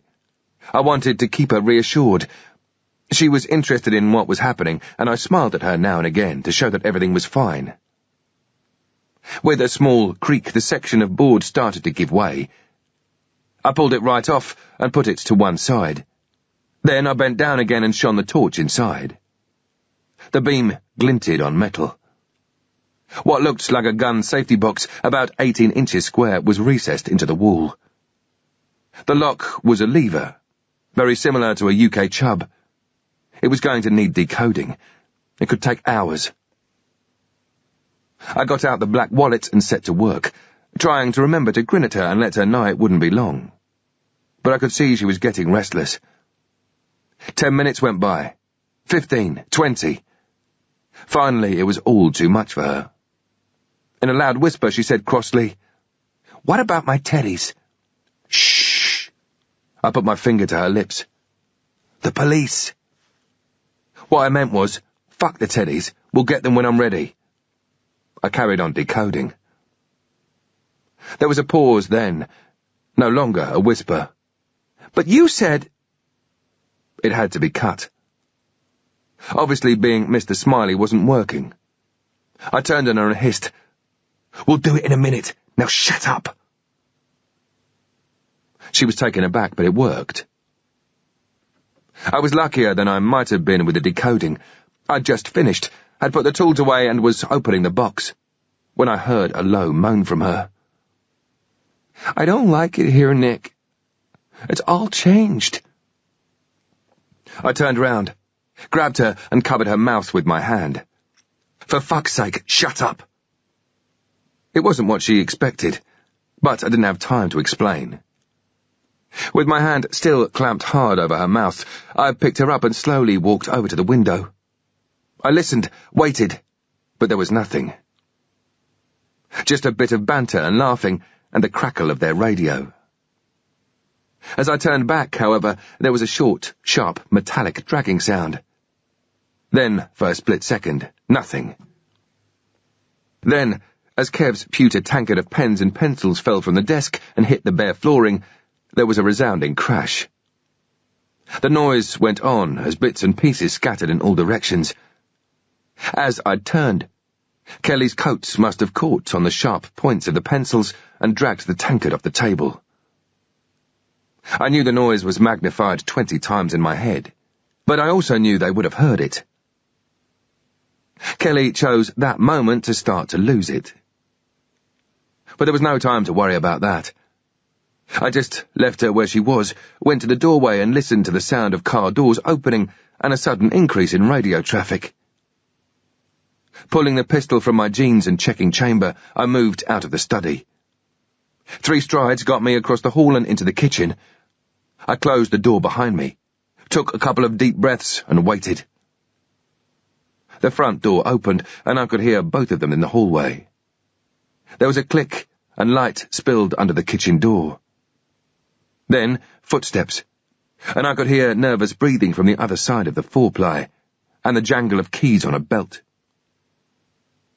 I heard the study door opening, then a half-shouted, half-whispered, "Melvin! Melvin, in here!" "Yo!" I knew it was my time. I brought the pistol up into the fire position, put my hand on the doorknob and gently twisted. I moved into the hall. Melvin was in the study doorway, his back towards me. He was young and of medium build. I took a couple of big strides, grabbed him across the forehead with my left hand, yanked his head back, and rammed the pistol muzzle into his neck. In a very controlled voice that had nothing to do with the way I was feeling, I said, "Drop your weapon, Melvin. Don't fuck me about. Drop it now." Melvin's arm came down to his side, and he let the pistol fall to the floor. I couldn't see whether or not the other one had his pistol out. It was still dark in the study. Their torchlight was no help. Melvin and I blocked out most of the hallway light. I was hoping that he'd already reholstered, because part of their training would be not to scare kids. As far as he was concerned, it was just a kid there on her own. I shouted, "Put the lights on, Kelly. Do it now." Nothing happened. "Kelly, turn the lights on." I heard small footsteps coming towards us. There was a click, and the lights came on. "Now wait there." I could see her eyes were swollen and red. Inside the room stood Michelin Man. He must have weighed 15 stones, and, by the looks of the boy, he had only a couple of years to go before retirement. He was holstered, but his hand was down by his pistol. I said, "Don't do it. Tell him, Melvin." I prodded his neck. Melvin went, "I'm fucked, Ron." "Ron, don't start messing about. This is not the one to do it for. It's not worth it. Not just for this." I could see that Ron was quite switched on. He was thinking about his wife, his mortgage, and the chances of ever seeing another bag of donuts. Melvin's radio sparked up. Control snapped. "Unit 62? Unit 62, do you copy?" It sounded like a demand, not a request. It must have been great to be married to her. "That's you, isn't it, Melvin?" I said. "Yes, sir. That's us." "Melvin, tell them you're okay." I jabbed the pistol a little harder into his neck to underline the point. "The safety catch is off, Melvin. I've got my finger on the trigger. Just tell them everything's okay. It ain't worth it, mate. Ron blurted, I'll do it. Another demand. Unit 62, respond. I said, put your right hand up and answer with your left. Kelly, be very quiet, okay? She nodded. Ron pressed his radio. Hello, Control. We've checked. Everything's fine. Roger, Unit 62, your report time to 22:13. Ron clicked off. Kelly immediately went back into crying mode and sank to the floor. I was stuck in the doorway with a pistol to Melvin's neck. And Ron, who still had a weapon in his holster, was facing me from the middle of the room. At the end of the day, Ron, if you don't play the game, Melvin's going to die. And then you're going to die. Do you understand me? Ron nodded. Okay, Ron. Let's see you turn round. He did. Get on your knees. He did. He was about 4 feet from Kelly, but as long as she stayed still, she wasn't in the line of fire. Melvin was sweating good style. My hand was slipping on his forehead. There were even droplets running down the top slide. His shirt was so wet, I could make out the shape of his body armor underneath. I said, with your left hand, Ron, I want you to lift out your pistol, very slow, and use just your thumb and forefinger. Then, I want you to move it to your left-hand side and drop it. Do you understand me, Ron? Ron nodded. I said, tell him, Melvin. Tell him not to fuck about. Don't fuck around, Ron. Ron gently removed his pistol from its holster and dropped it on the floor. What I want you to do now, with your left hand, is get hold of your handcuffs, and I want you to drop them just behind you, understand? Ron complied. I turned my attention to Melvin, who was starting to tremble. I spoke quietly in his ear. Don't worry about it. You're going to live. You'll be talking to your grandchildren about this. Just do exactly what I say, understand? He nodded. I turned to Ron and said, Now lie down, Ron. Face down on the floor. Ron spread-eagled himself and was now under control. I said, What I'm going to do next, Melvin, is take one step back, and this pistol is going to leave your neck. But it's still going to be pointing at your head, so don't get any ideas. Once I've stepped back, I'm then going to tell you to kneel down. Do you understand me? He nodded, and I took a swift step backwards. I wanted to be out of arm's length from him straight away. I didn't want him doing some kind of heroic pirouette to grab the pistol and knock it out of the way. Okay, now kneel down, then lie down, just like Ron. Now put your hand next to Ron. I now had both of them lying face down, forearms together. I moved behind them, picked up the handcuffs, and, with the pistol stuck in Melvin's ear, I locked his left wrist to Ron's right. I then took Melvin's handcuffs from their holster, stepped back and said, I want you to arch your bodies, and move your free hands round so they're together as well. Both understand me? Believe me, boys, I want to get this over and done with. I just want out of here. I finished the job. At last, they were both totally under control. I took their wallets and threw them into the bag. I took Melvin's radio and kept it with me, and I took the battery out of Ron's and threw it into the bag. At the same time, I took out the roll of gaffer tape. I started with their legs, then used it to bind their heads together as well. I put a final strip around their necks and another around their mouths. I checked that both were breathing through their noses, then dragged them into the hallway. No small job. But I didn't want them to see what I was going to do next. I looked at Kelly, pressed against the study wall. She looked pathetic. This must have been terrible for her. She'd been looking forward so much to coming home, only to find it wasn't the place she'd been expecting. It wasn't only her family that was missing. Everything that was familiar to her was drenched in chemicals, shoved to one side or simply not there. I heard myself saying, "Go and see if your teddies are there." She turned and ran, and I heard her rattling up the now uncarpeted stairs. I went into the study, crouched down by the skirting board, and, at last, was able to open the gun box. There was nothing inside but a lone floppy disk. I put the chair back by the desk and lifted up the PC. I soon had it working. There was no password protection, probably deliberately. If anything happened to Kev, he'd want the whole world to read what was on it. I clicked various files, but found nothing interesting. Then I found a file called Flavius, and I knew I'd hit pay dirt. It was the code name of the Gibraltar operation. I started reading. Kev had found out, much the same as Big Al had told me, that Pyra's connection with the cartels originated when they started running drugs for the Colombians up through North Africa and into Gibraltar, for distribution in Spain and the rest of Europe. Pyra were good at the job, and the cartels paid well. After a while, Pyra had also begun to use the drugs trade to gear up some of their own money. Funds collected by NORAID in the USA. Big sums were involved. Kev's figures showed that Sinn Féin had been netting more than £500,000 a year.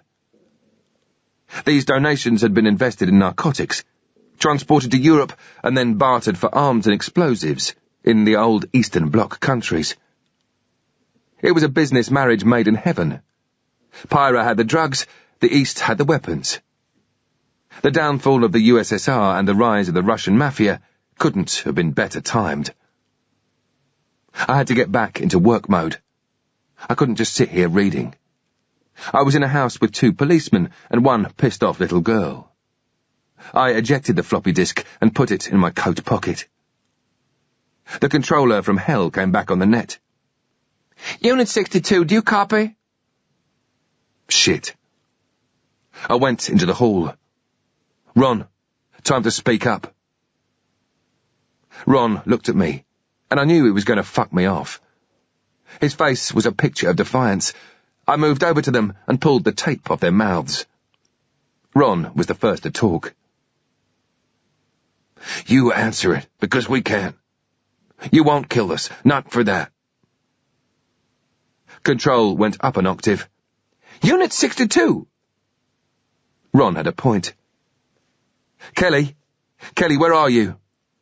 "Coming. Just found Ricky." I stepped back over my 2 new friends towards Kelly coming down the stairs. There was no time to be sympathetic or nice. "Get your coat and shoes on, quick." I got all the kit together, put on my trainers, and checked Ron and Melvin weren't choking to death on the gaffer tape. Both looked quite happy with themselves, but still thinking of a good excuse for why they were in this state in the first place. We left the same way we'd come. I was gripping her hand, more or less dragging her along and keeping an eagle eye on Jenny and Ricky. I didn't want the neighbours hearing screams for lost teddies.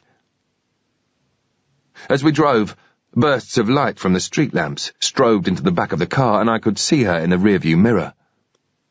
She was looking miserable, her eyes puffy and wet. She had every right to be sad. She was bright enough to realise that this was probably the last time she'd be here. This wasn't her home anymore. Now she was the same as me. Neither of us had one. I saw the signs for Dulles Airport and pushed my foot down. I was not going to take the risk of driving back to Florida. Chapter 35. I hit the airport approach road and headed for economy parking. I allowed myself a wry smile. If this carried on, it would soon be full of my stolen cars.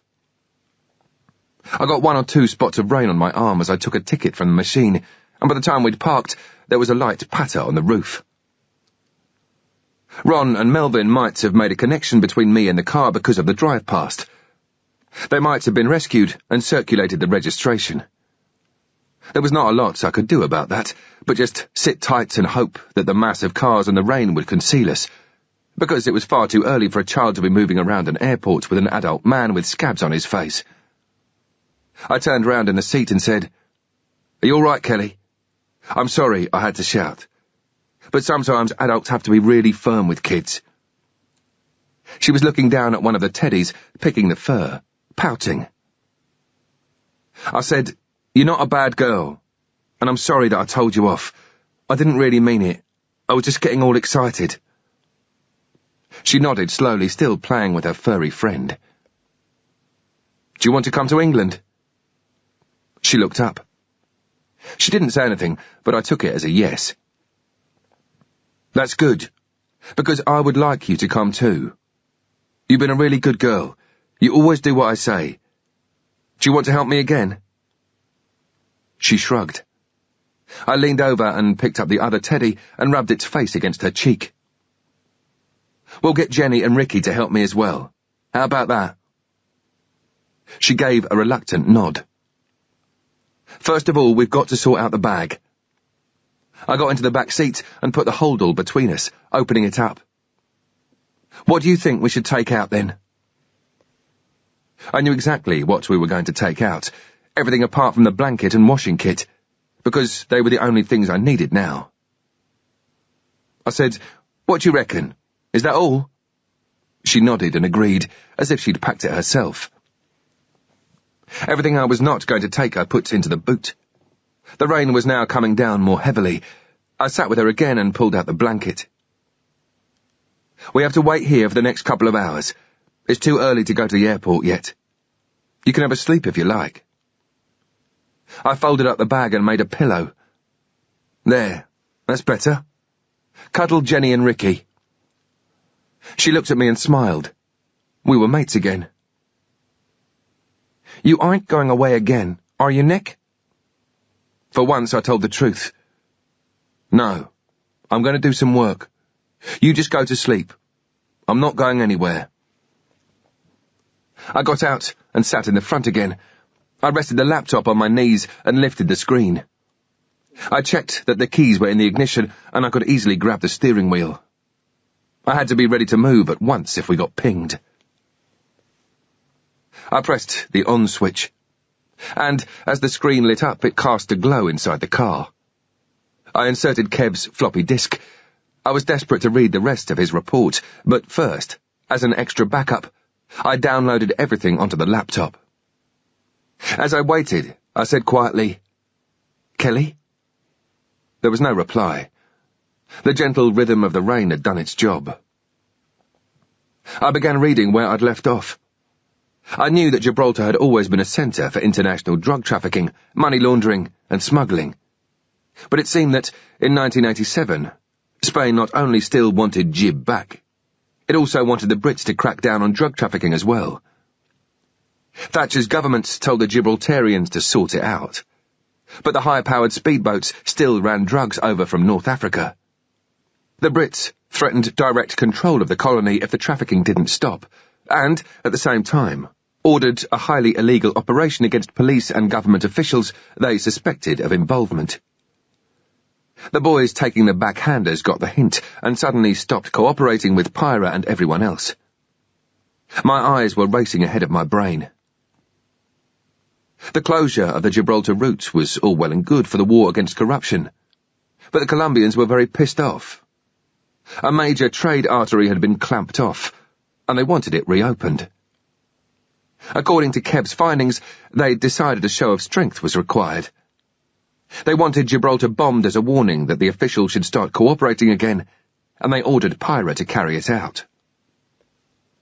Pyra had a problem with this.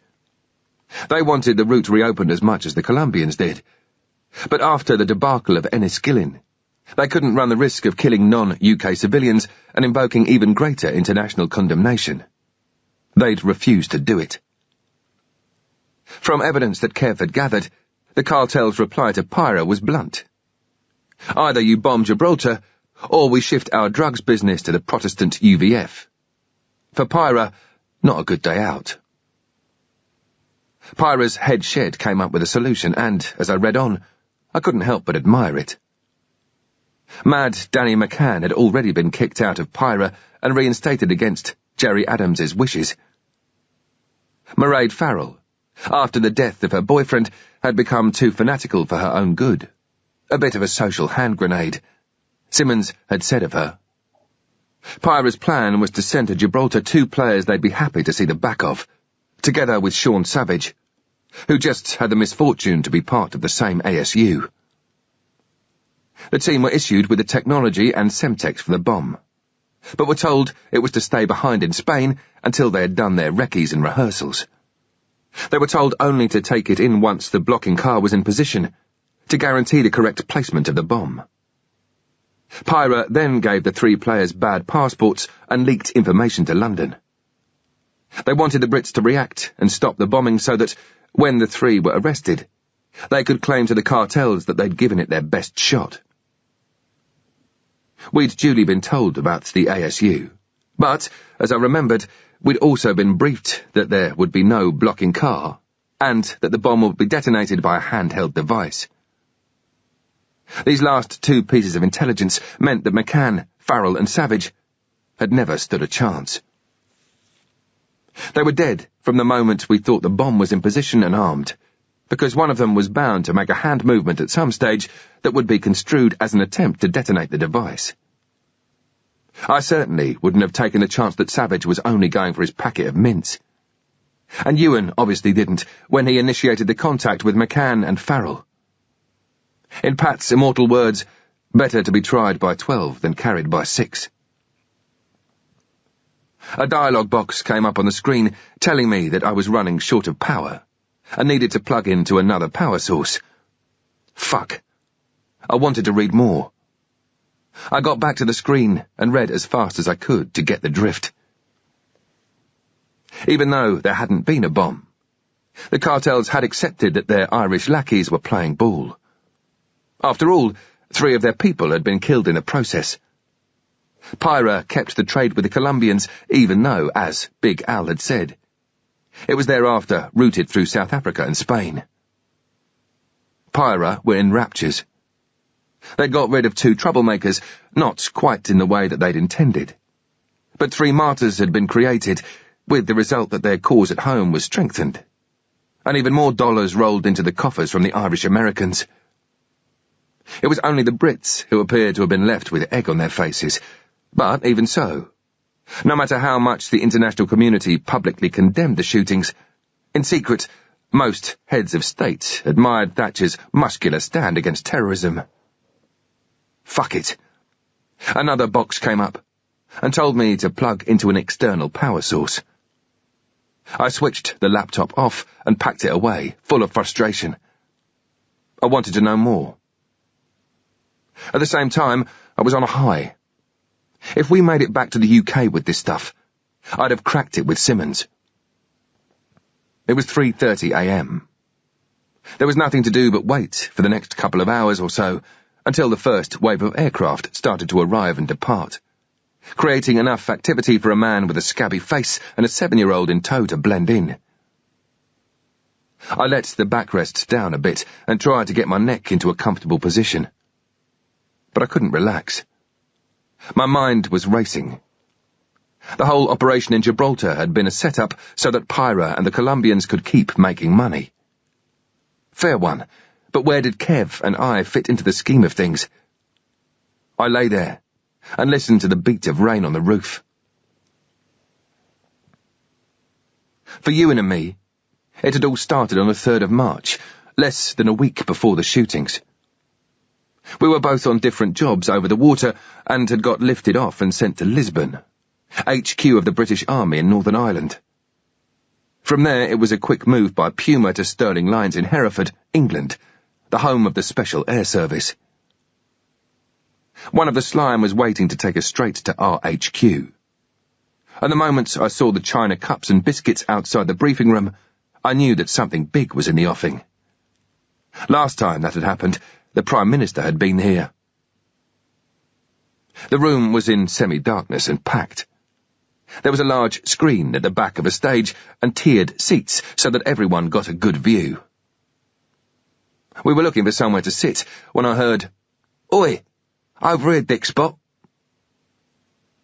Kev and Slack Pat were sitting drinking tea. With them were the other 2 members of their 4-man team, Jeff and Steve. All were from A Squadron and were doing their 6 months on the counter-terrorist team. Ewan turned to Kev and said, "Know what this job is about?" "We're off to Jib, mate. Pyra's planning a bomb." The CO got up on the stage and the room fell silent. "Two problems," he said. "Number one, a shortage of time. You leave immediately after this briefing. Number two, shortage of solid intelligence. However, Joint Operations Committee wants the regiment to deploy. You will get as much intelligence as we know now, and as it comes in during your flights and once on the ground." I thought, what the fuck are Ewan and I doing here? Surely, as det operators, it would be illegal for us to work outside Northern Ireland. I kept my mouth shut. If I started querying the decision, they might send me back and I'd miss out. I looked around me and saw members of RHQ, the operations officer and the world supply of Int Corps. The final member of the team was an ammunitions technical officer, a bomb disposal expert on attachment to the CT team. Someone I had never seen before moved towards the stage, a teacup in one hand, biscuits in the other. He stood to the right-hand side of the stage by the lectern. There was an overnight bag by his feet. "My name is Simmons, and I run the Northern Ireland desk for the intelligence service from London. The people behind you are a mix of service and military intelligence officers. First, a very brief outline of the events that have brought us all here today." Judging by the bag, it looked as if he would be coming with us. The lights were dimmed, and a slide projector lit the screen behind him. "Last year," he said, "we learned that a Pyra team had based itself in southern Spain. We intercepted mail going to the homes of known players from Spain and found a postcard from Sean Savage in the Costa del Sol." A slide of the player came up on the screen. "Our Sean," Simmons said with a half-smile, "told Mummy and Daddy he was working abroad. It rang a few alarm bells when we read it, because the work young Savage is best at is bomb-making." Was he making a funny? No, he didn't look the sort. "Then, in November, two men went through Madrid airport on their way from Malaga to Dublin. They carried Irish passports, and in a routine check the Spanish sent the details to Madrid, who, in turn, passed them with photographs to London. It turned out that both passports were false." I thought to myself, stupid timing by them, really. Terrorist incidents in Northern Ireland tended to decrease in the summer months, when Pyra took their wives and kids to Torremolinos for a fortnight of sun and sand. The funny thing was that the RUC also took their holidays in the same places, and they'd all bump into each other in the bars. By travelling to Spain out of the tourist season, these two characters had drawn attention to themselves. If they'd passed through Malaga airport during the holiday season, they might have got away with it. It turned out that one of the passport holders was Sean Savage, but it was the identity of the second man that had got everybody flapping. Simmons showed his next slide. "Daniel Martin McCann. I'm sure you know more about him than I do." He gave a no-fucking-way sort of smile. Mad Danny had really earned his name. Linked to 26 killings, he had been lifted often, but had only been put away for 2 years. To the firm, Simmons went on, the combination of McCann and Savage on the Costa del Sol could only mean one of two things. Either Pyra was going to attack a British target on the Spanish mainland, or there was going to be an attack on Gibraltar. "One thing was for sure," Simmons said. "They weren't there to top up their tans." At last there was a round of laughter. I could see Simmons liked that, as if he'd practiced his one-liners so the timing was just right. Despite that, I was warming to the man. It wasn't often that you got people making jokes at a briefing as important as this one. The slide changed again to a street map of Gibraltar. I was listening to him, but at the same time thinking of my infantry posting there in the 1970s. I'd had a whale of a time. "Gibraltar is a soft target," Simmons said. There are several potential locations for a bomb, such as the governor's residence or the law courts. But our threat assessment is that the most likely will be the garrison regiment, the Royal Anglians. Every Tuesday morning, the band of the 1st Battalion parade for the changing of the guard ceremony. We think the most likely site for a bomb is the square that the band march into after the parade. A bomb could easily be concealed in a car there. He might have added that, from a bomber's point of view, it would be a near-perfect location. Because of the confined area, the blast would be tamped, and therefore more effective. Following this assessment, we stopped the ceremony on the 11th of December. The local media reported that the governor's guardhouse needed urgent redecoration. In fact, we needed time while we gathered more intelligence to stop it needing rebuilding. Not as good as his last one, but there were still a few subdued laughs. The local police were then reinforced by plainclothes officers from the UK, and the surveillance paid off. When the ceremony resumed on the 23rd of February, a woman, ostensibly holidaying on the Costa del Sol, made a trip to the Rock and photographed the parade. She was covertly checked and was found to be travelling on a stolen Irish passport. The following week she was there again, only this time she tagged along behind the bandsmen as they marched to the square. Even one of the Rock apes could have worked out that she was recceing for the arrival of an active service unit. There was loud laughter. He'd done it again. I wasn't too sure if we were all laughing at his jokes or just at the fact that he kept on telling them. Who the fuck was this man? This should have been one of the most serious briefings ever. Either he just didn't give a fuck, or he was so powerful no one was going to say a word against him. Whatever. I could already tell his presence in Gibraltar would be a real bonus. Simmons stopped smiling. Our intelligence tells us that the bombing is to take place sometime this week. However, there is no sign that either McCann or Savage is getting ready to leave Belfast. He wasn't wrong. I'd seen both of them, pissed as farts, outside a bar in the Falls Road just the night before. They didn't look that ready to me. It should take them quite a while to prepare for this one, or maybe this was part of the preparation, having their last night out before work started. This is where we have a few problems, he went on. He was working now without his notes. Did that mean no more one-liners? Certainly there was more of an edge to his voice. What are we to do with these people? If we tried to move in on them too early, that would leave other pirate teams free to go ahead with the bombing. In any case, if the ASU travel through Malaga Airport and remain on Spanish territory until the last minute, there is no guarantee that the Spanish will hand them over. Not only because of the dispute with the UK on the question of Gibraltar, but also because the case against them could only be based on conspiracy, which is pretty flimsy.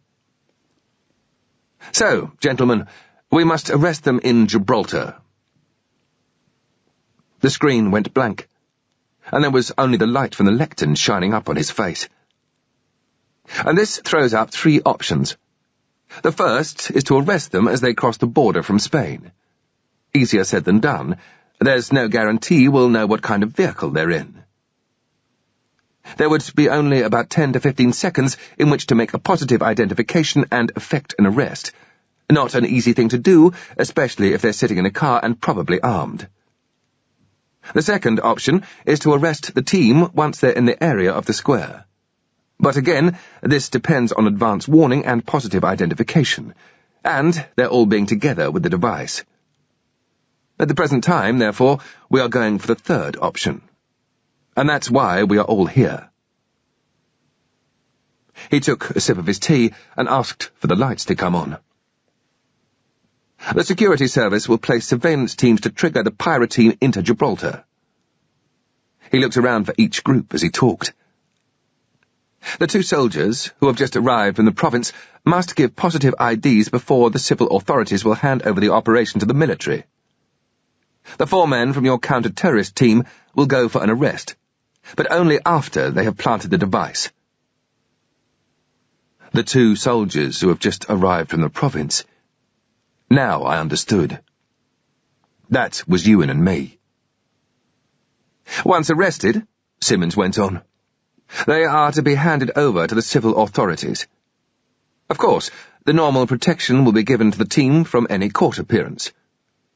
The two operators from the province will not, repeat not, conduct any arrest or contact action.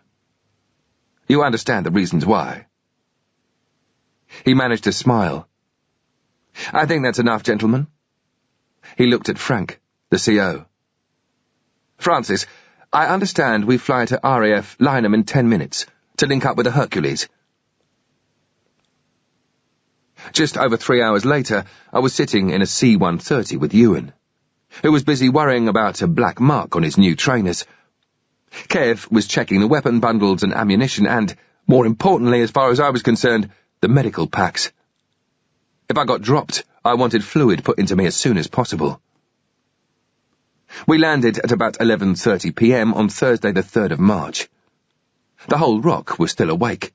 Lights were on everywhere. We moved off to the military area where trucks were waiting with our advance party to get us away quickly and without fuss. Our FOB was in HMS Rook, the Royal Navy shore base. We had requisitioned half a dozen rooms in the accommodation block and turned them into living space, with our own cooking area and ops room. Wires trailed everywhere. Telephones were ringing. Scalies ran around in tracksuits or jeans, testing radios and SATCOM links. Over the din, Simmons said, Int suggests there could be a third member of the team, and probably its commander. Her name is Mairead Farrell. Pictures will be here within the hour, but here's some background for you. She's a particularly nasty piece of work.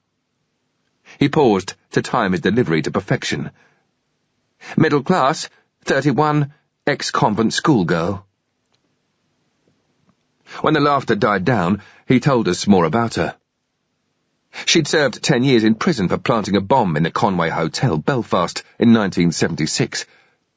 But as soon as she was released, she reported straight back to Pyra for duty. There was a slight smile on his face as he explained that her lover, unbelievably named Brendan Burns, had blown himself up recently. The meeting broke, and we mooched around looking for a brew. A scaly came over and handed out street maps. They've already been spotted up by the firm, he said. As we started to look at their handiwork, he carried on. The main routes from the border to the square are marked in detail. The rest of the town fairly well, and of the outlying areas just major points. I looked at it. Fucking hell. There were about 100 coordinates to learn before the ASU came over the border. I didn't know which was tougher, the pirate team or the homework. Any questions, lads? Kev said, Yeah, 3. Where do we sleep, where's the bog, and is there a brew on? In the morning, we picked up our weapons and ammunition and went onto the range. The 4 on the CT team had their own pistols. The ones we had were borrowed. Our own was still in Derry. Not that it mattered that much. People think that blokes in the regiment are very particular about their weapons, but they aren't. So long as you know that when you pull the trigger, it fires first time and the rounds will hit the target you're aiming at, you're happy. Once at the range, people did their own thing. The other 4 just wanted to know that their mags were working okay and that the pistols had no defects after being bundled up. Ewan and I wanted to do the same, but also to find out the behaviour of our new weapons at different ranges. After firing off all the mags in quick succession to make sure everything worked, we then fired at 5, 10, 15, 20 and 25 metres. Good, slow, aimed shots, always aiming at the same point and checking where the rounds fell at each range. That way we found out where to aim at 15 metres, for example. And that was at the top of the target's torso. Because of the distance, quite a lot for a pistol, the rounds would fall lower into the bottom of his chest and take him down. Every weapon is different, so it took an hour to be confident. Once finished, we didn't strip the weapons to clean them. Why do that when we knew they worked perfectly? We just got a brush into the area that feeds the round into the barrel and got the carbon off. Next job was getting on the ground to learn the spots system. At the same time, checking our radios and finding out if there were any dead areas. We were still running around doing that when, at 2 p.m, Alpha came up on the net. "Hello, all stations. Return to this location immediately." Simmons was already in the briefing area, looking like a man under pressure. Like the rest of us, he'd probably had very little sleep. There was 2 days' growth on his chin, and he was having a bad hair day. Something was definitely on. There was a lot more noise and bustle from the machines and men in the background. He had about 20 bits of paper in his hands. The slime were giving him more as he talked, as well as distributing copies of the rules of engagement to us. The operation, I saw, was now called Flavius. "Just about an hour and a half ago," he said, "Savage and McCann passed through immigration at Malaga Airport. They were on a flight from Paris. Farrell met them. We have no idea how she got there. The team is complete. There is just one little problem. The Spaniards lost them as they got into a taxi. Triggers are now being placed on the border crossing as a precaution. I have no reason to believe that the attack will not take place as planned." He paused and looked at each of us in turn. "I've just become aware of 2 very critical pieces of information. First, the players will not be using a blocking car to reserve a parking space in the target area. A blocking car would mean making 2 trips across the border, and the int is that they're not prepared to take the risk. The Pyra vehicle, when it arrives, should therefore be perceived as the real thing. Second, the detonation of the bomb will be by a handheld, remote-control initiation device. They want to be sure that the bomb goes off at exactly the right moment. Remember, gentlemen, any one of the team, or all of them, could be in possession of that device. That bomb must not detonate. There could be hundreds of lives at risk." I was woken by the noise of engines in reverse and wheels on tarmac. It was just after 6 a.m. I had been asleep for 3 hours. It was still dark, and the rain had eased quite a bit. I leaned over to the back. Kelly, time to wake up." As I shook her, there was a gentle moan. "Oh, okay, I'm coming." She sat up, rubbing her eyes. With the cuff of my coat, I started to tidy her up. I didn't want her walking into the airport looking wrecked.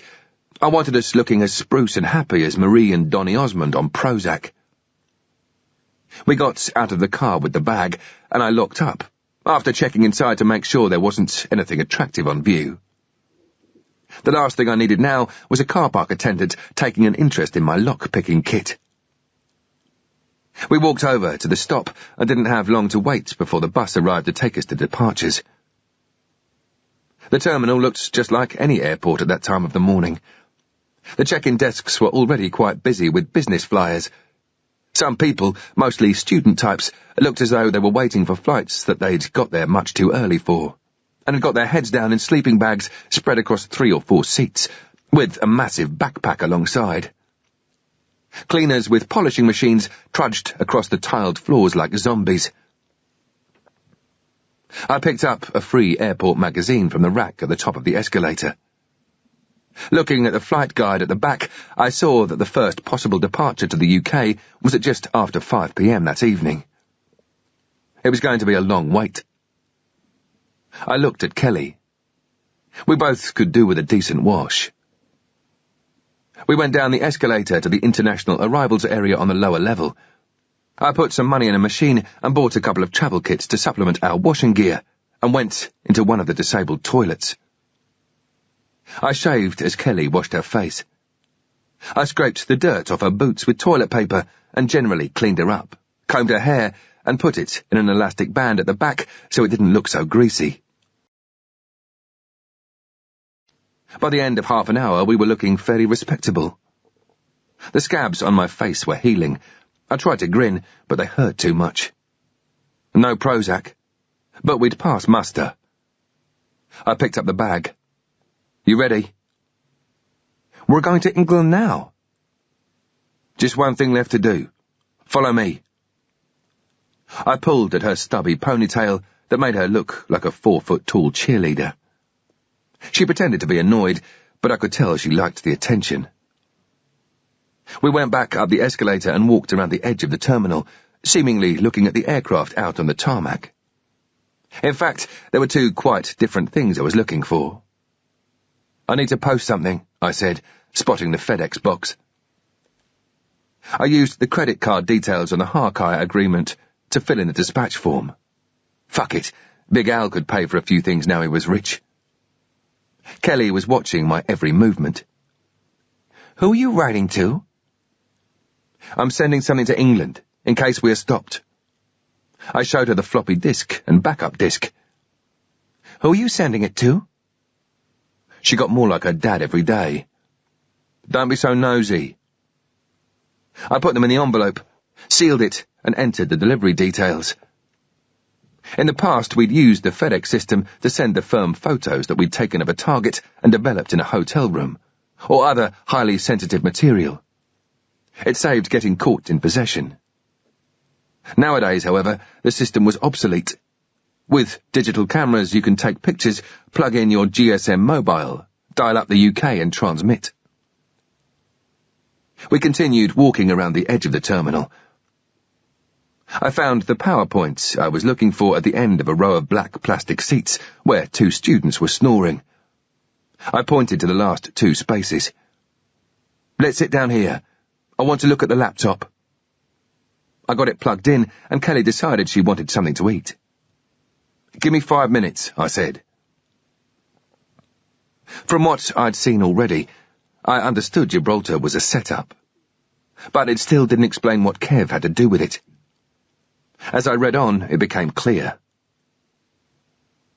It seemed that in the late 1980s, the Bush administration had been under pressure from Thatcher to do something about NORAID's fundraising for PIRA. With so many millions of American-Irish votes on the line, however, it was a tricky call. A deal was struck. If the Brits could expose the fact that NORAID money was being used to buy drugs, it would help discredit PIRA in the USA, and Bush could then take action. After all, who would complain about a US administration fighting the spread of dangerous narcotics? When the British intelligence service started to gather int about PIRA's drug connections with Gibraltar, it seemed to present a window of opportunity. After the events of the 6th of March, however, the window was slammed shut. Those votes were too important. By the early 1990s, the US had a new administration, and the UK a new Prime Minister. In Northern Ireland, the peace process began. The US were told, and the message was delivered at the highest level, that unless they put pressure on PIRA to come to the peace table, the UK would expose what was happening to NORAID funds raised in America. It would look to the world like a failure by a power that preached so readily to others to fight the drug war in its own backyard. Another deal was struck. Clinton allowed Gerry Adams into the USA in 1995. A move that was not only good for the Irish-American vote, but made Clinton look like the Prince of Peacemakers. He also appeared to be snubbing John Major's stand against PIRA, but the British didn't mind. They knew the agenda. Behind closed doors, Gerry Adams was told that if PIRA didn't let the peace process happen, the US would come down on them like a ton of steaming shit. A ceasefire was indeed declared. It seemed that it was now time to talk for real instead of the years of covert talks that had gone nowhere. Clinton and the British government would be seen as peace brokers, and PIRA would have a say in the way the deal was shaped. On the 12th of February 1996, however, a massive bomb exploded at Canary Wharf in London, killing 2 and causing hundreds of millions of pounds worth of damage. The ceasefire was broken. It was back to business as usual. But it didn't end there. Kev had also discovered that PIRA had been trying to blackmail certain Gibraltarian officials with some success. It seemed Gibraltar was still the key to Europe. Spain was far too much of a risk. They had also targeted some important personalities in the US, so they could continue to operate their drugs business with impunity. One of the victims was high up in the DEA. Kev's problem was he didn't know who. I did. I had the photograph of his boss. And now I knew why McGeer, Fernahan and Macaulay had been in Gibraltar. Whoever the official was, they'd been there to give him a gypsy's warning, and to try to blackmail him with the shipment documents and photographs to get the route open again. Maybe Etta had wanted too big a cut of the profits in Spain. I closed down the laptop. I had to get back to the UK. I had to see Simmons. Kelly had been watching me. "Good," she said. "Can we have breakfast now?" I walked with her to Dunkin' Donuts. She had a carton of milk. I had coffee, and we both got stuck into some big, stinking donuts. I had 6. At 10 o'clock, we went back down the escalator to international arrivals. I needed passports. British or American, I didn't care. I scanned the international flights on the monitor. Chances were we were going to end up with American documents as opposed to British, purely because of the number of families streaming back from the spring break. Just like before, there were people both sides of the railings, waiting with their cameras and flowers. Kelly and I sat on the PVC seats near the domestic carousels on the other side of the international gates. I had my arm around her, as if I was cuddling her and chatting away. In fact, I was talking her through some of the finer points of theft. "Do you think you can do it?" We sat and watched the first wave of domestic arrivals come and collect their luggage. I pinged a potential family. "That's the sort of thing we're looking for. But it's 2 boys." I smiled. "You want to be a boy for the day?" "No way. Boys smell." I put my nose into my sweatshirt. I agreed. "Okay, we'll wait." A flight arrived from Frankfurt, and this time we struck gold. The parents were late 30s, the kids were about 10 or 11, a girl and a boy.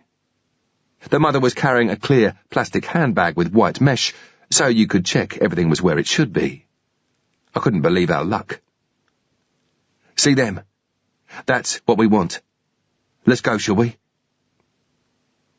There was a slightly hesitant, "Yeah." She didn't sound too keen now. All mouth and no trousers, my mother would have said. Should I let her do this? I could cut it right now. As they walked towards the toilets, I had to make a decision. Fuck it. Let's carry on and get this done. "She's going in with her daughter," I said. "Make sure nobody's behind you. Remember, I'll be waiting." We followed on casually. The husband had left with the boy, perhaps to visit one of the vending machines or to get a taxi or their car. They both went into the toilets via the ladies' entrance, chatting and giggling. The woman had the bag over her shoulder. We entered via the men's on the right of the disabled toilets, and immediately went into one of the large cubicles. "I'll be in this one here, okay, Kelly?" "Okay." "Remember what you have to do?" I got a big, positive nod. "Off you go, then." I closed the door and held it in place. The toilets were large enough for a wheelchair to maneuver in. The slightest sound seemed to echo. The floors were wet and smelled of bleach. The timesheet on the back of the door showed that the place had been cleaned only 15 minutes ago. My heart was pumping so hard I could feel it underneath my shirt. My whole future pivoted on the actions of a 7-year-old girl. She had to slip her hand under the cubicle, grab the handbag, put it under her coat, and walk away without looking back. Not difficult, just majorly flawed. But without passports we couldn't get out of the country. It was as simple as that. There was no way I could go back to Big Al's. Besides the risk of the journey, I couldn't trust him, for the simple reason that I had no idea what he'd been doing since I left him. It was just too fucking complicated. We needed to get out of this country, and now. I was shaken from my thoughts by a sudden knock, knock, knock, and a nervous, Nick! I opened the door quickly, didn't even look, and in she ran. I closed and locked it, picked her up and carried her over to the toilet. I put down the lid and we sat together. I smiled and whispered, "Well done." She looked both excited and scared. I was just scared because I knew that at any minute all hell would break loose. And then it came. The mother was running out of the toilet shouting, "I've had my bag stolen! Where's Louise? Louise!" The girl came out and started to cry. "Mommy! Mommy!" I could hear them both run off screaming. Now was not the time to get out. People would be looking, attention would be focused. Let's just sit tight and look at the passports. We'd just robbed Mrs. Fiona Sandbourne and family. Fine, except that Mr. Sandbourne didn't look at all like Mr. Stone. Never mind. I could do something about that later on. But the names of both kids were entered on each of their parents' passports, and that was a problem. I pulled out the cash and her reading glasses. The toilet cistern was a sealed unit behind the wall. There was nowhere to hide the bag. I got up, told Kelly to stand, and listened at the door. The woman had found a policeman. I imagined the scene outside. A little crowd would have gathered round. The cop would be making notes, radioing control, maybe checking the other cubicles. I broke into a sweat. I stood at the door and waited for what seemed like an hour. Kelly tiptoed exaggeratedly towards me. I bent down, and she whispered in my ear, "Is it all right yet?" Almost. Then I heard a banging noise and knocking. Somebody was pushing back the doors in the vacant cubicles and knocking on the doors of the others. They were looking for the thief, or, more likely, to see if the bag had been dumped once the money had been taken. They'd be at our cubicle any second. I didn't have time to think. "Kelly, you must talk if they knock. I want you to—" Knock, knock, knock. In the echo chamber of the disabled toilet, it sounded like the slam of a cell door. A male voice shouted, "Hello? Police! Anyone there?" He tried to turn the handle.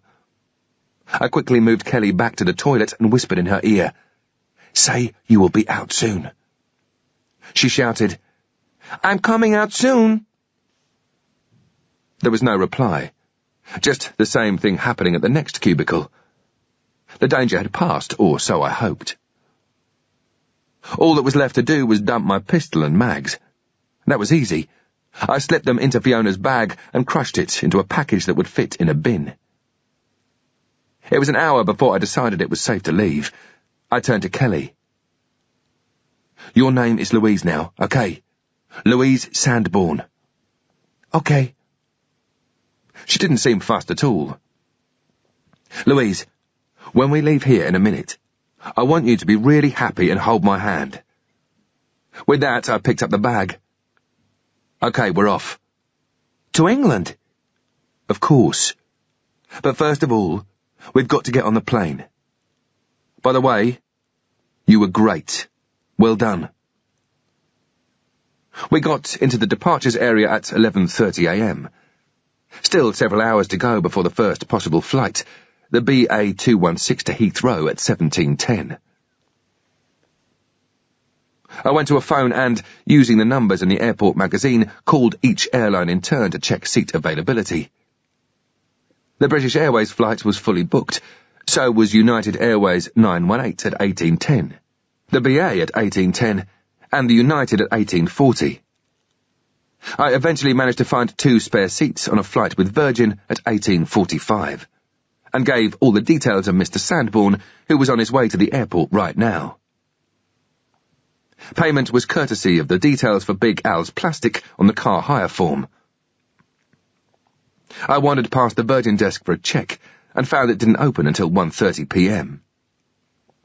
1.5 hours to sit and sweat. Terry Sandbourne was a little older than me, and his shoulder-length hair was starting to go grey. My hair was just below the ear and brown.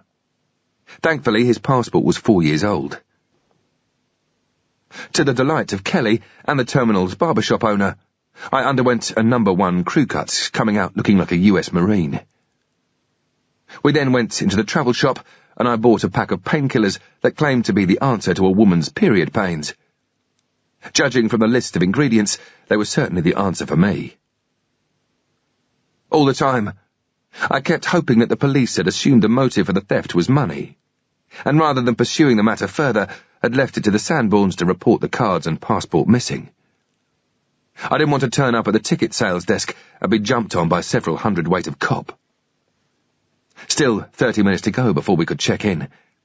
One more thing to do. Kelly, we have to go to the toilet up here for a while. I don't need to go. It's for me, to get into my disguise. Come and see. We went to the disabled toilet in departures and closed the door. I took out Fiona's glasses. They were gold-framed and had lenses as thick as the bottom of Coke bottles. I tried them on. The frames weren't big enough, but they looked okay. I turned to Kelly and crossed my eyes. Then I had to stop her laughing. I got the painkillers out of the holdall. I'm going to take this stuff, and it's going to make me ill. But it's for a reason, okay?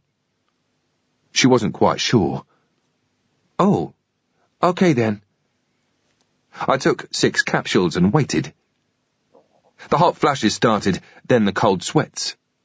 I put my hands up to show it was okay as 6 donuts and a coffee flew out of my mouth into the toilet bowl. Kelly watched in amazement as I had a rinse in the basin. I looked at myself in the mirror, just as I'd hoped. I looked as pale and clammy as I felt.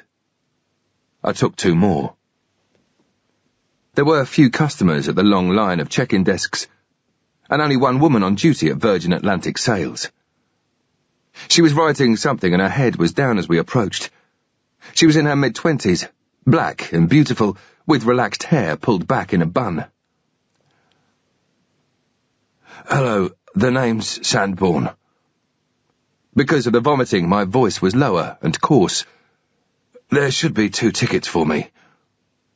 I tried to look disorganized and fucked off. Hopefully my brother-in-law has booked them. My eyes looked to the sky in hope. Sure. Do you have a reference number? Sorry, he didn't give me one, just Sanborn. She tapped that out and said, That's fine, Mr. Sanborn. 2 tickets for you and Louise. How many bags are you checking in? I had the laptop on my shoulder and the holdall in my hand. I did it, as if working out if I'd need the laptop. Just this one. I put the holdall on the scale. It didn't weigh much, but it was bulked out respectably with the blanket. Could I see your passport, please? I looked in all my pockets without apparent success. I didn't want to produce Sanborn's documents straight away. Look, I know we were lucky to get seats at all, but is it possible to make sure we're sitting together? I leaned in a little closer and half whispered, Louise hates flying. Kelly and I exchanged glances. That's okay, baby, that's okay. My voice dropped again. We're on a bit of a mercy mission. I looked down at Kelly and back at the woman, my face pained. Her grandmother's... I let it hang, as if the rest of the sentence would be too terrible for a little girl's ears. I'll see what I can do, sir. She was hitting the keys of her PC at such a speed, it looked as if she was bluffing. I put the passport on top of the counter. She looked up and smiled. No problem, Mr. Sanborn. That's marvelous. But I still wanted to keep the conversation going. I wondered, would it be possible for us to use one of your lounges? It's just that after my chemotherapy, I tire very easily. We've been rushing around today and I don't feel too well. I only have to knock myself and I cut. She looked at my scabs and pale complexion and understood. There was a pause, then she said, My mother went through chemo for cancer of the liver. The therapy worked. After all that pain, she came through. I thanked her for her concern and message of support. Now just get me into the lounge, out of the fucking way. Let me find out. Smiling at Kelly, she picked up the phone and spoke. After several seconds of weird airline vocabulary, she looked at me and nodded. That's fine, sir. We share facilities with United. I'll fill out an invitation. I thanked her, and she reached for the passport. I hoped that by now she knew me so well it was just a formality.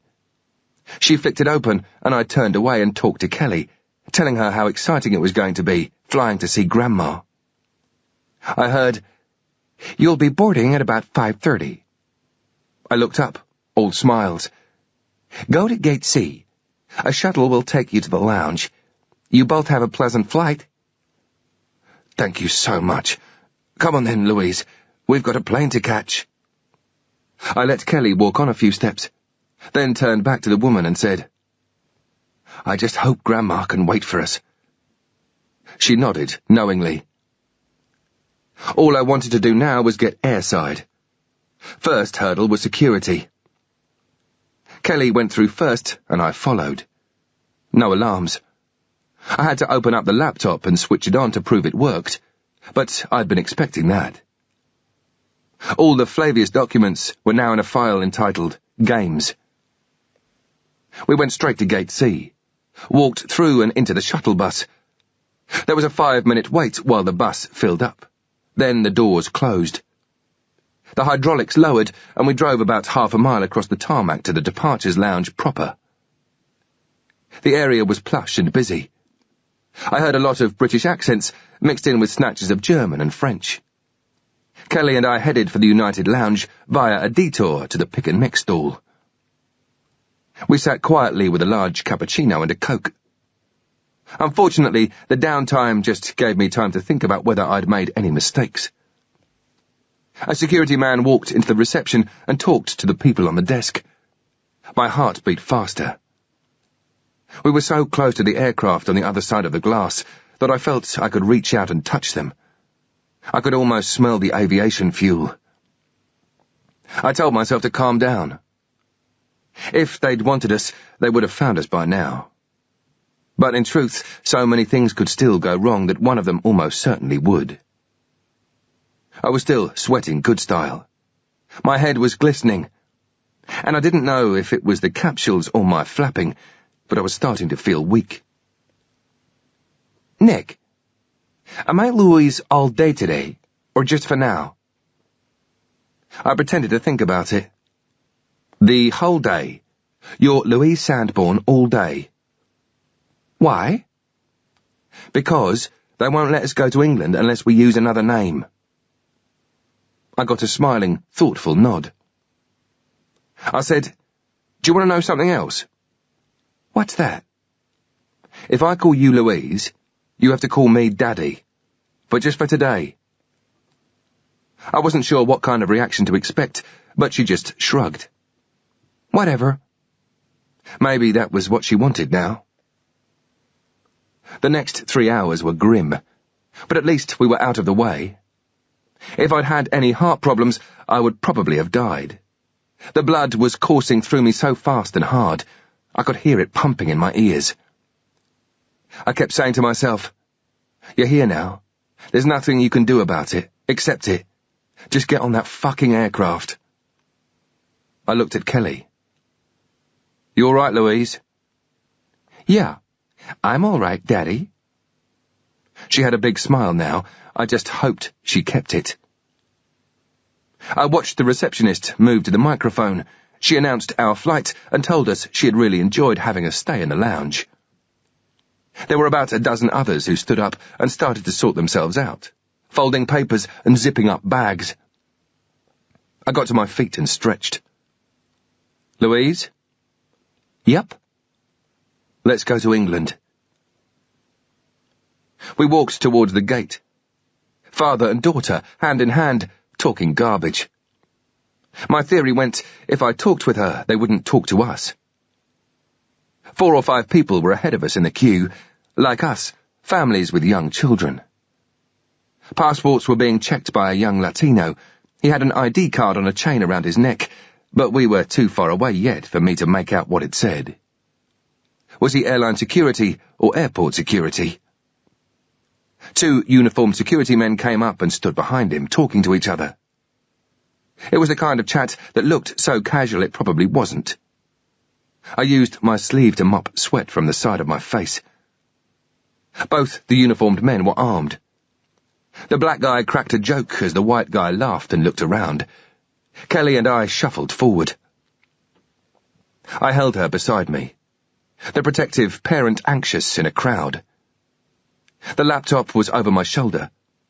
Kelly held a teddy under each arm. We moved 3 steps forward, another wait. Then it was our turn with the Latino. I wanted to make it all very easy for him. Smiling, I handed him the boarding pass and the passport. I was convinced the uniformed guys were looking at me. I went into boxer mode. Everything was focused on the Latino. Everything else was in the distance, muffled, distorted, peripheral. A bead of sweat fell down my cheek, and I knew he'd noticed it. I knew he could see my chest heaving up and down. Kelly was just behind and to the right of me. I looked at her and smiled. "Sir?"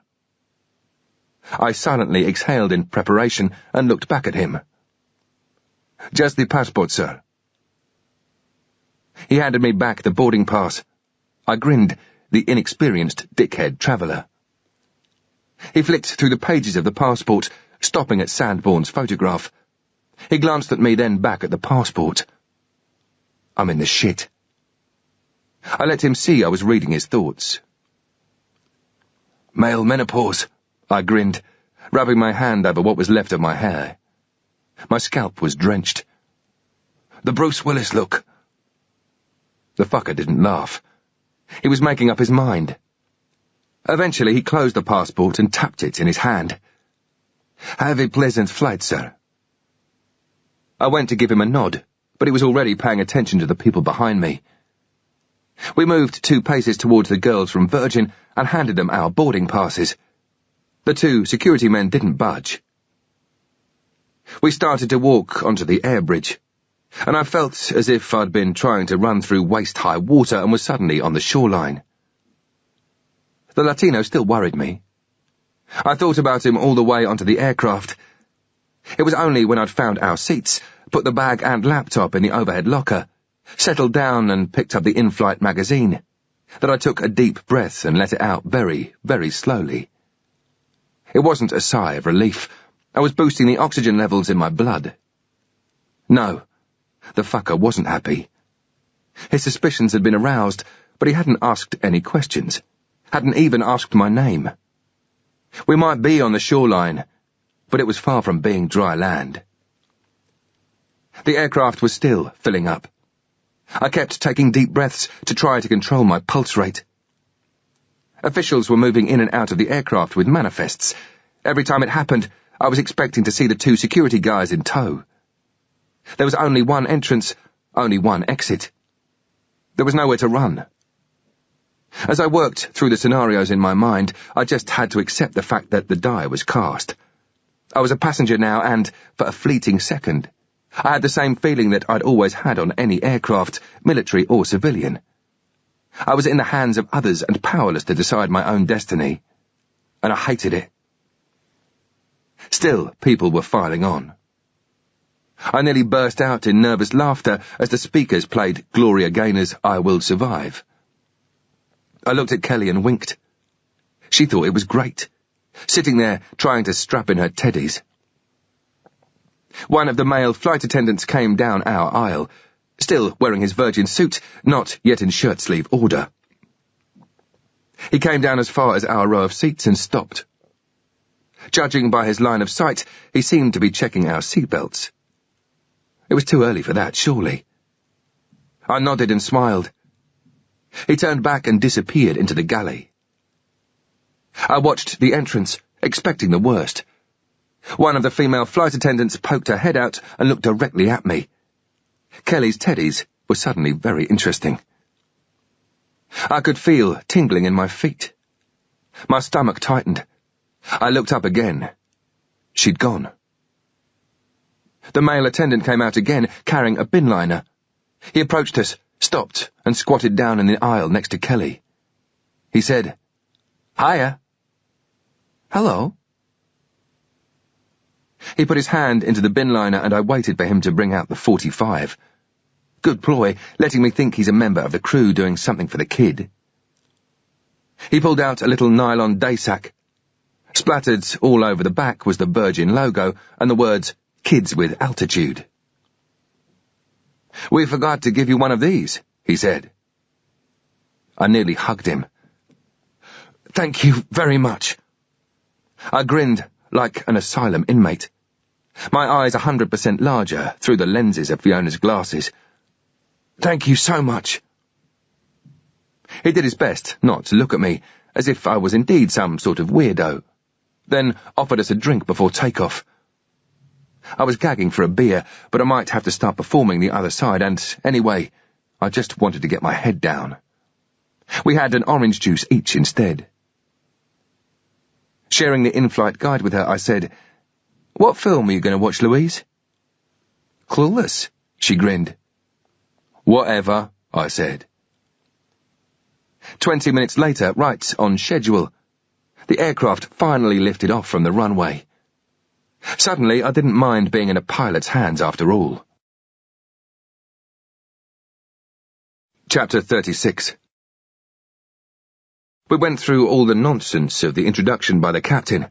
How wonderful it was to have us on board, and when we were going to be fed. My body heat was slowly starting to dry out my sweat-drenched shirt. Even my socks had been wet.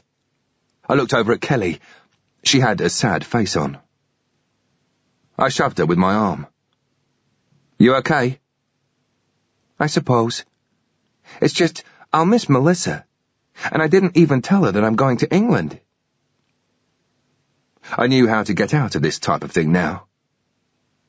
"Well, all you have to do is think of good things about Melissa, and that will make you feel happy." I was waiting for her reply. I knew the sort of thing it was going to be. "What do you think about to make you happy? About your best friend, David?" Easy. I was prepared. Well, nearly 12 years ago, we were working together and he was rebuilding his house and needed a new wooden floor. She was enjoying this. Stories at bedtime. She certainly looked as if she would go to sleep soon, cuddling up to me. I carried on telling her how we both nicked a squash court floor from one of the HQ Security Forces bases while in Northern Ireland with the debt. We were there at 3 o'clock in the morning with spades, hammers and chisels. We put the boards in a van and brought them over to the mainland.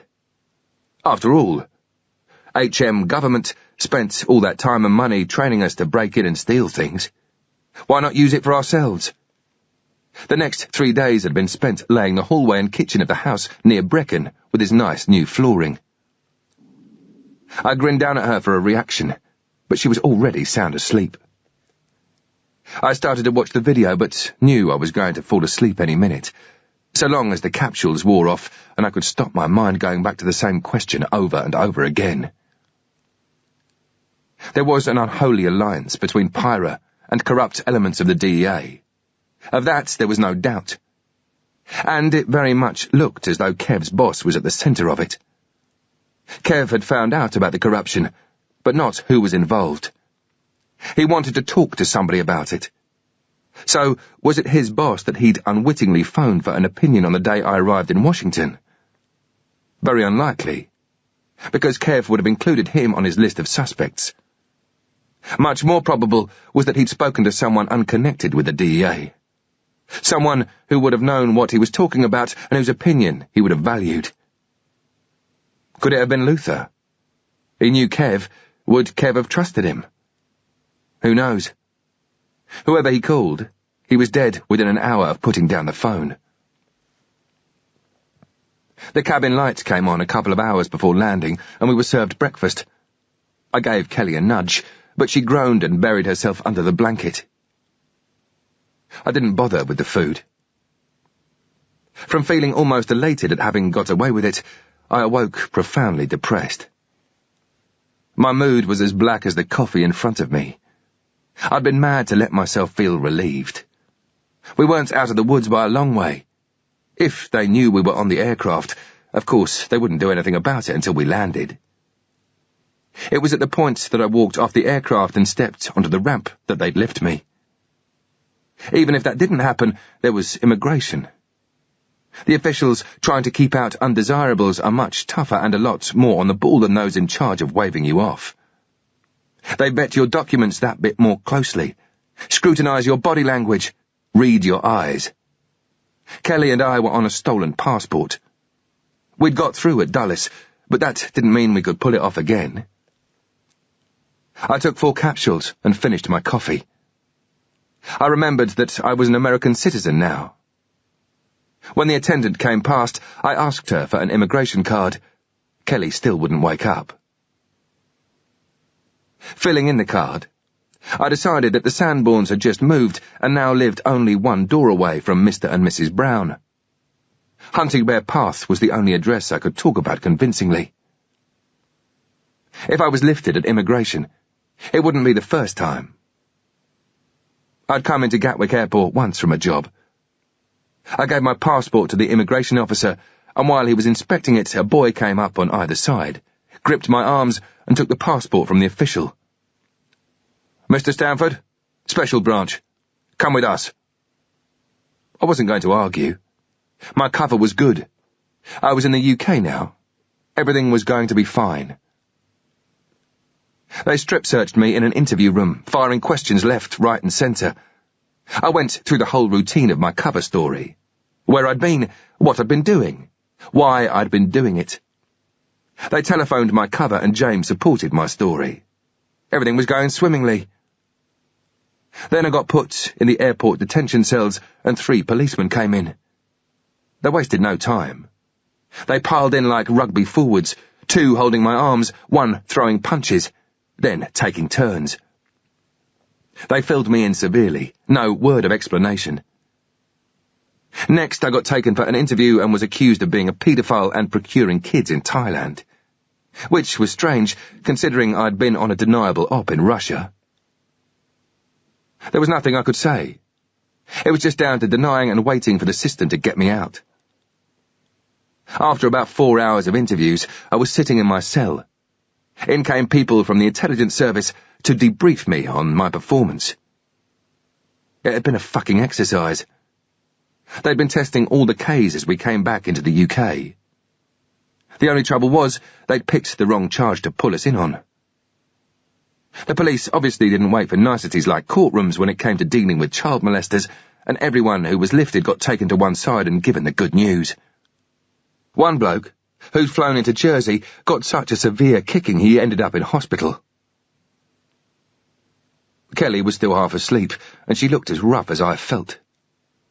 She looked as if she'd been sleeping in a hedge. She yawned and made an attempt to stretch. As she opened her eyes and looked around, completely bewildered, I grinned and offered her the carton of orange juice. "How are you today, Louise?" She still looked lost for a second or 2, then got back with the programme. "I'm all right." She paused, grinned and added, "Daddy?" She closed her eyes and turned over, trying to sort herself out with a pillow and blanket. I didn't have the heart to tell her we were landing soon. At least I got to drink her orange juice as a Welcome to London video came on the screens. Loads of pomp, circumstance and pageantry. The household cavalry astride their horses, guardsmen marching up and down, the Queen riding down the Mall in her carriage. To me, London had never looked so good. Then the aircraft landed, and we became actors again. We taxied and stopped at our ramp. Everybody jumped out of their seat as if they were going to miss out on something. I leaned over to Kelly. "Wait here, we're in no rush." I wanted to get into the middle of the crowd. Eventually we got all the bits and pieces back into Kelly's day sack, organised the teddies and joined the line. I was trying to look ahead, but couldn't see much. We got to the galley area, turned left and shuffled towards the door. On the ramp were 3 men, normal British Airports Authority reception staff in fluorescent jackets who were manning the air bridge, helping a woman into a wheelchair, Things were looking good. Freedom felt so close. We walked up the ramp and joined the spur that led to the main terminal. Kelly didn't have a care in the world, which was good. I didn't want her to understand what was happening. There was heavy foot traffic in both directions, people running with hand luggage, drifting in and out of shops, milling around at gates. I had the day sack and laptop over my shoulder and held Kelly's hand. She carried the teddies. We reached the walkway. Heathrow is the most monitored, most cameraed, most visually and physically secure airport in the world. Untold pairs of eyes would already be on us. This was no time for looking furtive or guilty. The travelator stopped by gates 43 to 47, then a new one started about 10 metres later. As we trundled along, I waited until there was a gap each side of us and bent down to Kelly. "You mustn't forget, I am your daddy today. Okay, Louise Sandbourne?" "As if," she said with a huge smile. I just hoped we were both smiling in 30 minutes' time. We came to the end of the walkway and took a down escalator, following signs for passport control and baggage reclaim.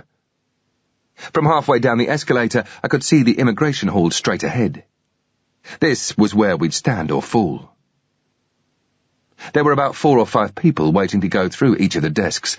I started joking with Kelly, trying to give myself something to do instead of just looking nervous. I'd entered countries illegally hundreds of times, but never so unprepared or under such pressure.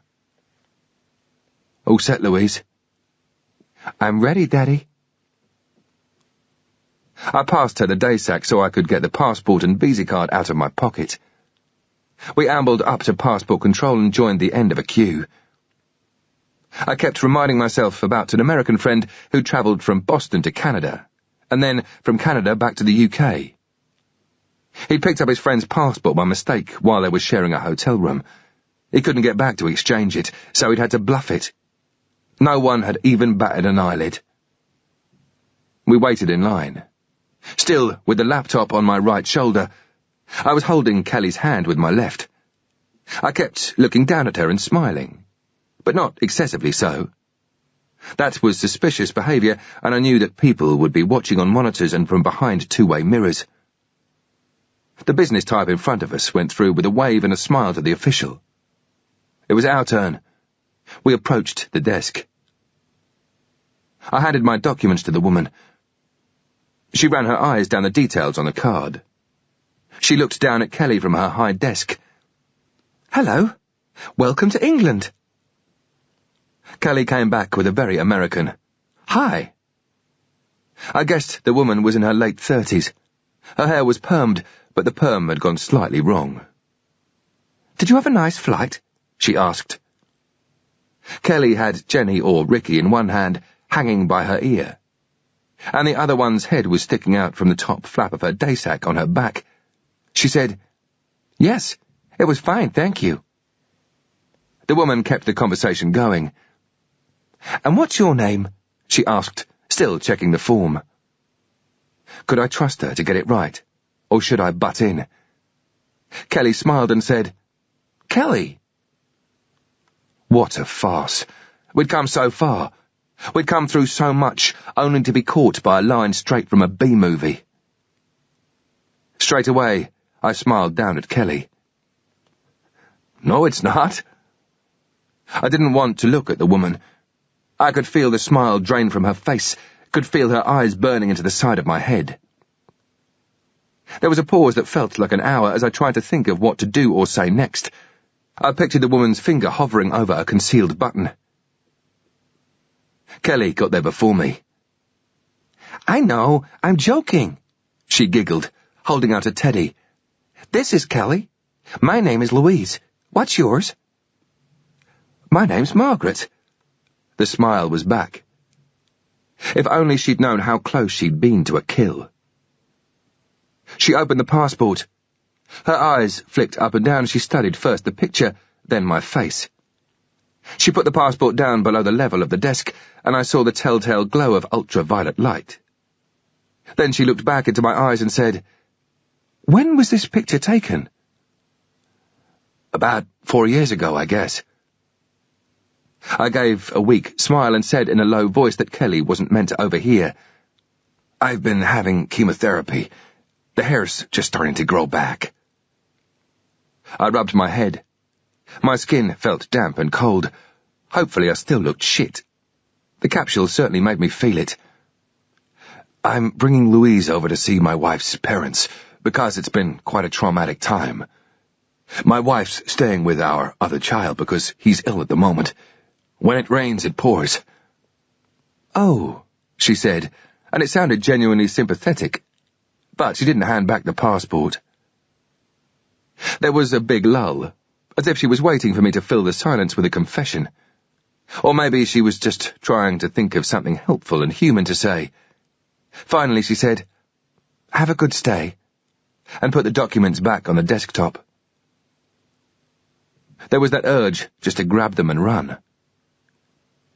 Thank you very much, I said, picking them up and putting them back into my pocket, then carefully doing up the button, because that was what a normal dad would do. Only then did I turn to Kelly. Come on, baby, let's go. I started to walk, but Kelly stood her ground. Oh, fuck. Now what? Goodbye, Margaret, she beamed. Have a nice day. Then that was it. We were nearly there. I knew there wasn't going to be a problem with the luggage because I wasn't going to collect it. I checked the carousels. There was a flight from Brussels that was also unloading, so I headed for the Blue Channel. Even if they were watching and stopped us because Kelly had a Virgin Airlines bag, I would play the stupid person routine. But there weren't any customs on duty in the Blue Channel. We were free. Chapter 37. The large sliding doors opened up into the arrivals hall. We walked through into a throng of chauffeurs holding up cards and people waiting for their loved ones. Nobody gave us a second look.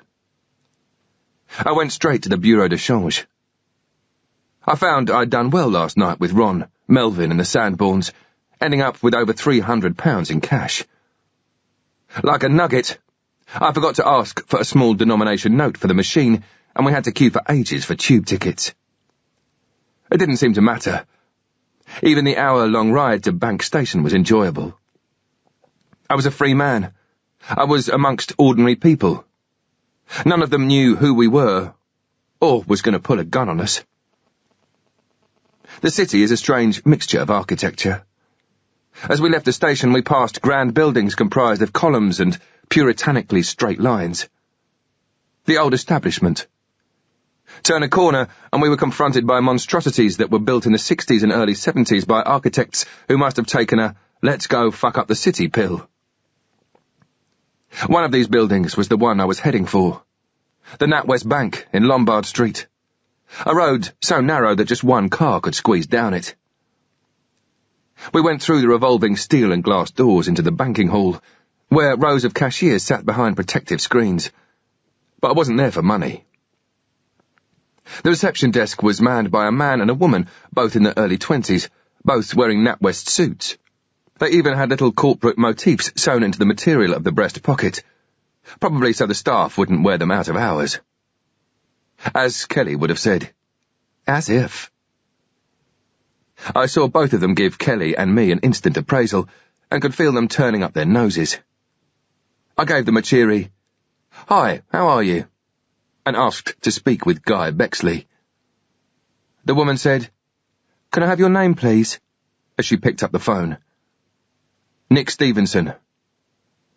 The girl called an extension. The man went back to being efficient on the other side of the reception desk. I bent down and whispered to Kelly, "I'll explain later." "He'll be along in a minute. Would you like to sit down?" We waited on a settee that was very long, very deep, and very plastic. I could sense Kelly's cogs turning. Sure enough, "Nick, am I Louise Stevenson now, or Louise Sanborn?" I screwed up my face and scratched my head. Kelly. Guy Bexley came down. Guy was my relationship manager, whatever that was. All I knew was that he was the man I asked for when I wanted to get my security blanket out. He was late 20s, and you could see by his hairstyle and goatee beard that he felt uncomfortable in the issued suit, and would be far happier wearing PVC trousers, holding a bottle of water and raving all night, bare-chested. We shook hands. "Hello, Mr. Stevenson. Haven't seen you for a long time." I shrugged my shoulders. "Work. This is Kelly." He bent down and said, "Hello there, Kelly," in his best, "I've been trained how to introduce myself to kids manner." "I just need my locked box for 5 minutes, mate." I followed him towards the row of partitioned offices on the other side of the hall. I'd been in them many times before. They were all identical, each contained just a round table, 4 chairs and a telephone. It was where people went to count money or beg for a loan. He started to leave. "Could I also have a statement on my diamond reserve, please?" Guy nodded and left. Kelly said, "What are we doing here?" I should have known by now that she hated to be left out of things, just like her dad. "Wait and see," I winked. A few minutes later, Guy reappeared, put the box on the table, and gave me a folded printout of my account. I felt nervous as I opened up the paper. My eyes went straight for the bottom right-hand corner. $426,570, converted at a rate of $1.58 to the pound. Big Al had done it. I had to control myself as I remembered Bexley was still standing there. "I'll just be about 5 minutes," I said. "Tell reception when you're ready, they'll put it back in the vault for you." He left with a shake of my hand and a "Bye, Kelly," and closed the door behind him. The box was 18 inches by 12 inches, a metal file container I'd bought for a tenner in Woolworths, with a very cheap lock on the top that opened under pressure. I'd been planning to rent a proper safe deposit box, but then I'd remembered about the Knightsbridge raid years before. Also, it meant I'd have to turn up with a key, and I couldn't guarantee I was going to have that with me. This way was easier. The only problem was that, if I had to do a runner out of the country, it could only be during banking hours. I flipped the lock and pulled out a couple of old private eyes I'd put on top in case it accidentally opened. I threw them over to Kelly. "See if you can make any sense of those." She picked one up and started to flick through the pages. The first thing I took out was the mobile phone and recharger. I switched it on. The battery was still working, but I put it in the recharger anyway and plugged it into the wall. Next, I pulled out a clear plastic carrier bag which contained bundles of US dollar bills and pounds sterling, 5 South African Krugerrands, and 10 half-sovereigns that I'd stolen after the Gulf War. All troops who were behind enemy lines in Iraq were issued with 20 of the things as bribes for the locals in case we were in the shit. In my patrol, we'd managed to keep 10 of them each. We said we'd lost the rest in a contact. To begin with, I'd only kept them as souvenirs, but they'd soon increased in value. I left them in the bag. I was only interested in the sterling. I dug out a European leather porte-monnaie with a strap in which I had a complete set of ID. Passport, credit cards, driver's license, all the stuff I needed to become Nicholas Duncan Stevenson. It had taken years to get cover in such depth, all originating from a social security number I'd bought in a pub in Brixton for 50 quid. I then got out an electronic notebook. It was great. It meant that anywhere in the world, I could fax, send memos, do word processing, and maintain a database. The problem was I didn't have a clue how to use it. I just used the phone number and address facility because it could only be accessed with a password. I had a quick look over at Kelly. She was thumbing through the eye, not understanding a word. I pushed my hand to the bottom of the box and extracted the 9mm semi-automatic Browning that I'd liberated from Africa in the late 80s. Loading the mags with rounds from a small Tupperware box, I made ready and checked chamber. Kelly looked up, but didn't give it a second glance. I powered up the notebook, tapped in 2422 and found the number I wanted. I picked up the telephone on the table. Kelly looked up again. Who are you phoning? Ewan. Who is he? I could see the confusion on her face. He's my best friend. I carried on pressing the phone number. But... I put my finger to my lips. Shh. He wasn't in. I left a message on the answering machine in veiled speech. Then I put the laptop into the box, together with everything that I wasn't taking with me, including the printout. Kelly was bored with the eyes now, so I took them off her to put back in the box.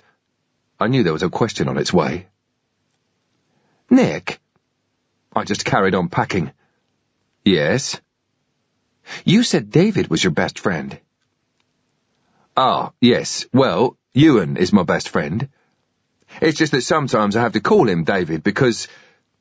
I started to think of a lie. But why?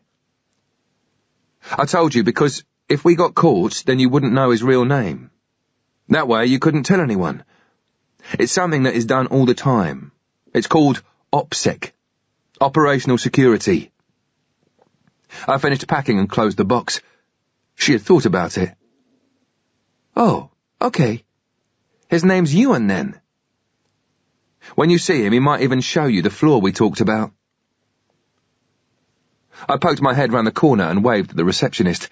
She came in, picked up the box and left. I turned to Kelly. Right then, time for a shopping frenzy. Let me see. We'd better buy some nice new clothes for us both. And then we'll go and stay in a hotel and wait for Ewan to ring. Sound good to you? Her face brightened. Okay. Once this was all over, I would have to set up a different named account and move the money, and I'd stop being Stevenson. A pain in the arse to organise, but I could live with that for $426,570. The cab ride to Trafalgar Square became a tour given by me to Kelly. I was more into it than she was, and I could tell by the taxi driver's expression in his rearview mirror that I was getting most of the details wrong. We were going down the Strand when I spotted clothes shops on both sides of the road. We paid off the taxi and shopped for jeans, t-shirts and washing kit. Once done, we got another cab and I asked for Brown's Hotel. I said to Kelly, "You'll like this place. It's got 2 entrances, so you can enter from Dover Street and come out the other side, on Albemarle Street. Very important for spies like us." I switched on the phone, got hold of directory inquiries, and called the hotel to make a reservation. Less than half an hour later, we were in our room, but only after showing off to Kelly and discovering that the Dover Street exit was no longer open. Finger on the pulse. The room was a world removed from the ones we had been used to. It was plush, comfortable, and, best of all, it had a minibar with Toblerones. I could have killed a beer, but not yet. There was work to do. Jet lag was starting to kick in. Kelly looked exhausted. She flopped onto the bed and I undressed her and threw her between the sheets. "You can have a bath tomorrow," I said. She was a starfish in about 2 minutes flat. I checked that the phone had a good signal and that the charger was working. Ewan knew my voice and my message. "It's John the plumber. When do you want me to come and fix that tap?" "Give me a ring on..." Would have done the trick. I decided to have a quick nap for 10 minutes, maybe shower, have something to eat, then go to bed. After all, it was only 5 p.m.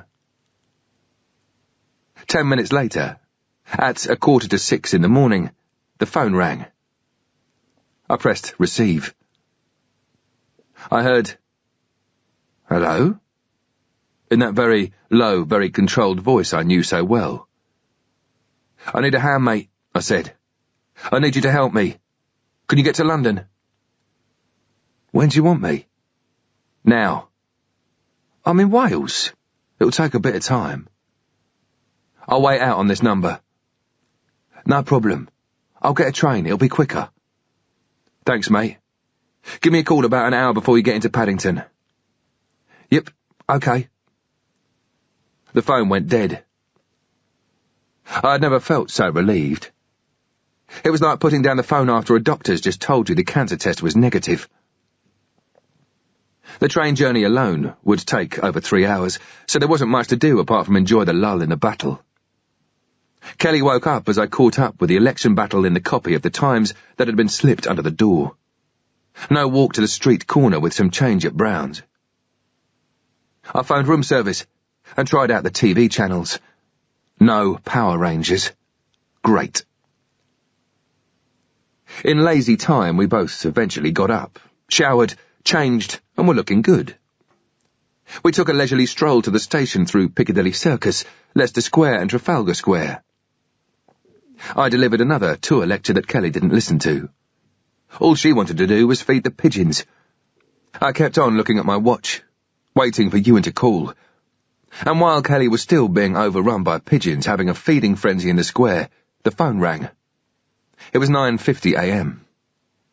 I put my finger in my other ear to block out the traffic and the screams of delight from Kelly, and the other kids as birds trying to peck their eyes out. I'm an hour from Paddington. That's great.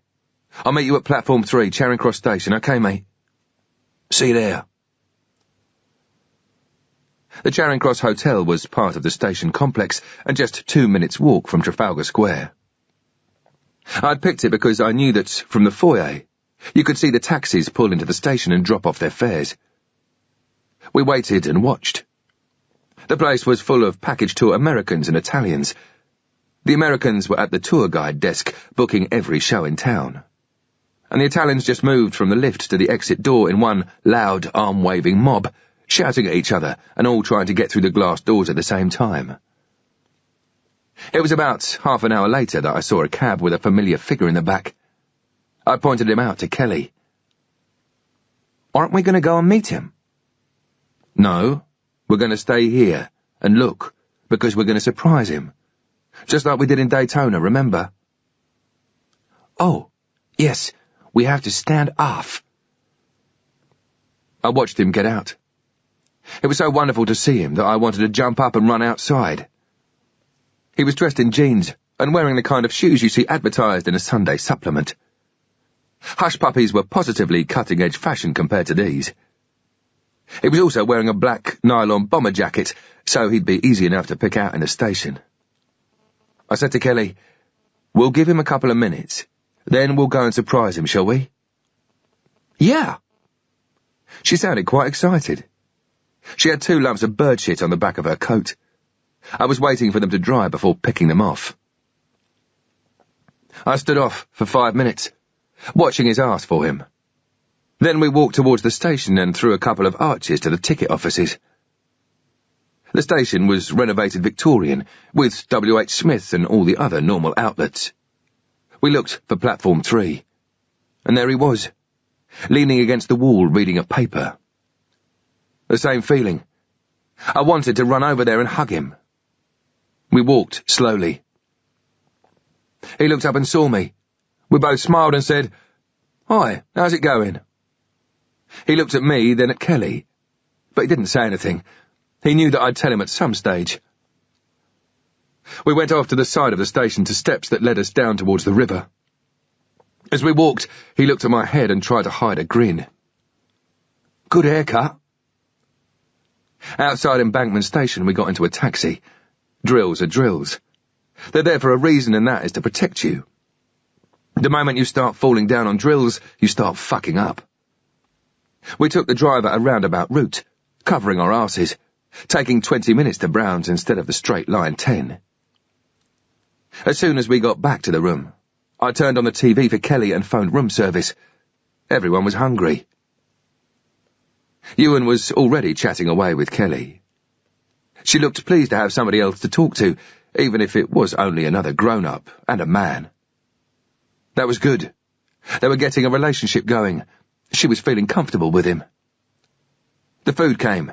There was a beef burger and chips for Kelly, and 2 club sandwiches for us.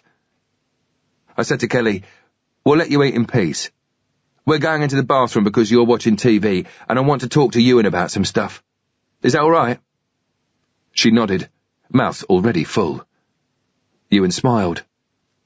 See you in a minute, Kelly. Save us a chip.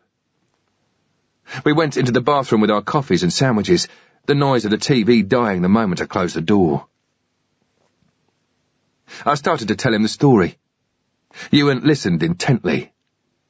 He was visibly upset about Kev and Marcia. I'd got as far as the lift by Luther and Co. when he cut in. By now he was sitting on the edge of the bath. Bastards! Who were they? Do you think it was the same group that zapped Kev? Must be. I sat next to him. Kev knew the three who killed him. Kelly confirmed that Luther worked with Kev. Then there's the question of that phone call to get the ball rolling. You reckon it was Luther? I nodded. Fuck knows where he fits into the picture, but my guess is he's DEA, and also corrupt. It looks like some of the DEA are bent and working for drug money. I told him about the McGear killing and what I had found on the backup disc once de Sabatino had opened the gifts. Ewan understood so far. So, it all has to do with Pyra running drugs into Europe. To keep the route open, it needs backhanders, blackmail and threats. But what about McGear? Did he say anything? Not a word. He knew he was going to die anyway. This guy, de Sabatino, does he have any copies of the int? I laughed. You know I'm not going to tell you that. OPSEC, mate. OPSEC. Fair one, he shrugged. Just being nosy. I carried on and explained what I had found in Kev's house. Ewan didn't speak. He just sat there, letting it all soak in. I felt suddenly exhausted, as if, by somehow passing on the baton to Ewan, everything that had happened in the last 10 days could at last catch up with me and take its toll. I looked at him. He looked pretty drained himself. I can only see one thing wrong with what you're saying. What's that, mate? Wouldn't the Colombians have anticipated that a bomb would heighten security on the rock, making it harder to get the drugs in? It was a warning. They were sending out our gypsies to anyone else who might not want to keep business going. I tell you, mate, this is far too big for me to be messing around with. I just want to get it to Simmons and wash my hands of it. I'll help any way I can. He opened a packet of Benson and Hedges. He'd obviously taken up the weed again. I stood up, out of the way. I don't want to get you directly involved. Kev, Pat, me, we've all been fucked over. But I'm going to need you to back me if things go wrong. You just have to name it. I could smell the sulphur from his match. He smiled as I started to wave the smoke from my face. He knew that I hated it. Even under extreme pressure, some things never changed. I said, tomorrow afternoon, you should receive copies of the files by FedEx. If anything happens to me or Simmons, it's basically down to you. By now we were in a cloud of smoke. Any minute now the alarm was going to go off. No problems with that, mate, he said in his very slow, very calm, very calculating way. If you told Ewan he'd won the national lottery, he'd say, "That's nice," then go back to stacking his coins or folding his socks. How many copies of the disc are there, besides the ones you're sending me? I'm not going to tell you, mate. Need to know. He smiled. He knew I was protecting him. One more thing, I said. I don't want to take Kelly with me to the Simmons meet. He wasn't too pleased with me the last time we spoke. If this turns into a gang fuck, I don't want her caught in the crossfire. You're the only person I can trust her with. It's only going to be for one night, maybe two. Can you do that for me? I expected an immediate answer, and I got one. No problem. A smile crossed his face. He knew I'd let him talk freely with Kelly so they'd get to know each other. Will you take her back to... reckon? Yeah. Have you told her I live in Wales? I've told her you live in a sheep pen. He threw the butts in the toilet because he knew I hated that smell too. I put both my hands on his shoulders. This has been a fucking shit week, mate. Don't worry about it. Let's just go back in the room and finish off the brew. Then you just go and sort your shit out with Simmons and get it over and done with. How was the burger? Fine. I saved you and some fries. I sat on the bed next to her. Listen, Kelly, me and Ewan have been talking, and because I've got to do some stuff in London, we reckon it's a good idea if you go to the countryside with him and stay at his house. It's only for one night. I'll be back tomorrow. What do you think? Hey, you can even see the floor we laid. Remember, I talked about it. She suspected she wasn't being offered any option, and her face said so. I said, I won't be long, and Ewan's house has sheep all around it. She looked down at her fingers and mumbled, I want to stay with you. I said with mock surprise, What? Don't you want to go? You'll see all the sheep. She was embarrassed. She was too polite to say no in front of Ewan. I said, It won't be for long. Then, like a bastard, I closed the trap. You like Ewan, don't you? She nodded, never losing eye contact with me in case she made it with Ewan. It's just going to be for one night. I'll be calling you anyway. I'll be able to talk to you. She looked very unhappy about it. After all, I'd promised not to leave her again. I caught sight of my mobile and had an idea. What if I give you my telephone? I'll show you how to use it. I started playing with the buttons. Here you are. You have a go. If I show you how to use it, you can put that under your pillow tonight, all right? I looked up at Ewan, trying to bring him into it. Because she'll have her own bedroom, won't she? That's right. She'll have her own bedroom. The one that overlooks the sheep pen. I said, and I believe there's a TV in her bedroom, isn't there? Yes, there's a TV in there. He nodded and agreed, probably wondering where he was going to get one from. There was an acceptance. She wasn't over the moon about it, but that was good enough. I switched on the phone, tapped in my PIN number and handed it over. Just plug the charger into the wall when you get back, and it'll keep working, okay? Okay. Then put it underneath your pillow, so when it rings, you'll be sure to hear it. All right.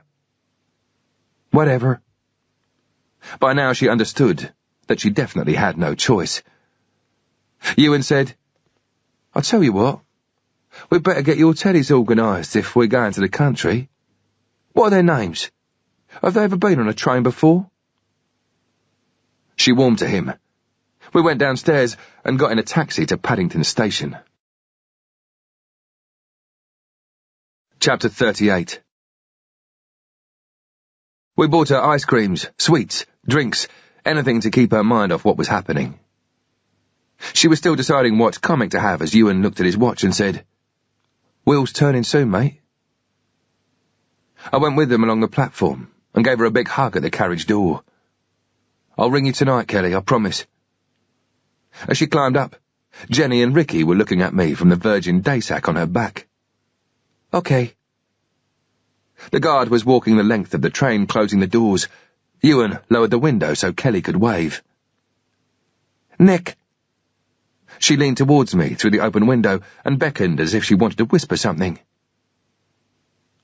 What? I put my face near hers. This. She threw her arms around my neck, squeezed, and planted a big kiss on my cheek. I was so taken aback I just stood there. The train started moving. I'll see you tomorrow, Ewan called. Don't worry about us. We'll be okay. As the train slowly disappeared from the platform, I felt the same wrench as at the moment I'd seen Pat's body being loaded into the ambulance. But this time I couldn't work out why. After all, it was for the best, and she was in safe hands. Forcing myself to see it as one more problem out of the way, I headed for the payphones. I got a very businesslike reply from Vauxhall. Extension, please. 2612. There was a pause, then a voice I recognised at once. Hello, 2612. It's Stone. I've got what you needed. Nick, where are you? I put my finger in my ear as a departure was announced. I'm in England. Not that he needed me to say that when he could hear that the Exeter train was leaving in 5 minutes. Excellent. I'm pretty desperate to see you. Likewise, but I'm tied up here until the early hours. He paused to think. Perhaps we can go for a walk and a talk. Let's say 4:30 tomorrow morning. Where? I'll walk towards the station. I presume you'll find me. I'll do that. I put the phone down with a feeling that at long last the dice were rolling for me. Kelly was safe. Simmons sounded amenable. With luck, I was only hours from sorting out this mess.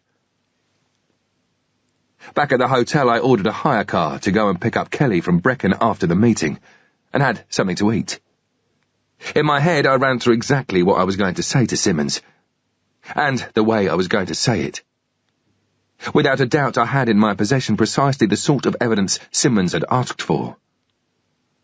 It was a shame I didn't have the videotape to back some of it up, but even so, the stuff I had was probably more than he could have hoped for. The worst-case scenario now was that I'd get the slate wiped clean and be let loose. At least I had a few quid to start a new life with. I thought about Kelly. What would become of her? Where would she go? Would she have been affected by everything she'd seen and all that had happened to her and her family? I tried to cut away from that, telling myself that it would all get sorted out. Somehow. Simmons could help there. Perhaps he could orchestrate the reunion with her grandparents, or at least point me in the direction of the right kind of expert help. I tried to get some sleep, but failed. At 3 a.m, I retrieved the hire car from an NCP car park and headed for Vauxhall Bridge. I went a long way round, going all the way down the King's Road to World's End, then turning for the river and heading east again, mainly because I wanted to organise my thoughts one last time. But also because, to me, the drive along the deserted embankment and past all the historic, floodlit bridges offered one of the most beautiful sights in the world. This particular night, the lights seemed to shine a bit brighter, and the bridges seemed more sharply in focus, and I found myself wishing Kelly was there to see it all with me. I got to Vauxhall Bridge early. I drove east along the road that follows the river towards the next bridge, Lambeth. Nothing looked suspicious at the RV point on the drive past. The petrol station on the opposite side of the road, about halfway towards Lambeth Bridge, had about 4 cars on the forecourt. Groups of kids buying fuel and Mars bars, and some early morning office cleaning vans filling up before their shift. Further along the river, and on the other side, I could see the Palace of Westminster. I smiled to myself. If only the MPs really knew what the intelligence services got up to. According to the news on the radio, chances were that we'd have a new government soon. Not that I could vote for anyone. I hadn't existed in real time as Stone, Stamford, Stevenson or anyone else for years. I did a full circle of a roundabout, and headed back on the same road towards Vauxhall for one more drive past.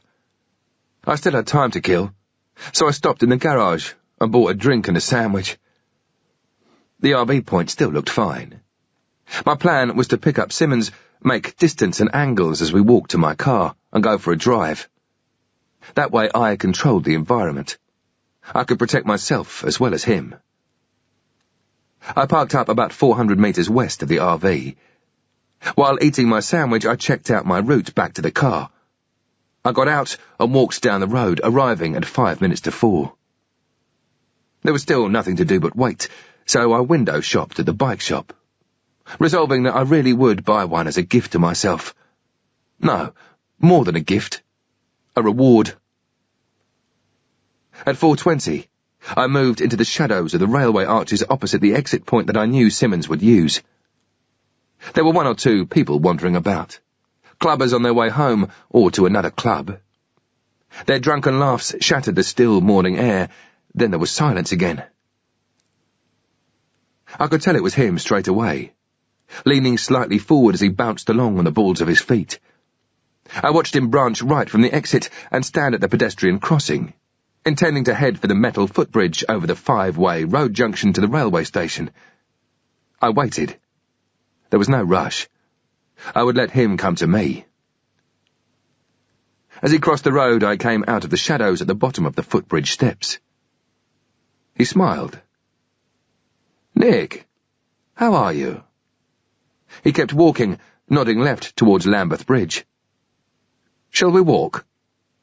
It wasn't a question. I nodded the opposite way towards my car. "I've arranged a pick-up." Simmons stopped and looked at me with the expression of a disappointed schoolteacher. "No, I think we'll walk." I was sponsoring the RV. He should have known that I'd organised for our safety. He stared at me for a few more moments and then, as if he knew I was going to follow, continued on walking. I fell into step beside him. Ahead of us, on the other side of the Thames, the Houses of Parliament glowed in the dark like a picture postcard. We were on a wide pavement that abutted a grass section, and then there was another pavement that serviced the shop outlets that were part of the archways. Simmons looked the same as ever. His tie about half an inch loose, the shirt and suit looking as if his wardrobe was a carrier bag. "So, Nick, what have you got?" He smiled, but he didn't look at me. As I told him the story, he didn't interrupt, just kept his eyes on the ground, nodding. I felt like a son unloading his problems onto his dad, and it felt good. We'd been walking for about a quarter of an hour, and I'd come to the end of my presentation. It was his turn to talk. I somehow expected him to stop, or at least find a bench where we could sit, but he carried on walking. He turned his head towards me and smiled again. "Nick, I had no idea you'd be so thorough. Who else have you spoken to about this?" "No one else. Only De Sabatino and Ewan." "And has Ewan or this De Sabatino also got a copy of the discs?" I lied. "No. No one apart from me. Even when you come to someone for help, you never play your full hand. You never know when you might need an edge." He remained incredibly calm. "What we have to ensure is that no one else finds out. Not for the moment, anyway. This is more than low-level corruption. The links with Pyra, Gibraltar and, it seems, the DEA mean this is very grave indeed. You seem to have made a pretty good fist of this so far, so let me ask you something." He paused as if he was a judge about to give his deliberation. "Do you think it goes further?" "Fuck knows," I said, "but you can't be too careful. It's why I wanted to talk to you on your own." "And where is the brown child now?" I lied again. "In a hotel, fast asleep. I'll be needing some help to pass her on to her grandparents." "Of course, Nick. All in good time." We walked on a while in silence. We got to a bar on the corner of a car tunnel under the railway line. Simmons turned to the right, taking us under the arches. Then he spoke again, and it was as if there was no question of me not complying with his demand. "Before I can do anything to help you, what I need from you, of course, is the evidence." He was still not looking at me, but making sure he avoided the puddles of water stained with engine oil. "I haven't brought the discs with me, if that's what you mean." "Nick, I shall do my best to see that you both have protection, but I do need the proof, and all copies of it. Can you get them for me now?" "Not possible. It won't be for a few hours." "Nick, I cannot do anything without them. I need all copies, even ones you'd normally leave in that security blanket of yours." I shrugged. "You must understand that it's for my own protection." We turned right again, and were now heading back towards the station, paralleling the railway. For a couple of minutes we moved in silence along narrow, warehoused streets. Simmons was deep in thought. A freight train rumbled above us on its way to waking up the residents of southwest London. Why the fuck was it so important for him to know how many copies there were and get his hands on all of them? "Believe me," I shouted above the noise. "I've got that side all under control. I've been fucked over enough. You know as well as I do that I've got to protect everyone, including you." "Yes, of course. But I need to control all the information. Not even you should have it. There is too much risk involved. This was getting stupid. I understand that. But what if you get zapped? There would be nothing to back up what I'm saying. It's not only the Americans' corruption, don't you see? Gibraltar was a setup. It includes us. Simmons slowly nodded at a puddle in the gutter. A few things puzzle me, I said. Why were we briefed that the bomb would be initiated by remote control? How come the INT was so good about the ASU, but so wrong about there being no bomb? Still, he gave no reply. Things weren't adding up here. Oh, fuck. I felt as if I'd been hit on the back of the head by a fire extinguisher again. Why hadn't I thought of it? The freight train's rumbling was now in the distance. The early morning silence had returned. But you know all this, don't you? No reply. He didn't even break his stride. Who had briefed us that the Gibraltar bomb was going to be initiated by remote control? Simmons, who was there at Alpha to oversee it. Why the fuck hadn't I thought of it before? I stopped in my tracks. Simmons kept walking. This isn't just an American pirate thing, is it? It's much bigger. You are part of it, aren't you? The rear arches were more light industrial than retail. Car repair shops, sheets metalworks, and storage units, most with company vans that had been parked outside for the night. On our left, about 20 metres away, was a grassy area that belonged to a council estate. Then flats beyond that. All around us were metal refuse containers and large red recovery vehicles with yellow warning lights on their roofs. He turned to face me and took the 6 steps back to where I stood. For the first time we had eye to eye. Nick, I think you need to be aware of something. You will give me all the information, and I mean all of it. We cannot take the risk of other copies being in circulation.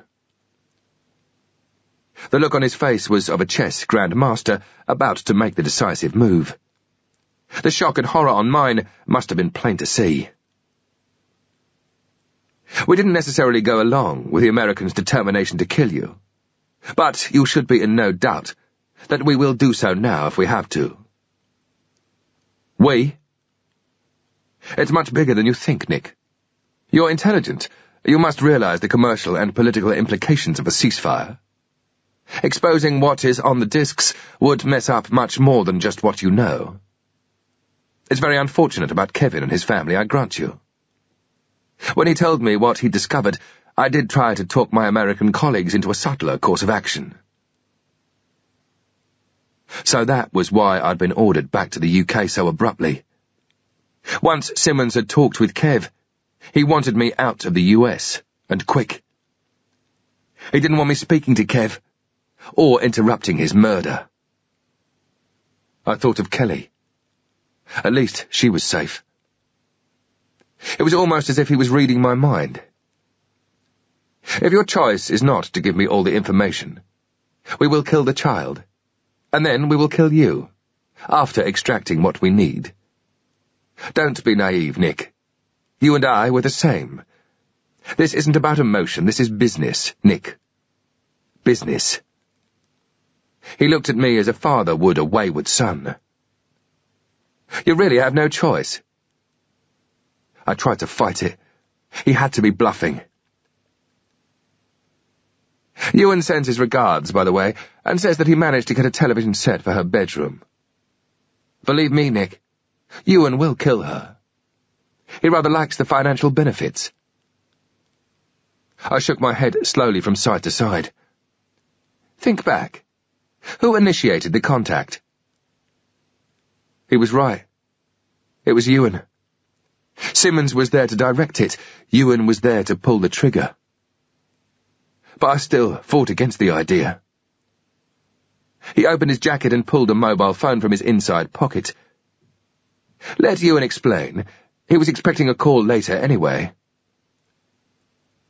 He turned on the power and was waiting to put in his PIN number. He smiled as he looked down at the phone's display. This is how the Americans found you, you know. People think that detection can only take place when the phone is in use. Not so. As long as they're switched on, these things are miniature tracking devices, even if no calls are made or received.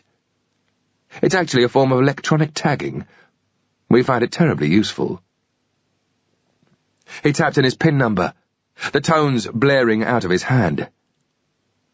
However, once you'd given them the slip at Lawton, our only option was to let you make entry back into the UK. I needed to know what you'd found out. I have to say, I'm so glad your cancer treatment was successful. Fuck. He hadn't even mentioned my lack of hair. That was because he already knew. But Ewan, he'd been aware enough to mention it. I felt sick knowing he was using his skills against me. Simmons smiled. He knew he had me by the bollocks. Nick, I'll say this again. I really do need all the discs. You know the child would suffer greatly. It's not something that we would enjoy, but there are important matters at stake. I wanted so much for him to get through to Ewan. I wanted to speak to him, wanted him to confirm that it was a bluff. But in my heart of hearts I knew that it wasn't. Simmons had nearly finished tapping in the number. I had no choice. I couldn't risk Kelly. He wasn't going to make this call. With my right arm in a hooked position, I swung round hard and connected with his nose. There was a dull crunch of fracturing bone, and he went down with a muffled moan. While he writhed on the ground, I kicked his case under one of the recovery trucks and, in the same motion, picked up the phone in my left hand, got behind him, and positioned it at the front of his throat. Grabbing the other side with my right hand, I jammed it firmly under his Adam's apple. I looked to the right and left. We were too exposed where we were, and what I had in mind would take several minutes to complete. I shuffled backwards, dragging him in between two of the trucks. I got down onto my knees, all the time pulling back on the phone. He was kicking out, his arms flailing, trying to rip my face apart. His whimpers and chokes filled the air. I responded by leaning forward, using the weight of my upper body to bend his head down, so that his chin was more or less on his chest. At the same time, I pulled even harder. Just another 2 minutes and I'd be done. After 30 seconds, he started to struggle furiously, with all the frenzied strength that a man draws on when he knows he is dying. But no matter what he did now, he wouldn't be getting up. His hands still scrabbled at my face. I bobbed and weaved to avoid them, but maintained the pressure on his throat. Already the scabs from the fight with McGear had been pulled off, but I couldn't feel much blood. Then he managed to get his fingernails into the cut just below my eye. I stifled a scream as his 3 nails started to make entry into the already damaged soft skin. I made the injury worse by pulling my face away. As I did, Simmons's nails took my skin with them. I didn't bother now to see if anyone was watching. I was beyond caring. I was fighting for breath myself with the effort, and sweat stung the injuries on my face. Gradually at first, his movements subsided to no more than a spasmodic twitching in his legs. His hands stopped grasping. Seconds later he was unconscious. It crossed my mind just to get up and walk away, to leave him to suffer the effects of hypoxia and be brain damaged for life. I decided against. I wanted this fucker dead. I gave it another 30 seconds. His chest stopped moving. I put my fingers on the carotid pulse and felt nothing. I dragged him to the wall and sat him up against the doors of a unit. Then I got to my feet and started dusting myself down. Keeping to the shadows, I tucked my shirt in and wiped away the sweat and blood with my sleeve. I checked the phone. It had been turned off in the fight. I wiped my prints off it, then just left everything where it was and casually walked away. If anybody had seen me, so what? It didn't really matter. I had more important things to worry about. I drove west, holding my coat cuff against my eye to stop the bleeding. The whole situation was still spinning around inside my head, slowly beginning to make sense. I now knew how Luther and Co. had found me. They must have beaten the number out of Pat and traced the signal while I had it switched on, waiting for his call. If I'd let on to Ewan or Simmons that there was only one more set of backups in my laptop and had handed it over, I'd have been dead. They were covering their arses but retrieving the information. Had Simmons arranged to phone Ewan sometime after our meet? Ewan was over 3 hours away, and Simmons's body would be discovered soon. If Ewan found out, he wouldn't take any chances. He would move location, maybe even kill her straight away. Either way, I'd have lost her. This time there was no question of just leaving her. I could call her on the mobile and tell her to run, but what would that achieve? She was in the middle of nowhere. Even if she ran for half an hour, it would make no difference. Ewan's house was in the middle of acres of mountains, grass, rocks, and sheep shit. He would find her. I could call the police, but would they believe me? I could waste hours trying to convince them, by which time it would be too late. Or they might take it on themselves to raid Ewan's house, and the result would be the same. For a fleeting second I thought about Big Al. I hoped he'd be well out of it by now. He didn't have getaway accounts for nothing. If he'd transferred 400 grand into mine, for sure he'd have taken 800 for himself. Old Melonhead would be okay. I cut him from my mind. The motorway services just before Heathrow were being signposted. I had a thought. I pulled off onto the slip road and drove into the car park. Now all I had to do was get to a phone and make a call. Chapter 39. The service station was busy. I'd had to park 100 metres from the main entrance. I got out of the car just as the heavens opened. By the time I reached the bank of 4 telephones outside the Burger King, I was soaked. The first 2 I tried only accepted cards.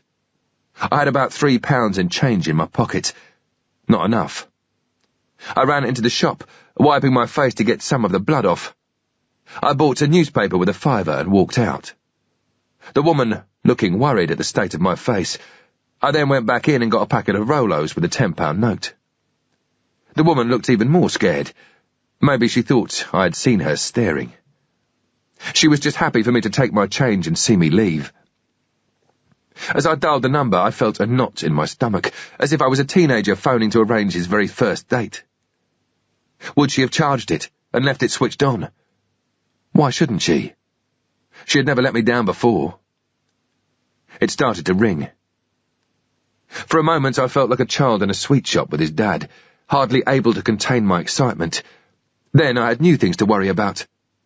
What if Ewan had the phone now?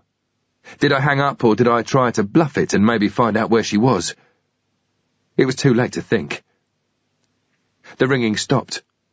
There was a pause, then I heard a quiet, hesitant, "Hello? Who is it?" "Hi, Kelly, it's me, Nick," I said, trying for all the world to sound Mr. Casual. "Are you on your own?" "Yes. You woke me up. Are you coming back now?" She sounded tired and confused. I was trying hard to think of an answer. Thankfully, she carried on. "Ewan said that I may be staying with him for a while now, because you have to go away. It isn't true, is it, Nick? You said you wouldn't leave me." It was a bad line. I had to put a finger in my other ear to hear her above the noise of the rain on the glass of the phone box. A lorry driver in the next box was shouting loudly and angrily, arguing with his boss that he couldn't go any further because of his tachograph, and he wasn't going to lose his licence just to get a few boxes of bloody anoraks up to Carlisle. On top of that was the steady boom of traffic on the motorway and the noises of people coming in and out of the services. I had to block all that out and concentrate on the phone call, because I couldn't ask Kelly to speak up. I said, "Yes, of course, you're right. I will never leave you. Ewan is lying to you. I've found out some bad things about him, Kelly. Are you still in the house?" "Yes, I'm in bed." "Is Ewan in his bed?" "Yes.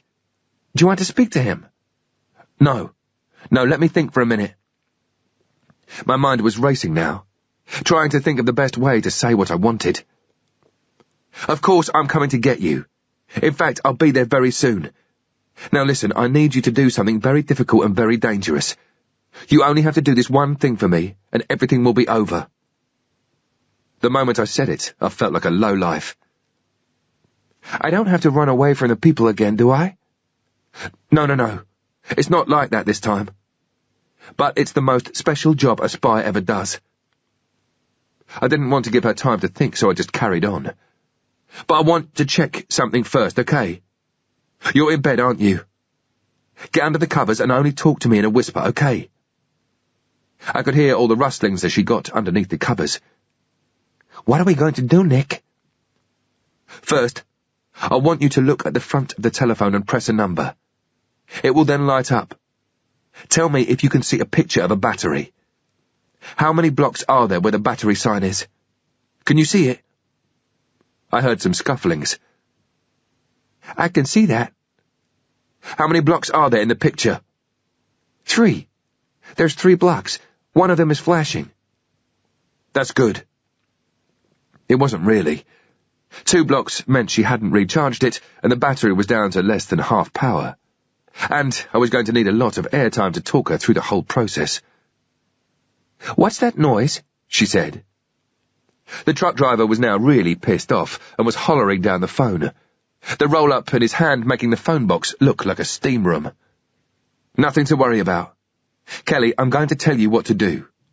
But you need to keep listening to me on the telephone. Can you do that? Why is Ewan bad, Nick? What? Listen, Kelly. Ewan wants to hurt me. If he finds you doing this thing for me, he will hurt you too. Do you understand that? I could hear lots of rustlings. She was obviously still under the bed covers. Then there was a very quiet, yes. She wasn't sounding a happy bunny. I was sure there was a better way I could be going about all this. I just didn't have time to think what it might be. If Ewan wakes up, I said, or if the telephone stops working, I want you to leave the house very, very quietly. I want you to go down the track to the road and hide behind the trees, just by the big gate that Ewan drove through to get to his house. Know what I mean? Yeah. You must hide there until you hear a car come and stop. But don't get out from your hiding place unless it toots its horn 2 times. Then come out. Do you understand that? I'll be in the car. It's a blue Astra, okay? There was a pause. What's an Astra, Nick? Shit, she was 7 years old, an American. What was I expecting? Okay, I'll stop in a blue car and come and get you. I got her to repeat it, and, for good measure, I said, so if Ewan wakes up and sees you, I want you to run to the trees as fast as you can and hide. Because if Ewan catches you doing what I want you to do, we will never see each other again. Don't let me down, okay? And remember, don't you come out from behind those trees, even if Ewan calls for you, okay? Okay. You will come and get me, won't you? There was a bit of doubt in her mind. Of course I will. Now, first of all, what I want you to do is get out of bed. Then, put the phone on the bed and get dressed, very slowly and quietly. Put on a nice, thick coat. And you know those trainers that you've got? Make sure you take those as well, but don't put them on yet. I heard her put the phone down and start rummaging around the room. For fuck's sake, hurry up. I forced myself to calm down. It was almost 2 minutes before I heard, I'm ready, Nick.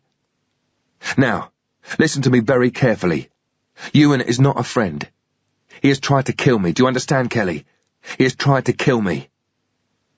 There was a pause. Why? I don't understand, Nick. You said he was your friend. I know, but things change. Do you want to help me? Yes. Good. Then you must do exactly what I tell you. I want you to put your trainers in your coat pockets. Okay?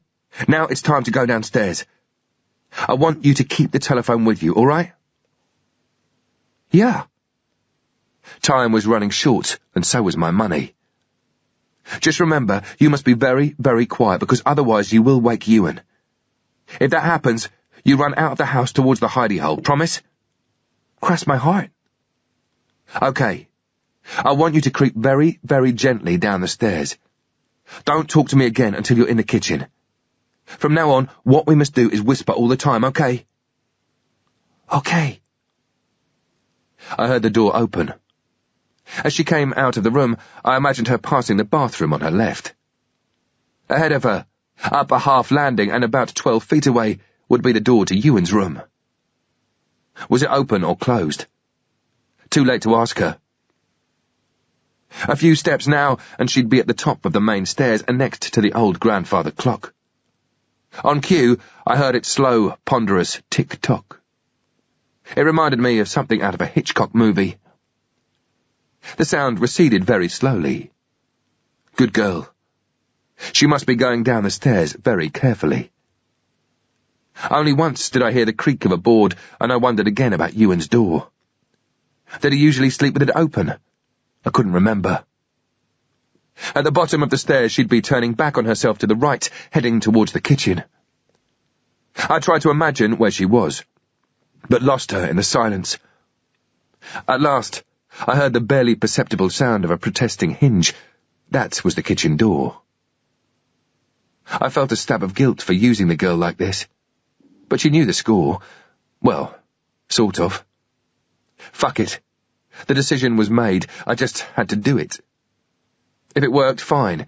If it didn't, she was dead. But if I didn't try it, she was dead anyway, so let's get on with it. She whispered, I'm in the kitchen, but I can't see very much. Am I allowed to turn the light on? It was the loudest whisper I'd ever heard. No, Kelly. You've got to speak very slowly and very quietly. Like this. I demonstrated. And don't put the light on. That would wake Ewan up. Just go more slowly and listen to me all the time.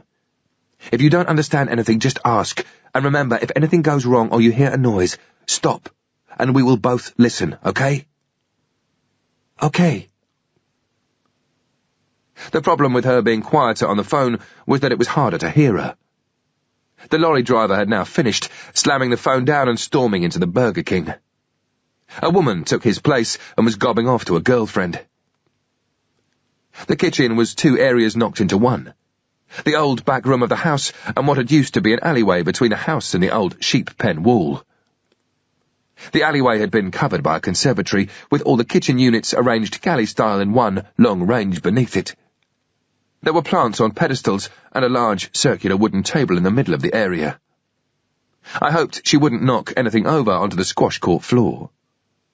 Thinking of the nights we'd spent rescuing the wood made me shudder at all those years of friendship, trust, and even love. I felt let down, used, fucked over. There couldn't be much battery time left. Everything okay? I said. I tried hard not to convey any sense of panic, but I knew we would be in trouble soon. If the phone went dead, would she remember what I'd told her to do? I can't see anything, Nick. I thought for a few seconds, trying to remember more of the layout. Okay, Kelly, go very slowly to where the sink is. Go and stand by the hob. What's that? It's the bit you cook on with saucepans. You see it? Yeah. Okay, there's a switch on the right-hand side. Can you see that? I'll look. A moment or two later, she said, Nick, I can see now. She must have switched on the small fluorescent lights that illuminated the worktop of the kitchen. She sounded relieved. Good girl. Now, I want you to go back and very gently close the kitchen door. Will you do that for me? Okay. You are coming for me, Nick. I wasn't feeling confident about this at all. Should I stop it now and just get her to open the door for me and wait? No, fuck it. He might be getting a phone call any minute about Simmons's death. Of course I am, but I can't come unless you do what I say, okay? Keep the telephone to your ear and very gently close that door. I heard the telltale creak. What I want you to do now is go and have a look under the sink and put all the bottles and things on the table. Will you do that for me? Okay. There was silence, then a soft clatter as she moved bottles and cans around. That's everything out now. Well done. Now very quietly, read out the labels to me. Can you do that? No, I can't. Why not? There's too many things and it's too dark. I can't do it. She was sounding under pressure now. There was that wobble in her voice. Fuck, this is taking too long. It's okay, Kelly. Just walk over to the light switch by the door and turn the light on. Don't rush. Will you do that? Okay. It sounded as if her nose was blocking up. I knew the sound so well by now. The next stage, if I wasn't careful, would be tears and failure. I heard her shuffling towards the light switch. I can see now, Nick. Okay, now go back and read to me what the labels say, okay? Okay. She moved back to the table, and I could hear her pick up the cleaning products. Ajax. Okay, Kelly, what's the next one? Fucking hell, this was outrageous. I held the phone hard against my ear, almost holding my breath as I silently willed her to succeed. I was really pumped. I could feel my heart going. I was writhing like a madman in a straitjacket, twisting and turning in a kiosk, miming Kelly's actions to myself. I looked across at the other box. The woman who was talking to her friend had wiped the condensation from the glass to get a better view of me, and now seemed to be relaying a running commentary. I must have looked like a mass murderer, with cuts and scratches on my face and my hair and clothes soaking wet. The loud noise of metal clattering onto wood made me jump. Kelly? Kelly! Silence. Then the phone was picked up. Sorry, Nick. I knocked a spoon off. I didn't see it. I'm scared. I don't want to do this. Please come and get me. It wasn't long before the crying was going to start. Kelly, don't worry. It's okay. It's okay. I heard sniffing on the phone. No, not now, for fuck's sake. It's okay, Kelly. It's okay. I can't get you unless you help me. You must be brave. Ewan is trying to kill me. Only you can help me. Can you do that for me? Please hurry, Nick. I want to be with you. It's all right. It's all right. It wasn't all right, Nick, because Nick's fucking money was disappearing. I was down to my last few pound coins. They weren't going to last. I put another coin in, and it rattled out into the coin return. I had to scrabble for another one. She started to go through more of the labels. Most of the words she couldn't read. I asked her to spell them.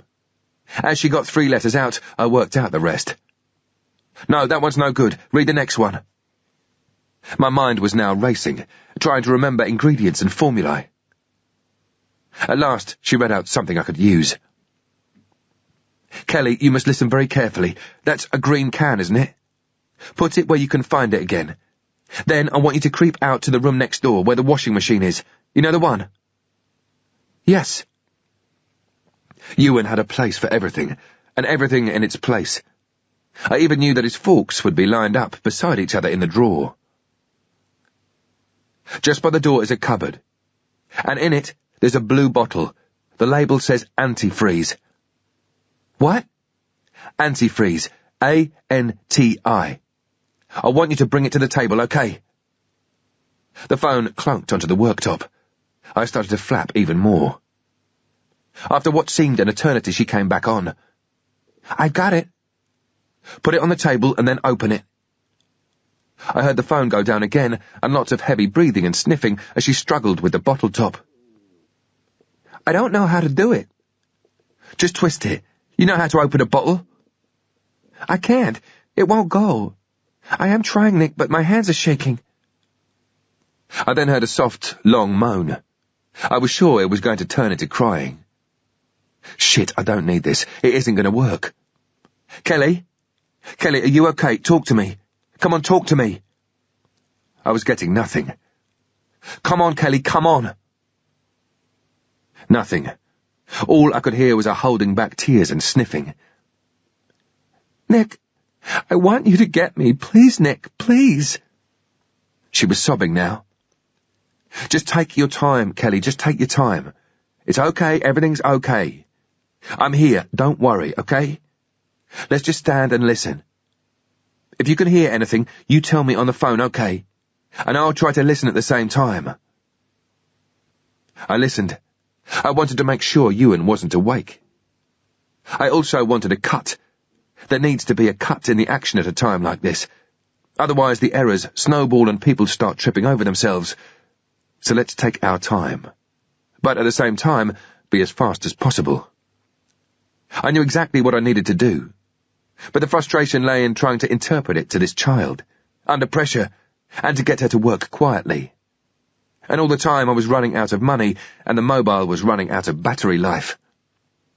The woman left her booth and gave me a grin of appeasement, in case I was going to lunge at her with a meat cleaver. Are you okay now, Kelly?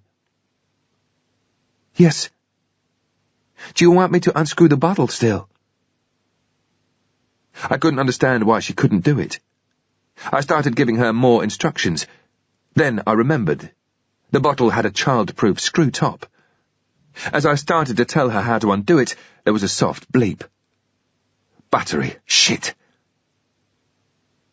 Yes, remember to push the top down before you turn. We just have to be a bit quicker or the phone is going to stop before we finish. Now what do I do, Nick? Is that on the table with the top undone? Nothing. Kelly? Kelly, are you there? Was the battery dead? Then I heard, what do I do now? Thank goodness. I thought the battery had gone. Is there anything you can open that green can with? I know, use the spoon, Kelly. Very, very carefully now, pick it up. Put the phone on the table and then open the can, okay? I listened, running through all the different options that were left if the scheme fucked up. I came to the conclusion there were none. Now, here comes the hard part. Do you think you are good enough for this? You've got to be pretty special to do this bit. Yes. I'm okay now. I am sorry I cried. It's just that I know, Kelly. I am too. But we will do this together. What I need you to do now is put the phone in your pocket with your trainers.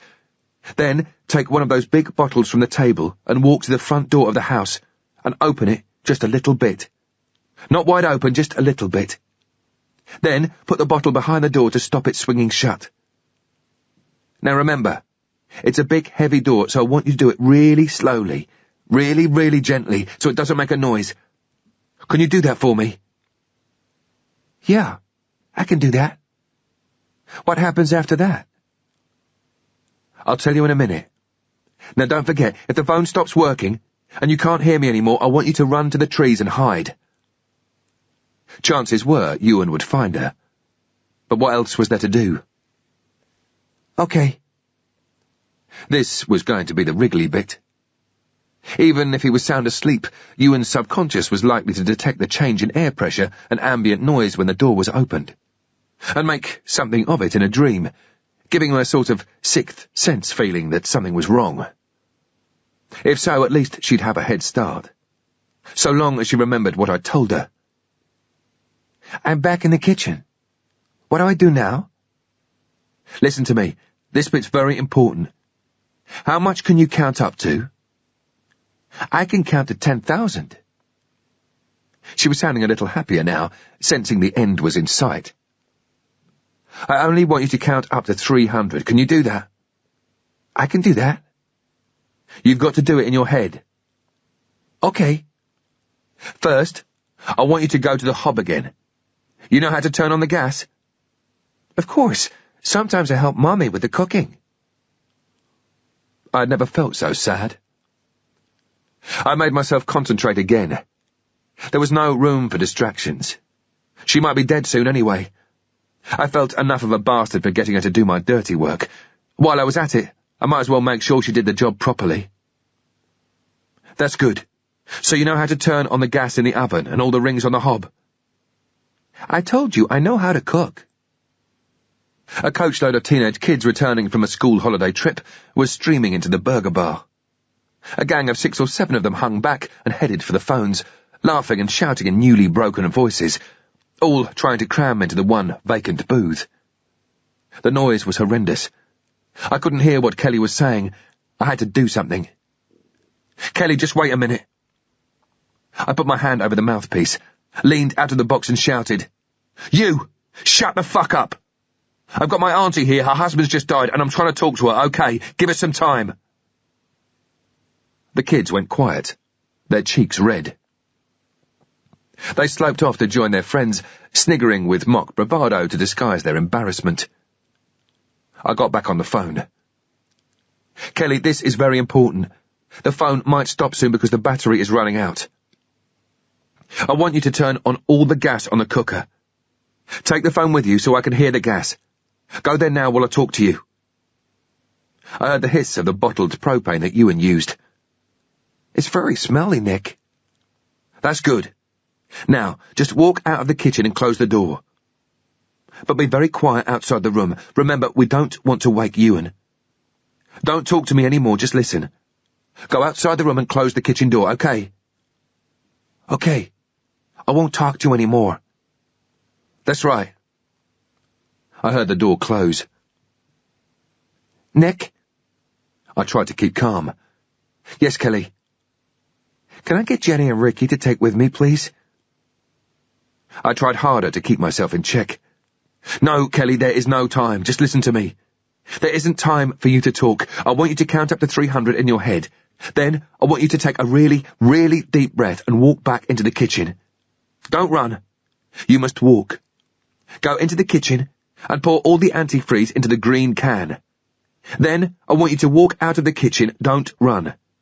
I don't want you to wake Ewan." If she tripped up and hurt herself, she could get engulfed by what was about to happen. "Walk out very slowly, close the kitchen door behind you, then go out of the house and close the front door really, really gently. Do not collect Jenny or Ricky." "But I want them. Please, Nick." I ignored her. "Then I want you to run as fast as you can up to the trees and hide. When you're running, you will hear a big bang, and there will be a fire. Don't stop and don't look back. And don't come out until I get there, no matter what happens. I promise I will be there soon."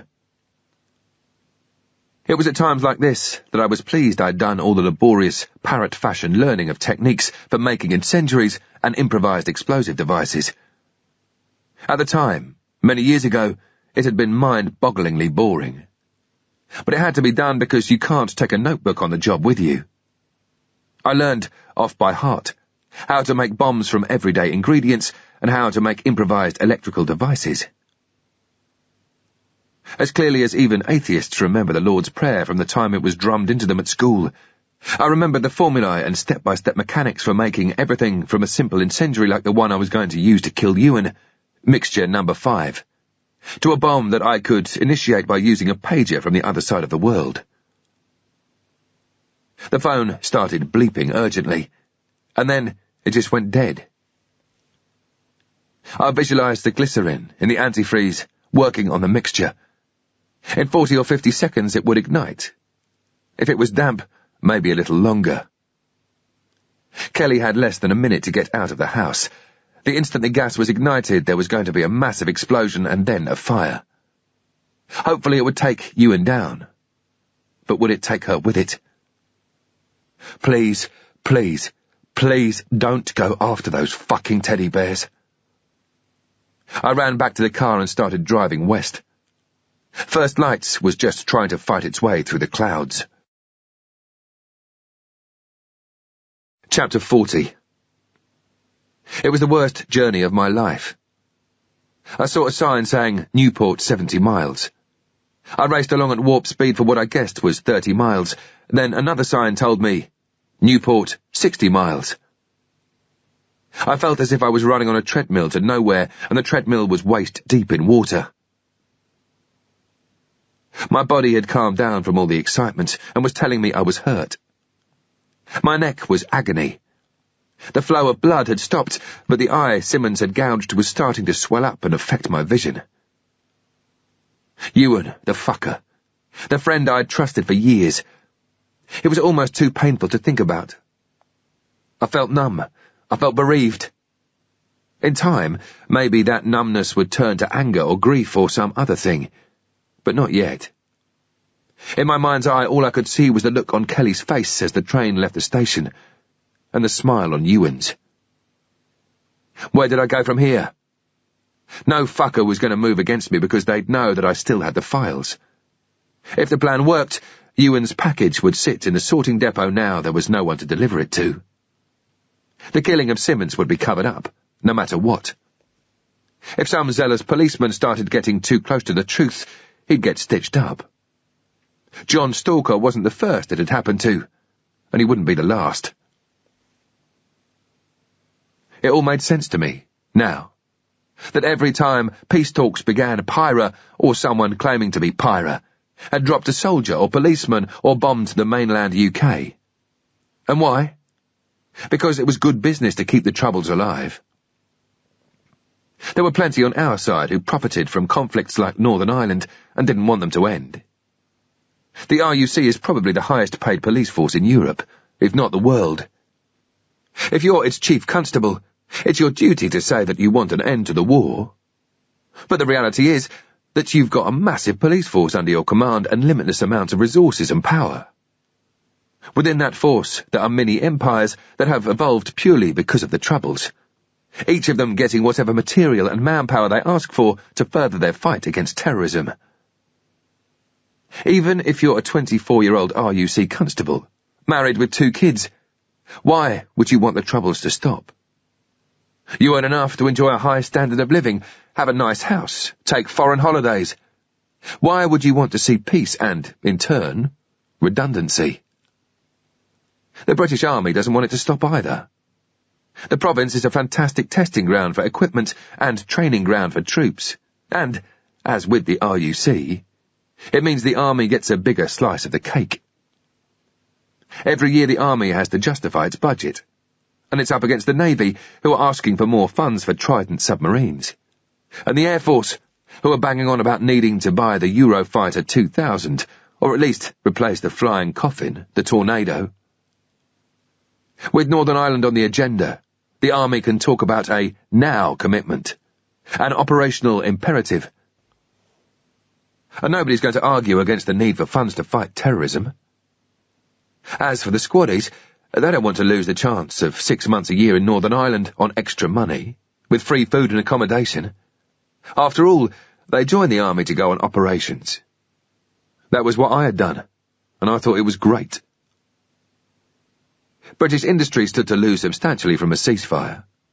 Major defence manufacturers designed equipment specifically for the internal security role and made fortunes out of the operational conditions. Equipment that was battle-proven in Northern Ireland was eagerly sought after by foreign buyers. No wonder the conflict had made Britain one of the top 3 arms exporters in the world, with beneficial effects on the UK balance of payments. I knew now why McCann, Farrell and Savage had to die. Enniskillen. The backlash against Pyra. People signing books of condolence, Irish Americans stopping their donations. There must have been a real danger of a time of dialogue and reconciliation. Simmons and his mates couldn't have that. They had to create martyrs to keep the pot boiling. And me? I was probably just a very small glitch in a well-oiled machine. Come to that, Northern Ireland was probably only one item among many in their company accounts. For all I knew, these guys also provoked killings and riots in Hebron, stirred up Croats against Serbs, and even got Kennedy killed because he wanted to stop the Vietnam War. As Simmons had said, it was business. There was nothing I could do to stop them. But I wasn't worried about that. What was the point? The only thing I had achieved, perhaps, was revenge for Kev's and Pat's deaths. That would have to be enough. I got off the motorway and onto the dual carriageway to Abergavenny. The rain had stopped, but it was a stretch of road notorious for repair works. Ewan's house was about 10 miles the other side of the town, on the road towards Brecon. I weaved in and out of the traffic, other drivers hooting and waving their fists. Then, in the distance, I saw the red of brake lights. The morning rush hour had started. I slowed with the volume of traffic heading into the town and eventually came to a complete standstill. The jam was caused by resurfacing work, and it looked as though there was a mile-long tailback. I drove onto the hard shoulder. As I sped past them on the inside, stationary motorists honked angrily. The noise alerted the workers laying the tarmac up ahead. They ran and shouted, trying to wave me down, gesticulating at the roadwork sign. I didn't even acknowledge them. I only hoped I didn't get caught by the police. I dropped a gear, made speed and changed back up. I got to Abergavenny and stayed on the ring road. I got stopped at a long set of traffic lights and bumped up onto the curb, edging my way to the front of the queue. Once I was over the other side of the town, I started to come into open countryside and the road narrowed to a single carriageway. I put my foot down and bombed along at 70 to 80, using the whole road as if it was my own. Seeing a left-hand bend, I moved over to the far right-hand side. I could hear the hedgerow screech against the side of the car. From this position, I could see more of the dead ground round the bend. Not bothering with brakes, I banged down through the gears to second just before turning. Once on the bend, I put my foot down and made use of rubber on tarmac. Out of the bend, I block changed to fourth and kept it there. After a mile, a slow-moving truck was taking up most of the road.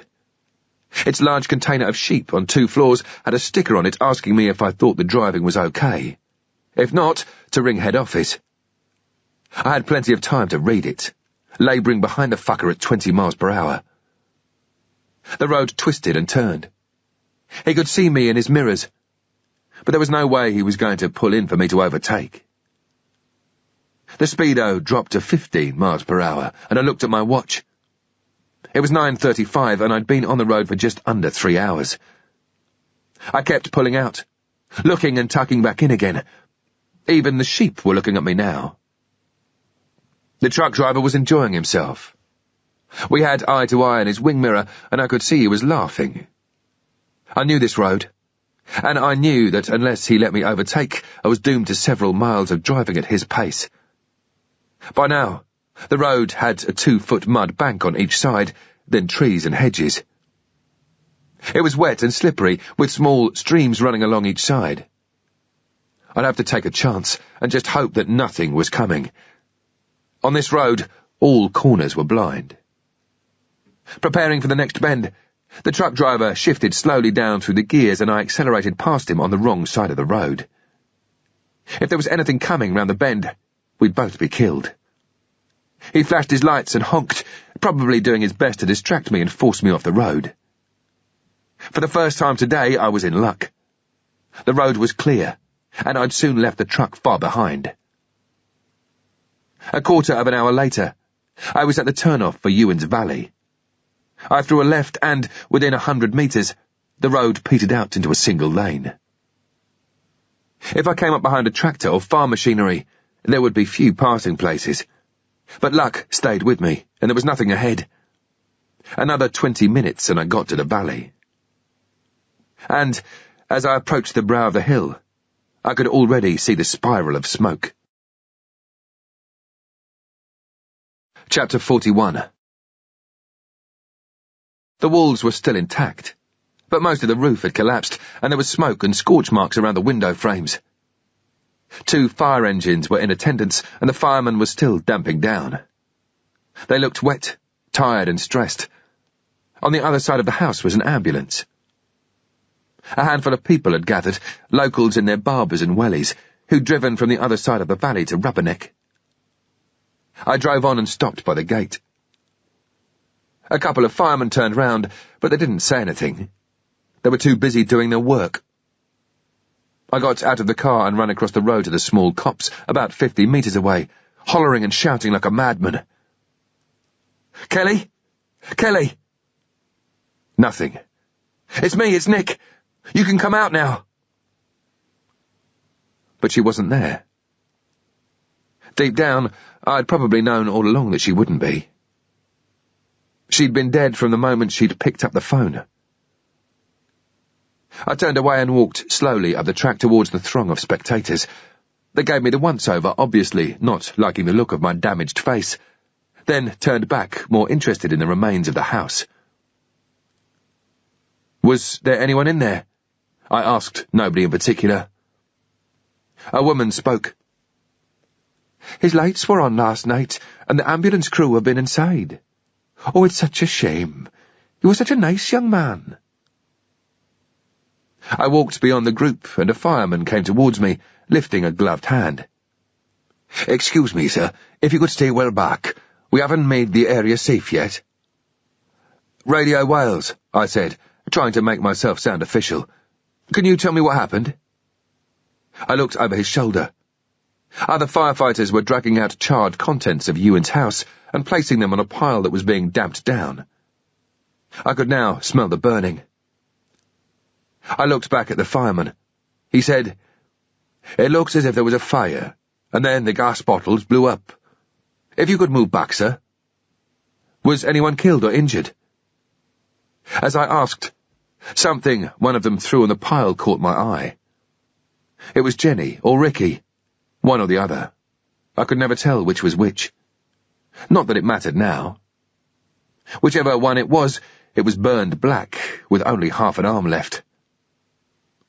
It will take some time before we know for sure, but no one could have survived that blast. He was right. In any other circumstances, it would have been an explosion to be proud of. Kelly was dead. Maybe it wouldn't be too bad. It would be a fucker, but I'd get over it. What could I have offered her? Kelly would have been in shit state when she realised what had happened to her, and would have needed psychiatric treatment. Besides, she'd been starting to like the way we'd been living. Her death would tidy things up. I wouldn't have to protect or worry about her anymore. I turned and started back towards the car, deep in my thoughts. What was done was done. I couldn't change it, couldn't turn the clock back. I'd find out more from the news. Behind me in the distance, I heard the squawk of a bird. Maybe a crow. It almost sounded like my name. I stopped and turned. And there she was, running towards me from beyond the trees. I started to run towards her, but checked myself. I wanted to make it look casual, even if my insides were shaking off the Richter scale. She flew into my arms and buried her face in my neck. I pulled her back and held her at arm's length. "Why weren't you at the trees?" I was half angry, half relieved, like a parent who thinks he's lost a child in a crowd, and then finds her again and doesn't know whether to give her a good old bollocking or just a hug and a kiss. I didn't know what to do, but it felt good. "Why weren't you by the trees where I said?" She looked at me in disbelief. "As if." "Because you always make sure you stand off and watch. You told me that." I got hold of her hand, grinned and said, "Yeah, fair one." Still smiling, we carried on along the track. She was soaked, her hair matted to her head. We reached the car and got in without exchanging another word. I looked at her in the rearview mirror. We had eye to eye. She smiled and I snapped, "Put your seatbelt on." I turned the key in the ignition, and we drove off.